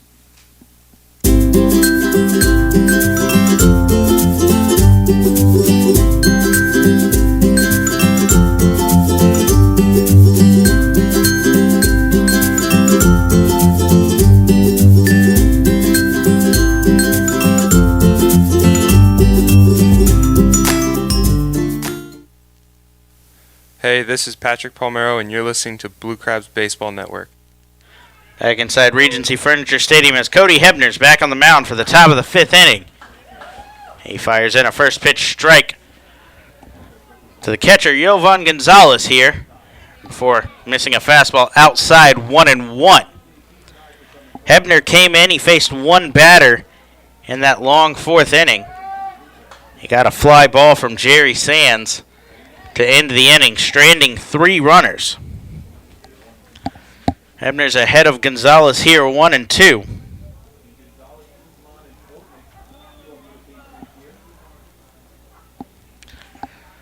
So Hebner fires a fastball here, fouled straight back. The count will remain where it is, 1-2. In that 4th inning, Somerset put up 6 runs on just 2 hits, as Eggleston drew 2 walks in the inning. Sands drew a walk. Gonzalez drew a walk. A hit batsman and Chris Grayson, followed by a walk by Darren Ford, another walk by Eggleston, and then a hit by pitch for Omo Rosario did all the damage.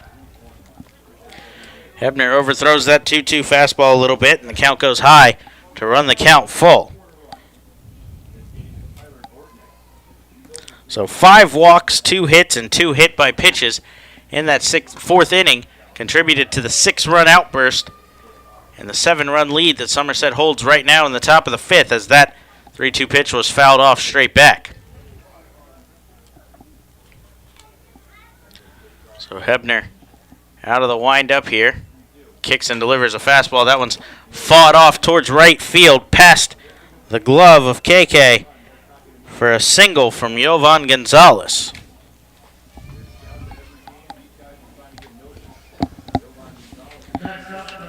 Gonzalez improves to 2 for 3 on the day.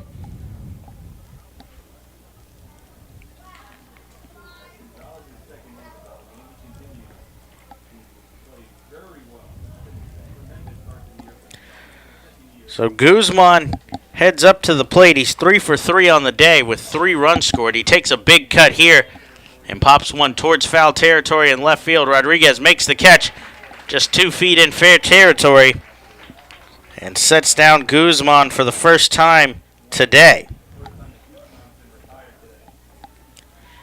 In comes one of the few hitters in the Somerset lineup without a hit so far, Tyler Bortnick. He's 0 for 3. He's yet to even reach base. He's the only Patriot batter to not reach base to this point in the game. So Gonzalez is on first with 1 out as Hebner delivers a fastball swung on, fouled back.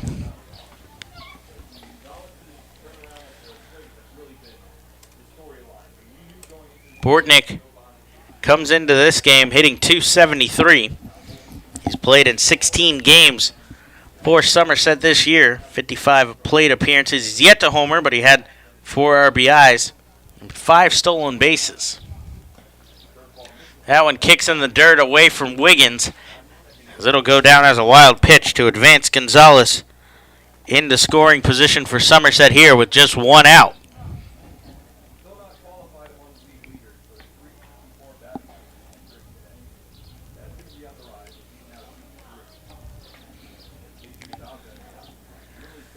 So Hebner back onto the mound here, now with a man on second base. But a 1-1 count against the number 7 hitter, Tyler Bortnick. Righty kicks and delivers a fastball low and away. 2 balls, 1 strike.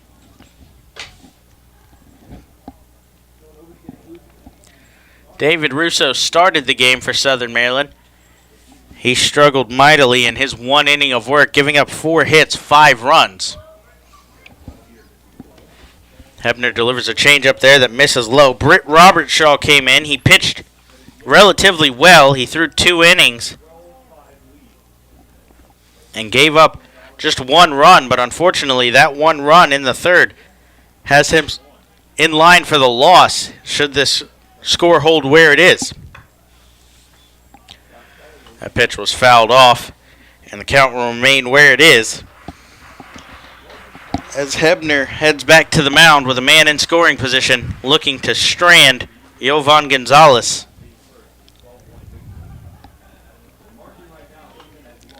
So Hebner comes set, kicks and delivers payoff pitch. That one's rolled towards the third baseman, Palmero. Picks it up, fires on to first in time for the second out of the inning.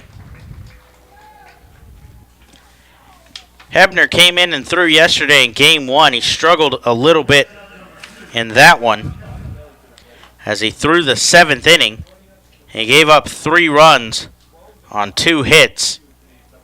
Walked 2 in that outing yesterday, but has recovered nicely today as he's now through 1 full inning and has just given up the 1 single to Gonzalez.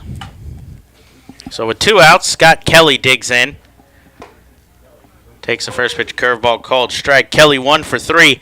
He tripled back in the first inning to score Jovan Gonzalez from second and Carlos Guzman from first.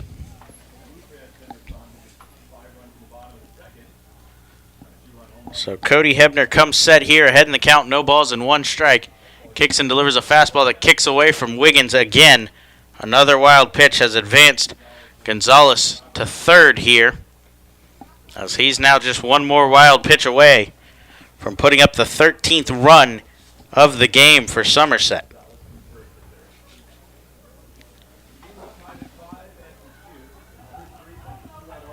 We were tied 5-5 after 5 runs from Somerset in the first and 5 runs from Southern Maryland in the second, but we're sitting here at 12-5 now after Somerset has put up 7 in the last 2 innings. Kelly shoots one down the line here. That one's going to rattle around in the right field corner. Kelly's rounding second. Gets the stop sign there as he's aboard with an RBI double. His 3rd RBI of the game as he drives in Jovan Gonzalez with a 2-out double down the right field line.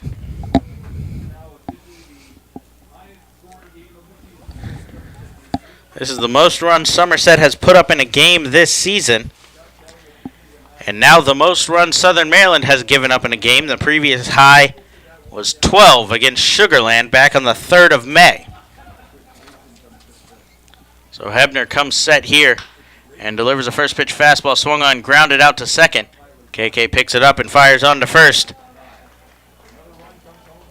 As Somerset puts up 1 run in the inning on 2 hits. No errors and 1 man left on base. Blue Crabs trail 13-5, heading to the bottom of the 5th when we come back. You're listening to the Blue Crabs Baseball Network. Every Tuesday night is Silver Sluggers Night with the Blue Crabs, sponsored by the Cancer and Blood Disorders Treatment Center.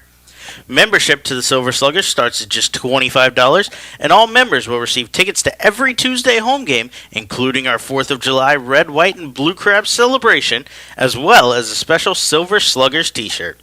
For more information, please visit our website at somdbluecrabs.com, or you can call us at 301-638-9788. Washington sports fans, get ready because August 18th is Washington Sports Night with the Blue Crabs. Friday, August 18th, the Blue Crabs will welcome Screech from the Washington Nationals and Gee Whiz from the Washington Wizards to Regency Furniture Stadium for a night of mascot fun with our very own Pinch. For more information on this or any other exciting events throughout the season, visit somdbluecrabs.com or call 301-638-9788. The Southern Maryland Blue Crabs would like to congratulate Jeremy Owens on being named a starting outfielder on the Blue Crabs' 10-year team. Owens was originally drafted by the San Diego Padres in the 8th round of the 1998 MLB Amateur Draft. He signed with Southern Maryland for their debut season in 2008, and in 2009 he collected 28 home runs and 80 RBIs while stealing 15 bases. Owen spent 7 seasons playing for the Blue Crabs, compiling 105 home runs, 340 RBIs, and 98 stolen bases, while appearing in a Blue Crabs record 737 career games.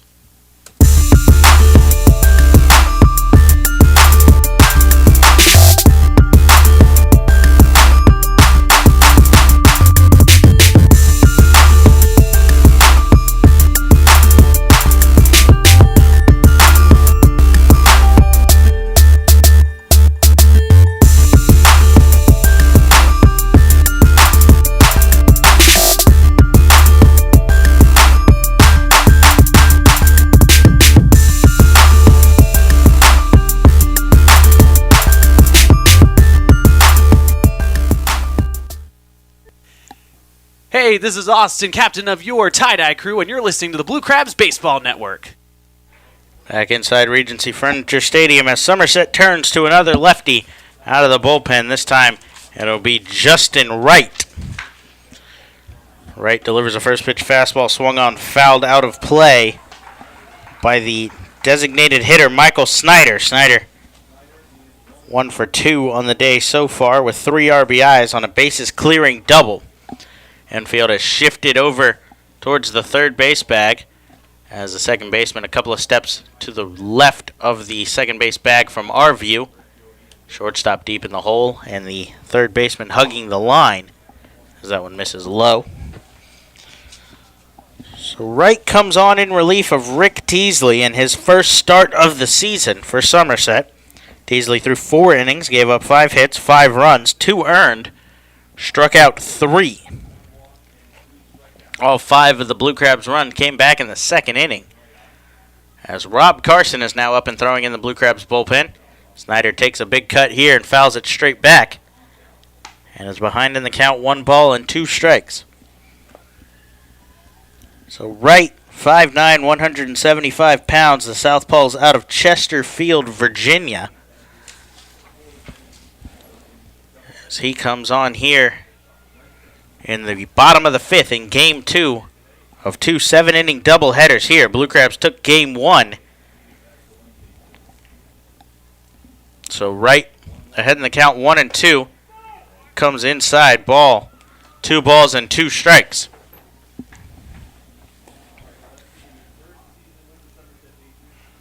Wright has thrown 8 games in his first season with Somerset. He's 1-0 with a 1.12 ERA. Winds and delivers a changeup swung on in the dirt and missed as Snyder breaks his bat on the ground on the way back to the dugout.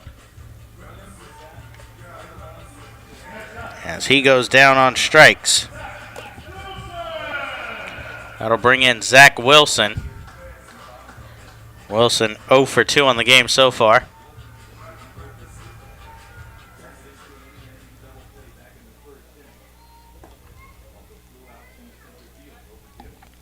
Wilson was 0 for 2 with an RBI back in Game 1.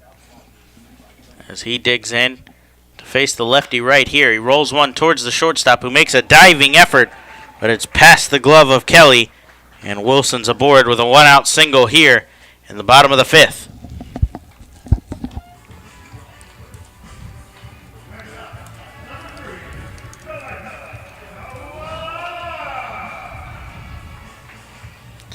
Justin Wright was originally drafted by the St. Louis Cardinals in the 47th round of the 2010 MLB Draft out of Virginia Polytech Institute and State University. So Wright comes set, delivers fastball that misses inside to Kalaika Kahualala in his 3rd at-bat of the day. He was a late add to the lineup when Corey Vaughn was scratched in Game 2. After injuring himself in Game 1.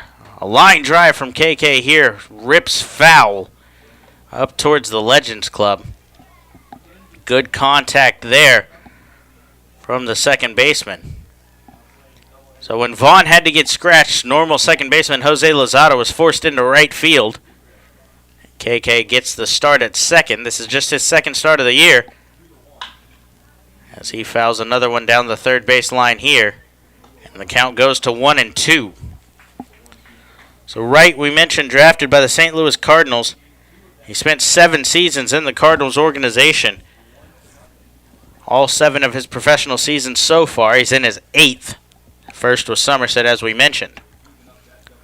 So the 1-2 pitch, he comes set, gives a look at first, kicks and delivers. That one's shot back up the middle to right. Picks it up, fires onto the second baseman, Bortnick, who fires onto first. A 1-4-3 double play ends the 5th inning here to retire the side. Blue Crabs go down in order. No runs, 1 hit, no errors, and nobody left on base. They trail 13-5, heading to the top of the 6th. When we come back, Rob Carson on his way in from the bullpen. You're listening to the Blue Crabs Baseball Network. Hey, this is David Wayne Russo, and you're listening to the Blue Crabs Baseball Network. Be sure to join us at select Saturday home games throughout the season as the Blue Crabs light up the Southern Maryland night sky with post-game Saturday night firework extravaganzas. For more information on this event or any other exciting events throughout the season, please visit our website at somdbluecrabs.com or call us at 301-638-9788. Attention all Boy Scouts, Friday, June 23rd is Boy Scouts Night and Sleepover with the Blue Crabs, presented by Maryland 529. All Boy Scouts will be recognized during the game against Bridgeport and have the opportunity to register for the post-game sleepover on the field. For more information on this or any other exciting events throughout the season, please visit our website at somdbluecrabs.com or you can call us at 301-638-9788. The Southern Maryland Blue Crabs would like to congratulate John Ramostella on being named a starting outfielder on the Blue Crabs' 10-year team. Ramostella was originally drafted by the New York Yankees in the 35th round of the 2000 MLB Amateur Draft. He signed with Southern Maryland in their debut 2008 season, where he hit .276 with 15 home runs, 67 RBIs, and 14 stolen bases. In 2 seasons with the Blue Crabs, Ramostella hit 37 career home runs, 125 RBIs, and stole 29 bases in 222 career games with the team.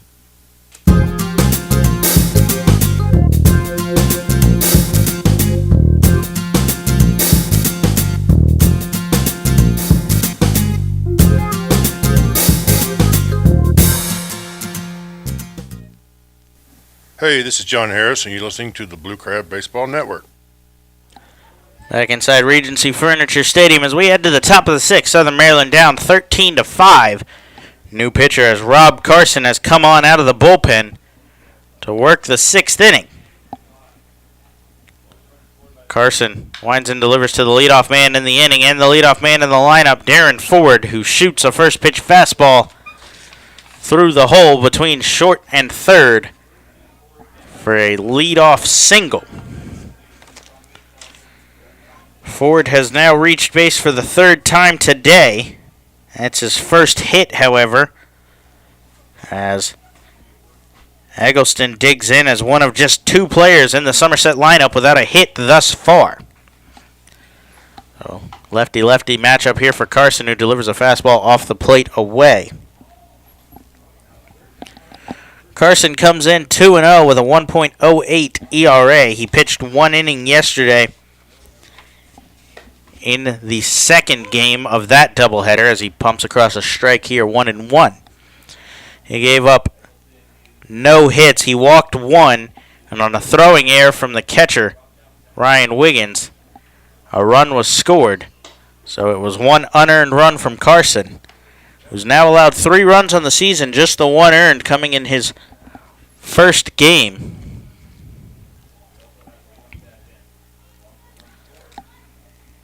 So Eggleston digs in. He's 0 for 1 with 2 walks, an RBI, and a run scored.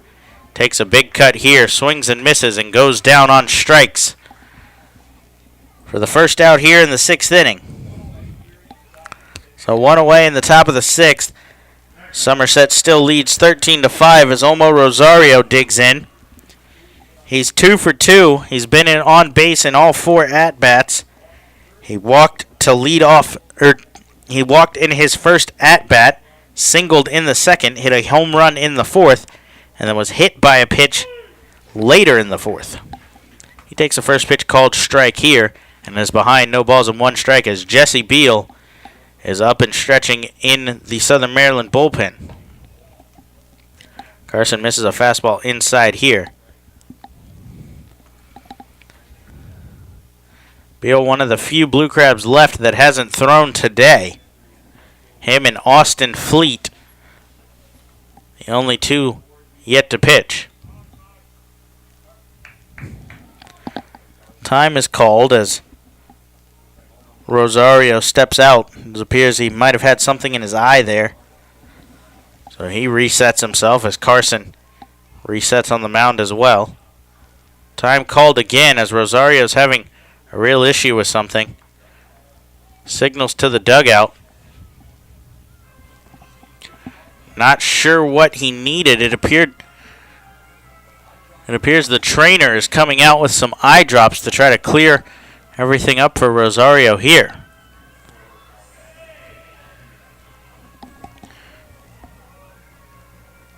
Rosario's had a good day so far. He was 2 for 3 with an RBI and a run in game 1. We mentioned 2 for 2 here with a walk and a hit by pitch as well.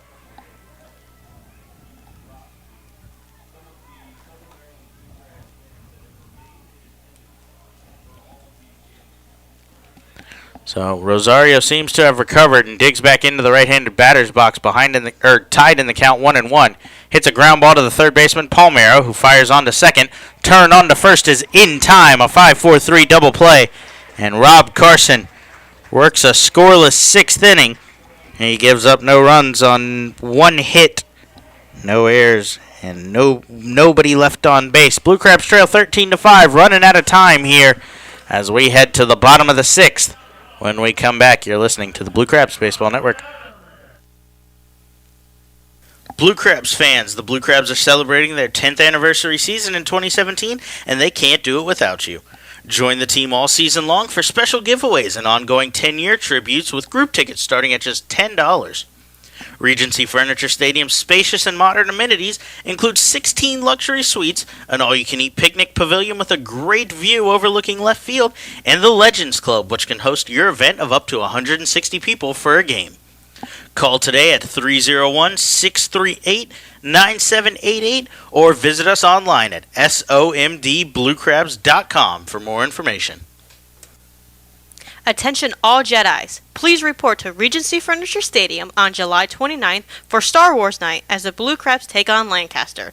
This night will feature an appearance by Jedi Saber Combat and a post-game firework extravaganza brought to you by PNC Bank. For more information on this or any other exciting events throughout the season, please visit our website at somdbluecrabs.com or you can call us at 301-638-9788. The Southern Maryland Blue Crabs want to congratulate Brian Barton on being named a starting outfielder on the Blue Crabs' 10-year team. Barton was originally drafted by the Los Angeles Dodgers in the 38th round of the 2000 MLB Amateur Draft. Barton made his MLB debut in 2008 with the St. Louis Cardinals and also appeared in the majors in 2009 with the Atlanta Braves. Barton signed with Southern Maryland in 2011 when he hit .304 with 12 home runs and 17 stolen bases in his debut season with the team. Hey, this is Britt Robertshaw, and you're listening to the Blue Crabs Baseball Network.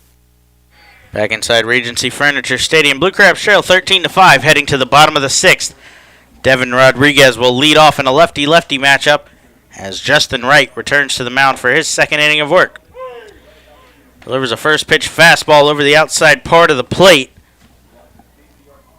as Wright came on in relief of Rick Teasley, who's throwing game 2 of the doubleheader here on Sunday. Rodriguez behind on that one, no balls and 2 strikes. It's Mother's Day at the ballpark. The Blue Crabs fans are hanging around preparing for the post-game diamond dig. Out near second base will come after the conclusion of this one. Blue Crabs trailing 13-5. They did pick up the win in game 1 as Wright misses that one outside here. The man up in the bullpen for Southern Maryland is Jesse Beal. His mom is in attendance here. He was born and raised around this area. His parents live in Northern Virginia. Beal's parents are in attendance here today, and his mother actually got to throw out the first pitch to her son earlier today as Rodriguez grounds that one out to the second baseman, Bortnick, who struggles a little bit but picks it up and throws. So a happy Mother's Day to all the mothers out there. Mrs. Beal is here, prepared for the post-game diamond dig. Special happy Mother's Day to my own mom. Mom, I know you're tuning in now. Hope you had fun out on the beach with Sis and everybody earlier today. But happy Mother's Day to everyone. My mother, our general manager, celebrating her first Mother's Day. Happy Mother's Day, Courtney. As Patrick Palmero shoots a line drive single out over the shortstop's head. And he's aboard with one out. But as I was saying, happy Mother's Day to our general manager, Courtney Knitchell. Our stand-in general manager, Teresa Coffey, holding down the office while Courtney's on maternity leave. So happy Mother's Day to everyone on staff, my own mother back home, and all the mothers at the ballpark and tuning in today who couldn't be with their kids out here playing in this one. We hope you're having a wonderful day out there together. So the Blue Crabs trail 13-5 as Lozada digs in and shoots one the other way. That fly ball is caught out in right center field by Grayson for the second out here in the inning.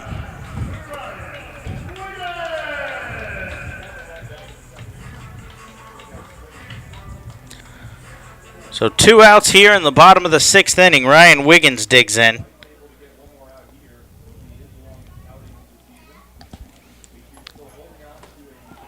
So time is called as baseballs actually came on the field from both sides. One from the Somerset bullpen and one from the Blue Crabs bullpen. So Wright resets on the mound with 2 outs in the bottom of the 6th to face Ryan Wiggins. Kicks and delivers. A ball low here, 1-0.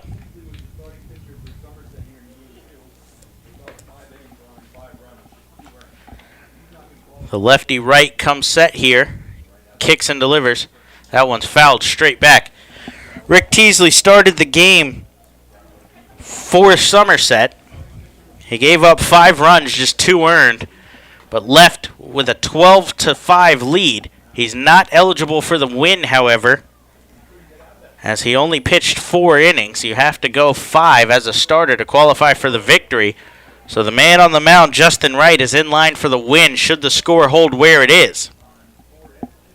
Got a called strike there to Wiggins and is ahead 1 ball and 2 strikes. As Wiggins bats with 1 man on, it's Patrick Palmero at first. Palmero 2 for 3 on the game after going 2 for 3 earlier. He has 2 home runs in the doubleheader today. Big cut from Wiggins there, but he goes down on strikes for the second time in the game. The Blue Crabs go down, no runs, 1 hit, no errors, and they leave 1 man on base. We're heading to the 7th inning. Jesse Beal on his way in from the bullpen. We'll get you more details on that when we come back. Blue Crabs trail 13-5. You're listening to the Blue Crabs Baseball Network. Hey, this is Zach Wilson, and you're listening to the Blue Crabs Baseball Network. Hey kids, don't forget that every Sunday is Kids Day at Regency Furniture Stadium. Every Sunday home game throughout the year, kids can enjoy a pregame autograph session with the players, as well as free admission to Pinch's Playground and post-game run the bases on the Blue Crabs field. For more information, please visit our website at somdbluecrabs.com or call us at 301-638-9788. The Southern Maryland Blue Crabs would like to congratulate Jim Ed Warden on being named the closer on the Blue Crabs 10-year team. Warden was originally drafted by the Cleveland Indians in the 6th round of the 2001 MLB Amateur Draft. He signed with Southern Maryland in 2009, where he picked up 13 saves with a 1.12 ERA in 17 appearances. Over 6 seasons with the team, Warden appeared in 284 games and collected a Blue Crabs record 134 saves. Saturday, August 26th is National Dog Day, which means Bark at the Park is back at Regency Furniture Stadium. Be sure to pack up the pups and bring them out for a day of dog-friendly fun at the ballpark as the Blue Crabs take on the Sugarland Skeeters.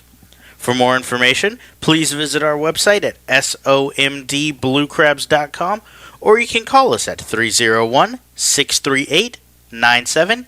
8-8.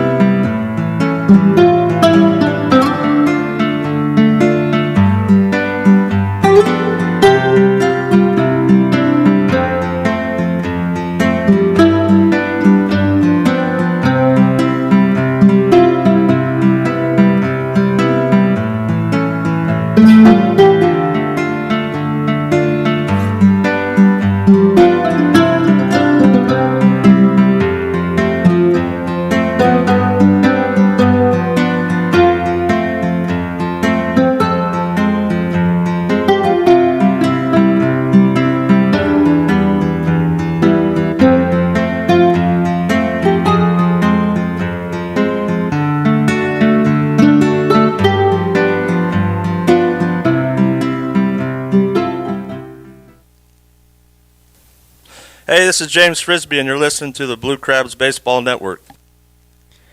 Back inside Regency Furniture Stadium, heading to the 7th inning. Blue Crabs trail 13-5. They'll head to the bullpen once again as the big Jesse Beal is on the mound here. First pitch swinging is Jerry Sands as he gets a fly ball out to Gary Brown, and Beal retires the first batter he faces on one pitch.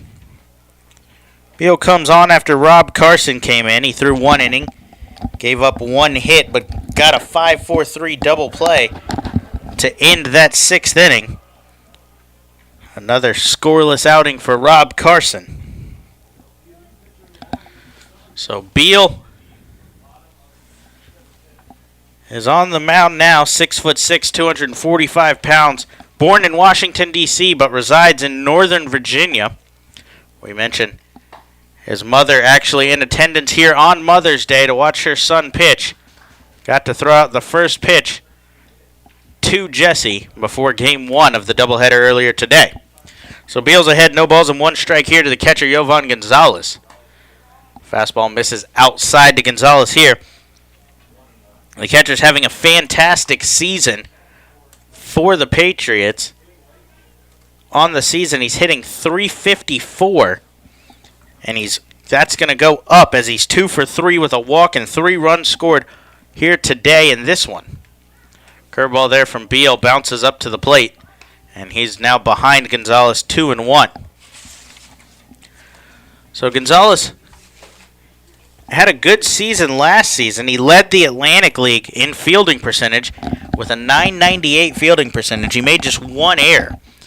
However, he only hit .264. So the defense has always been there for Gonzalez, but this offensive outburst this season is shocking.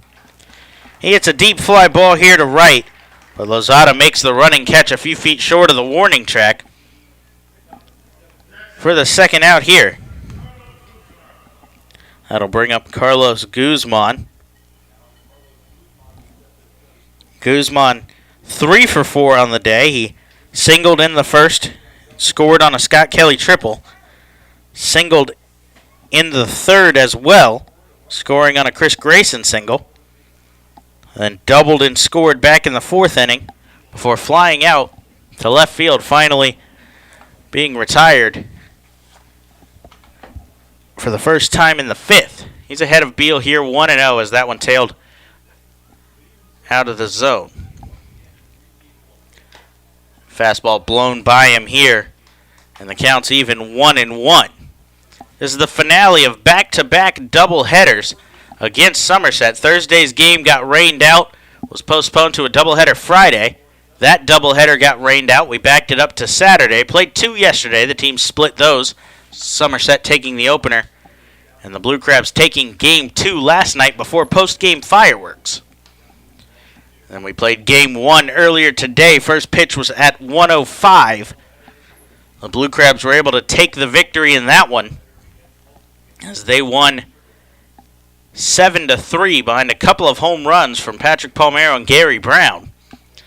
And now here, we're in the last inning of play in this long series against the Patriots. Somerset looking to even the series and end in a split as they lead 13-5. Time was called there as Beal went to head into his motion for the 1-2 pitch. But he resets here. Still got the 1-2 count with 2 outs on Guzman. Fires a fastball that tails out of the zone away.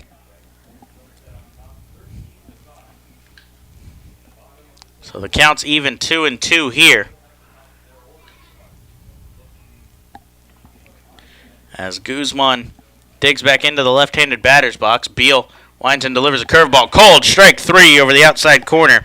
Jesse Beal comes out of the bullpen, works a 1-2-3, top of the 7th. The Blue Crabs come up for their last swings. They're down 8 when we come back. No runs, no hits, no errors, and nobody left on base for Somerset. Blue Crabs looking to recover and tie this game in the bottom of the 7th. When we return, you're listening to the Blue Crabs Baseball Network. Be sure to join us at the ballpark May 12th as the Blue Crabs begin their 10th anniversary giveaway series. That night, the Blue Crabs will start the giveaway series by giving out a 10 Years True, 10 Years Blue pennant and a commemorative pen celebrating the 2008 inaugural season. Join us as we journey throughout 10 years of Blue Crabs baseball with 4 more home games, giving out commemorative pins of things such as the 2009 Liberty Division Championship and the 2013 All-Star Game held right here at Regency Furniture Stadium. For more information on the 10th anniversary giveaway series, check out our website at somdbluecrabs.com. Hey fans, be sure to join us every Thursday home game for Foster's Grill, Wings, and Beer Night. For just $30, you can enjoy a ticket to the game, as well as 2 hours of all-you-can-eat Foster's Wings and all-you-can-drink beer. The event takes place every Thursday home game throughout the season from 6 p.m. to 8 p.m. in our Legends Club. For more information on this or any other exciting offers throughout the season, please visit our website at somdbluecrabs.com or call us at 301-638-9788. This season, pinch is going green at Regency Furniture Stadium as part of the Blue Crabs Claws for a Cause. With the help of local organizations, the Blue Crabs and Pinch will bring ways for you to do your part and help out the local Southern Maryland community. Be sure to check out all the information at somdbluecrabs.com/claws for a cause.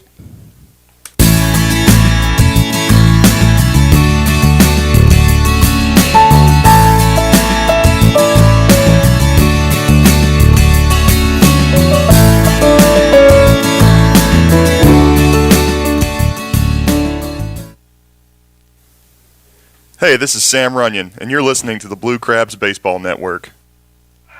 Back inside Regency Furniture Stadium as Gary Brown digs in to lead off the bottom of the 7th inning. Southern Maryland trails by 8 here as Somerset goes to the bullpen. It'll be the righty Ronnie Shaben.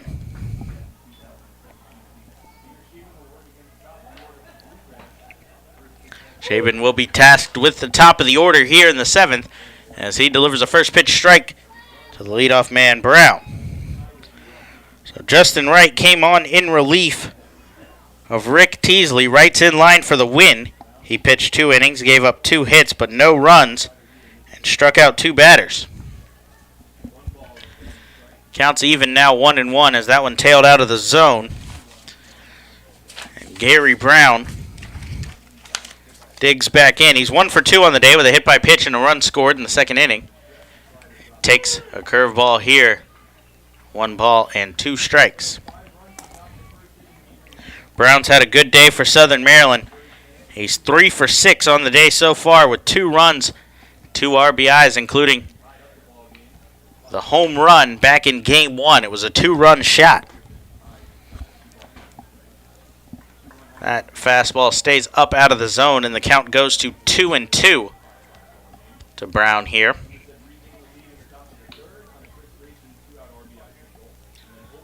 So Shaben comes set here. Kicks and delivers a fastball outside. Brown was one of 2 home runs in the game earlier. They homered here and this one as well. Patrick Palmero has homered in both. I was saying earlier, the Blue Crabs have shown the boomer bust offense.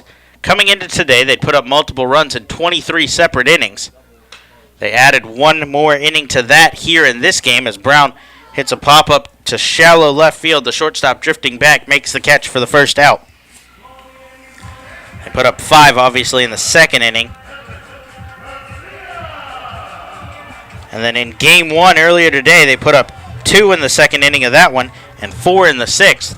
So now 26 innings. they've scored multiple runs. It's what they've relied on all year. That and the long ball. They've posted now 23 home runs on the year. Edwin Garcia digs in and takes a first pitch fastball. With the win earlier, the Blue Crabs improved to 9-1 in games where they score more than 3 runs. This one would put them at 9-2. They're just 3-10 in games where they score 3 or less runs. So the pitching staff has thrown well, but they rely heavily on the offense to get the job done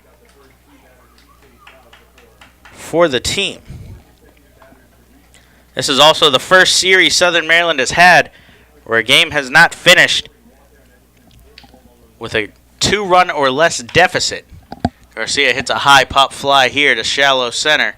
Center fielder Ford comes in and makes the catch here to record the second out. Out of the 22 games this season, 11 of the Blue Crabs so far have finished with 2-run or less differential. This series, however, that will change as Southern Maryland is down to their last out here in Game 2 of the doubleheader. It's the powerful DH Mike Snyder. Snyder, one of the 8 returning players to Southern Maryland from last season. He joins Zach Wilson and Gary Brown as the only remaining position players. Takes a big cut here, swung on and missed for strike 1.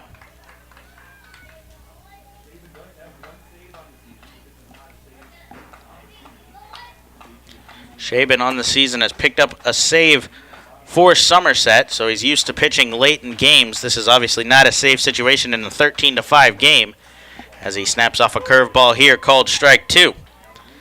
He's thrown 5 innings. He's got a 0 ERA. He's given up just 2 hits, 1 walk, so 3 base runners allowed in 5 innings. He's pitched in 5 games so far. He's a 1-inning guy.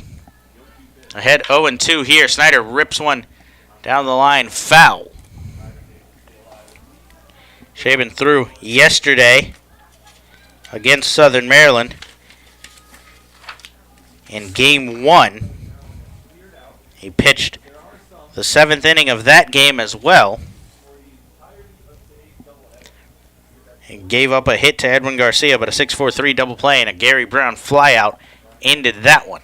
So no balls and 2 strikes here as the righty comes set. Snyder rolls one down the third baseline. That's going to kick foul. So the count will remain no balls and 2 strikes with 2 outs here in the 7th.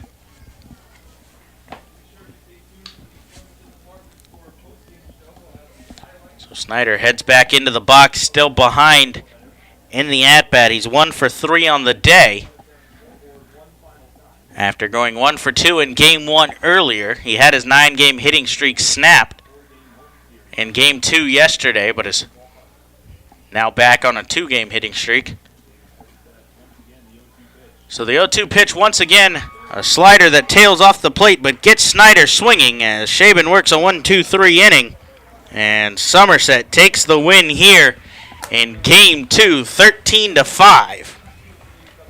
Justin Wright will get credited with the win.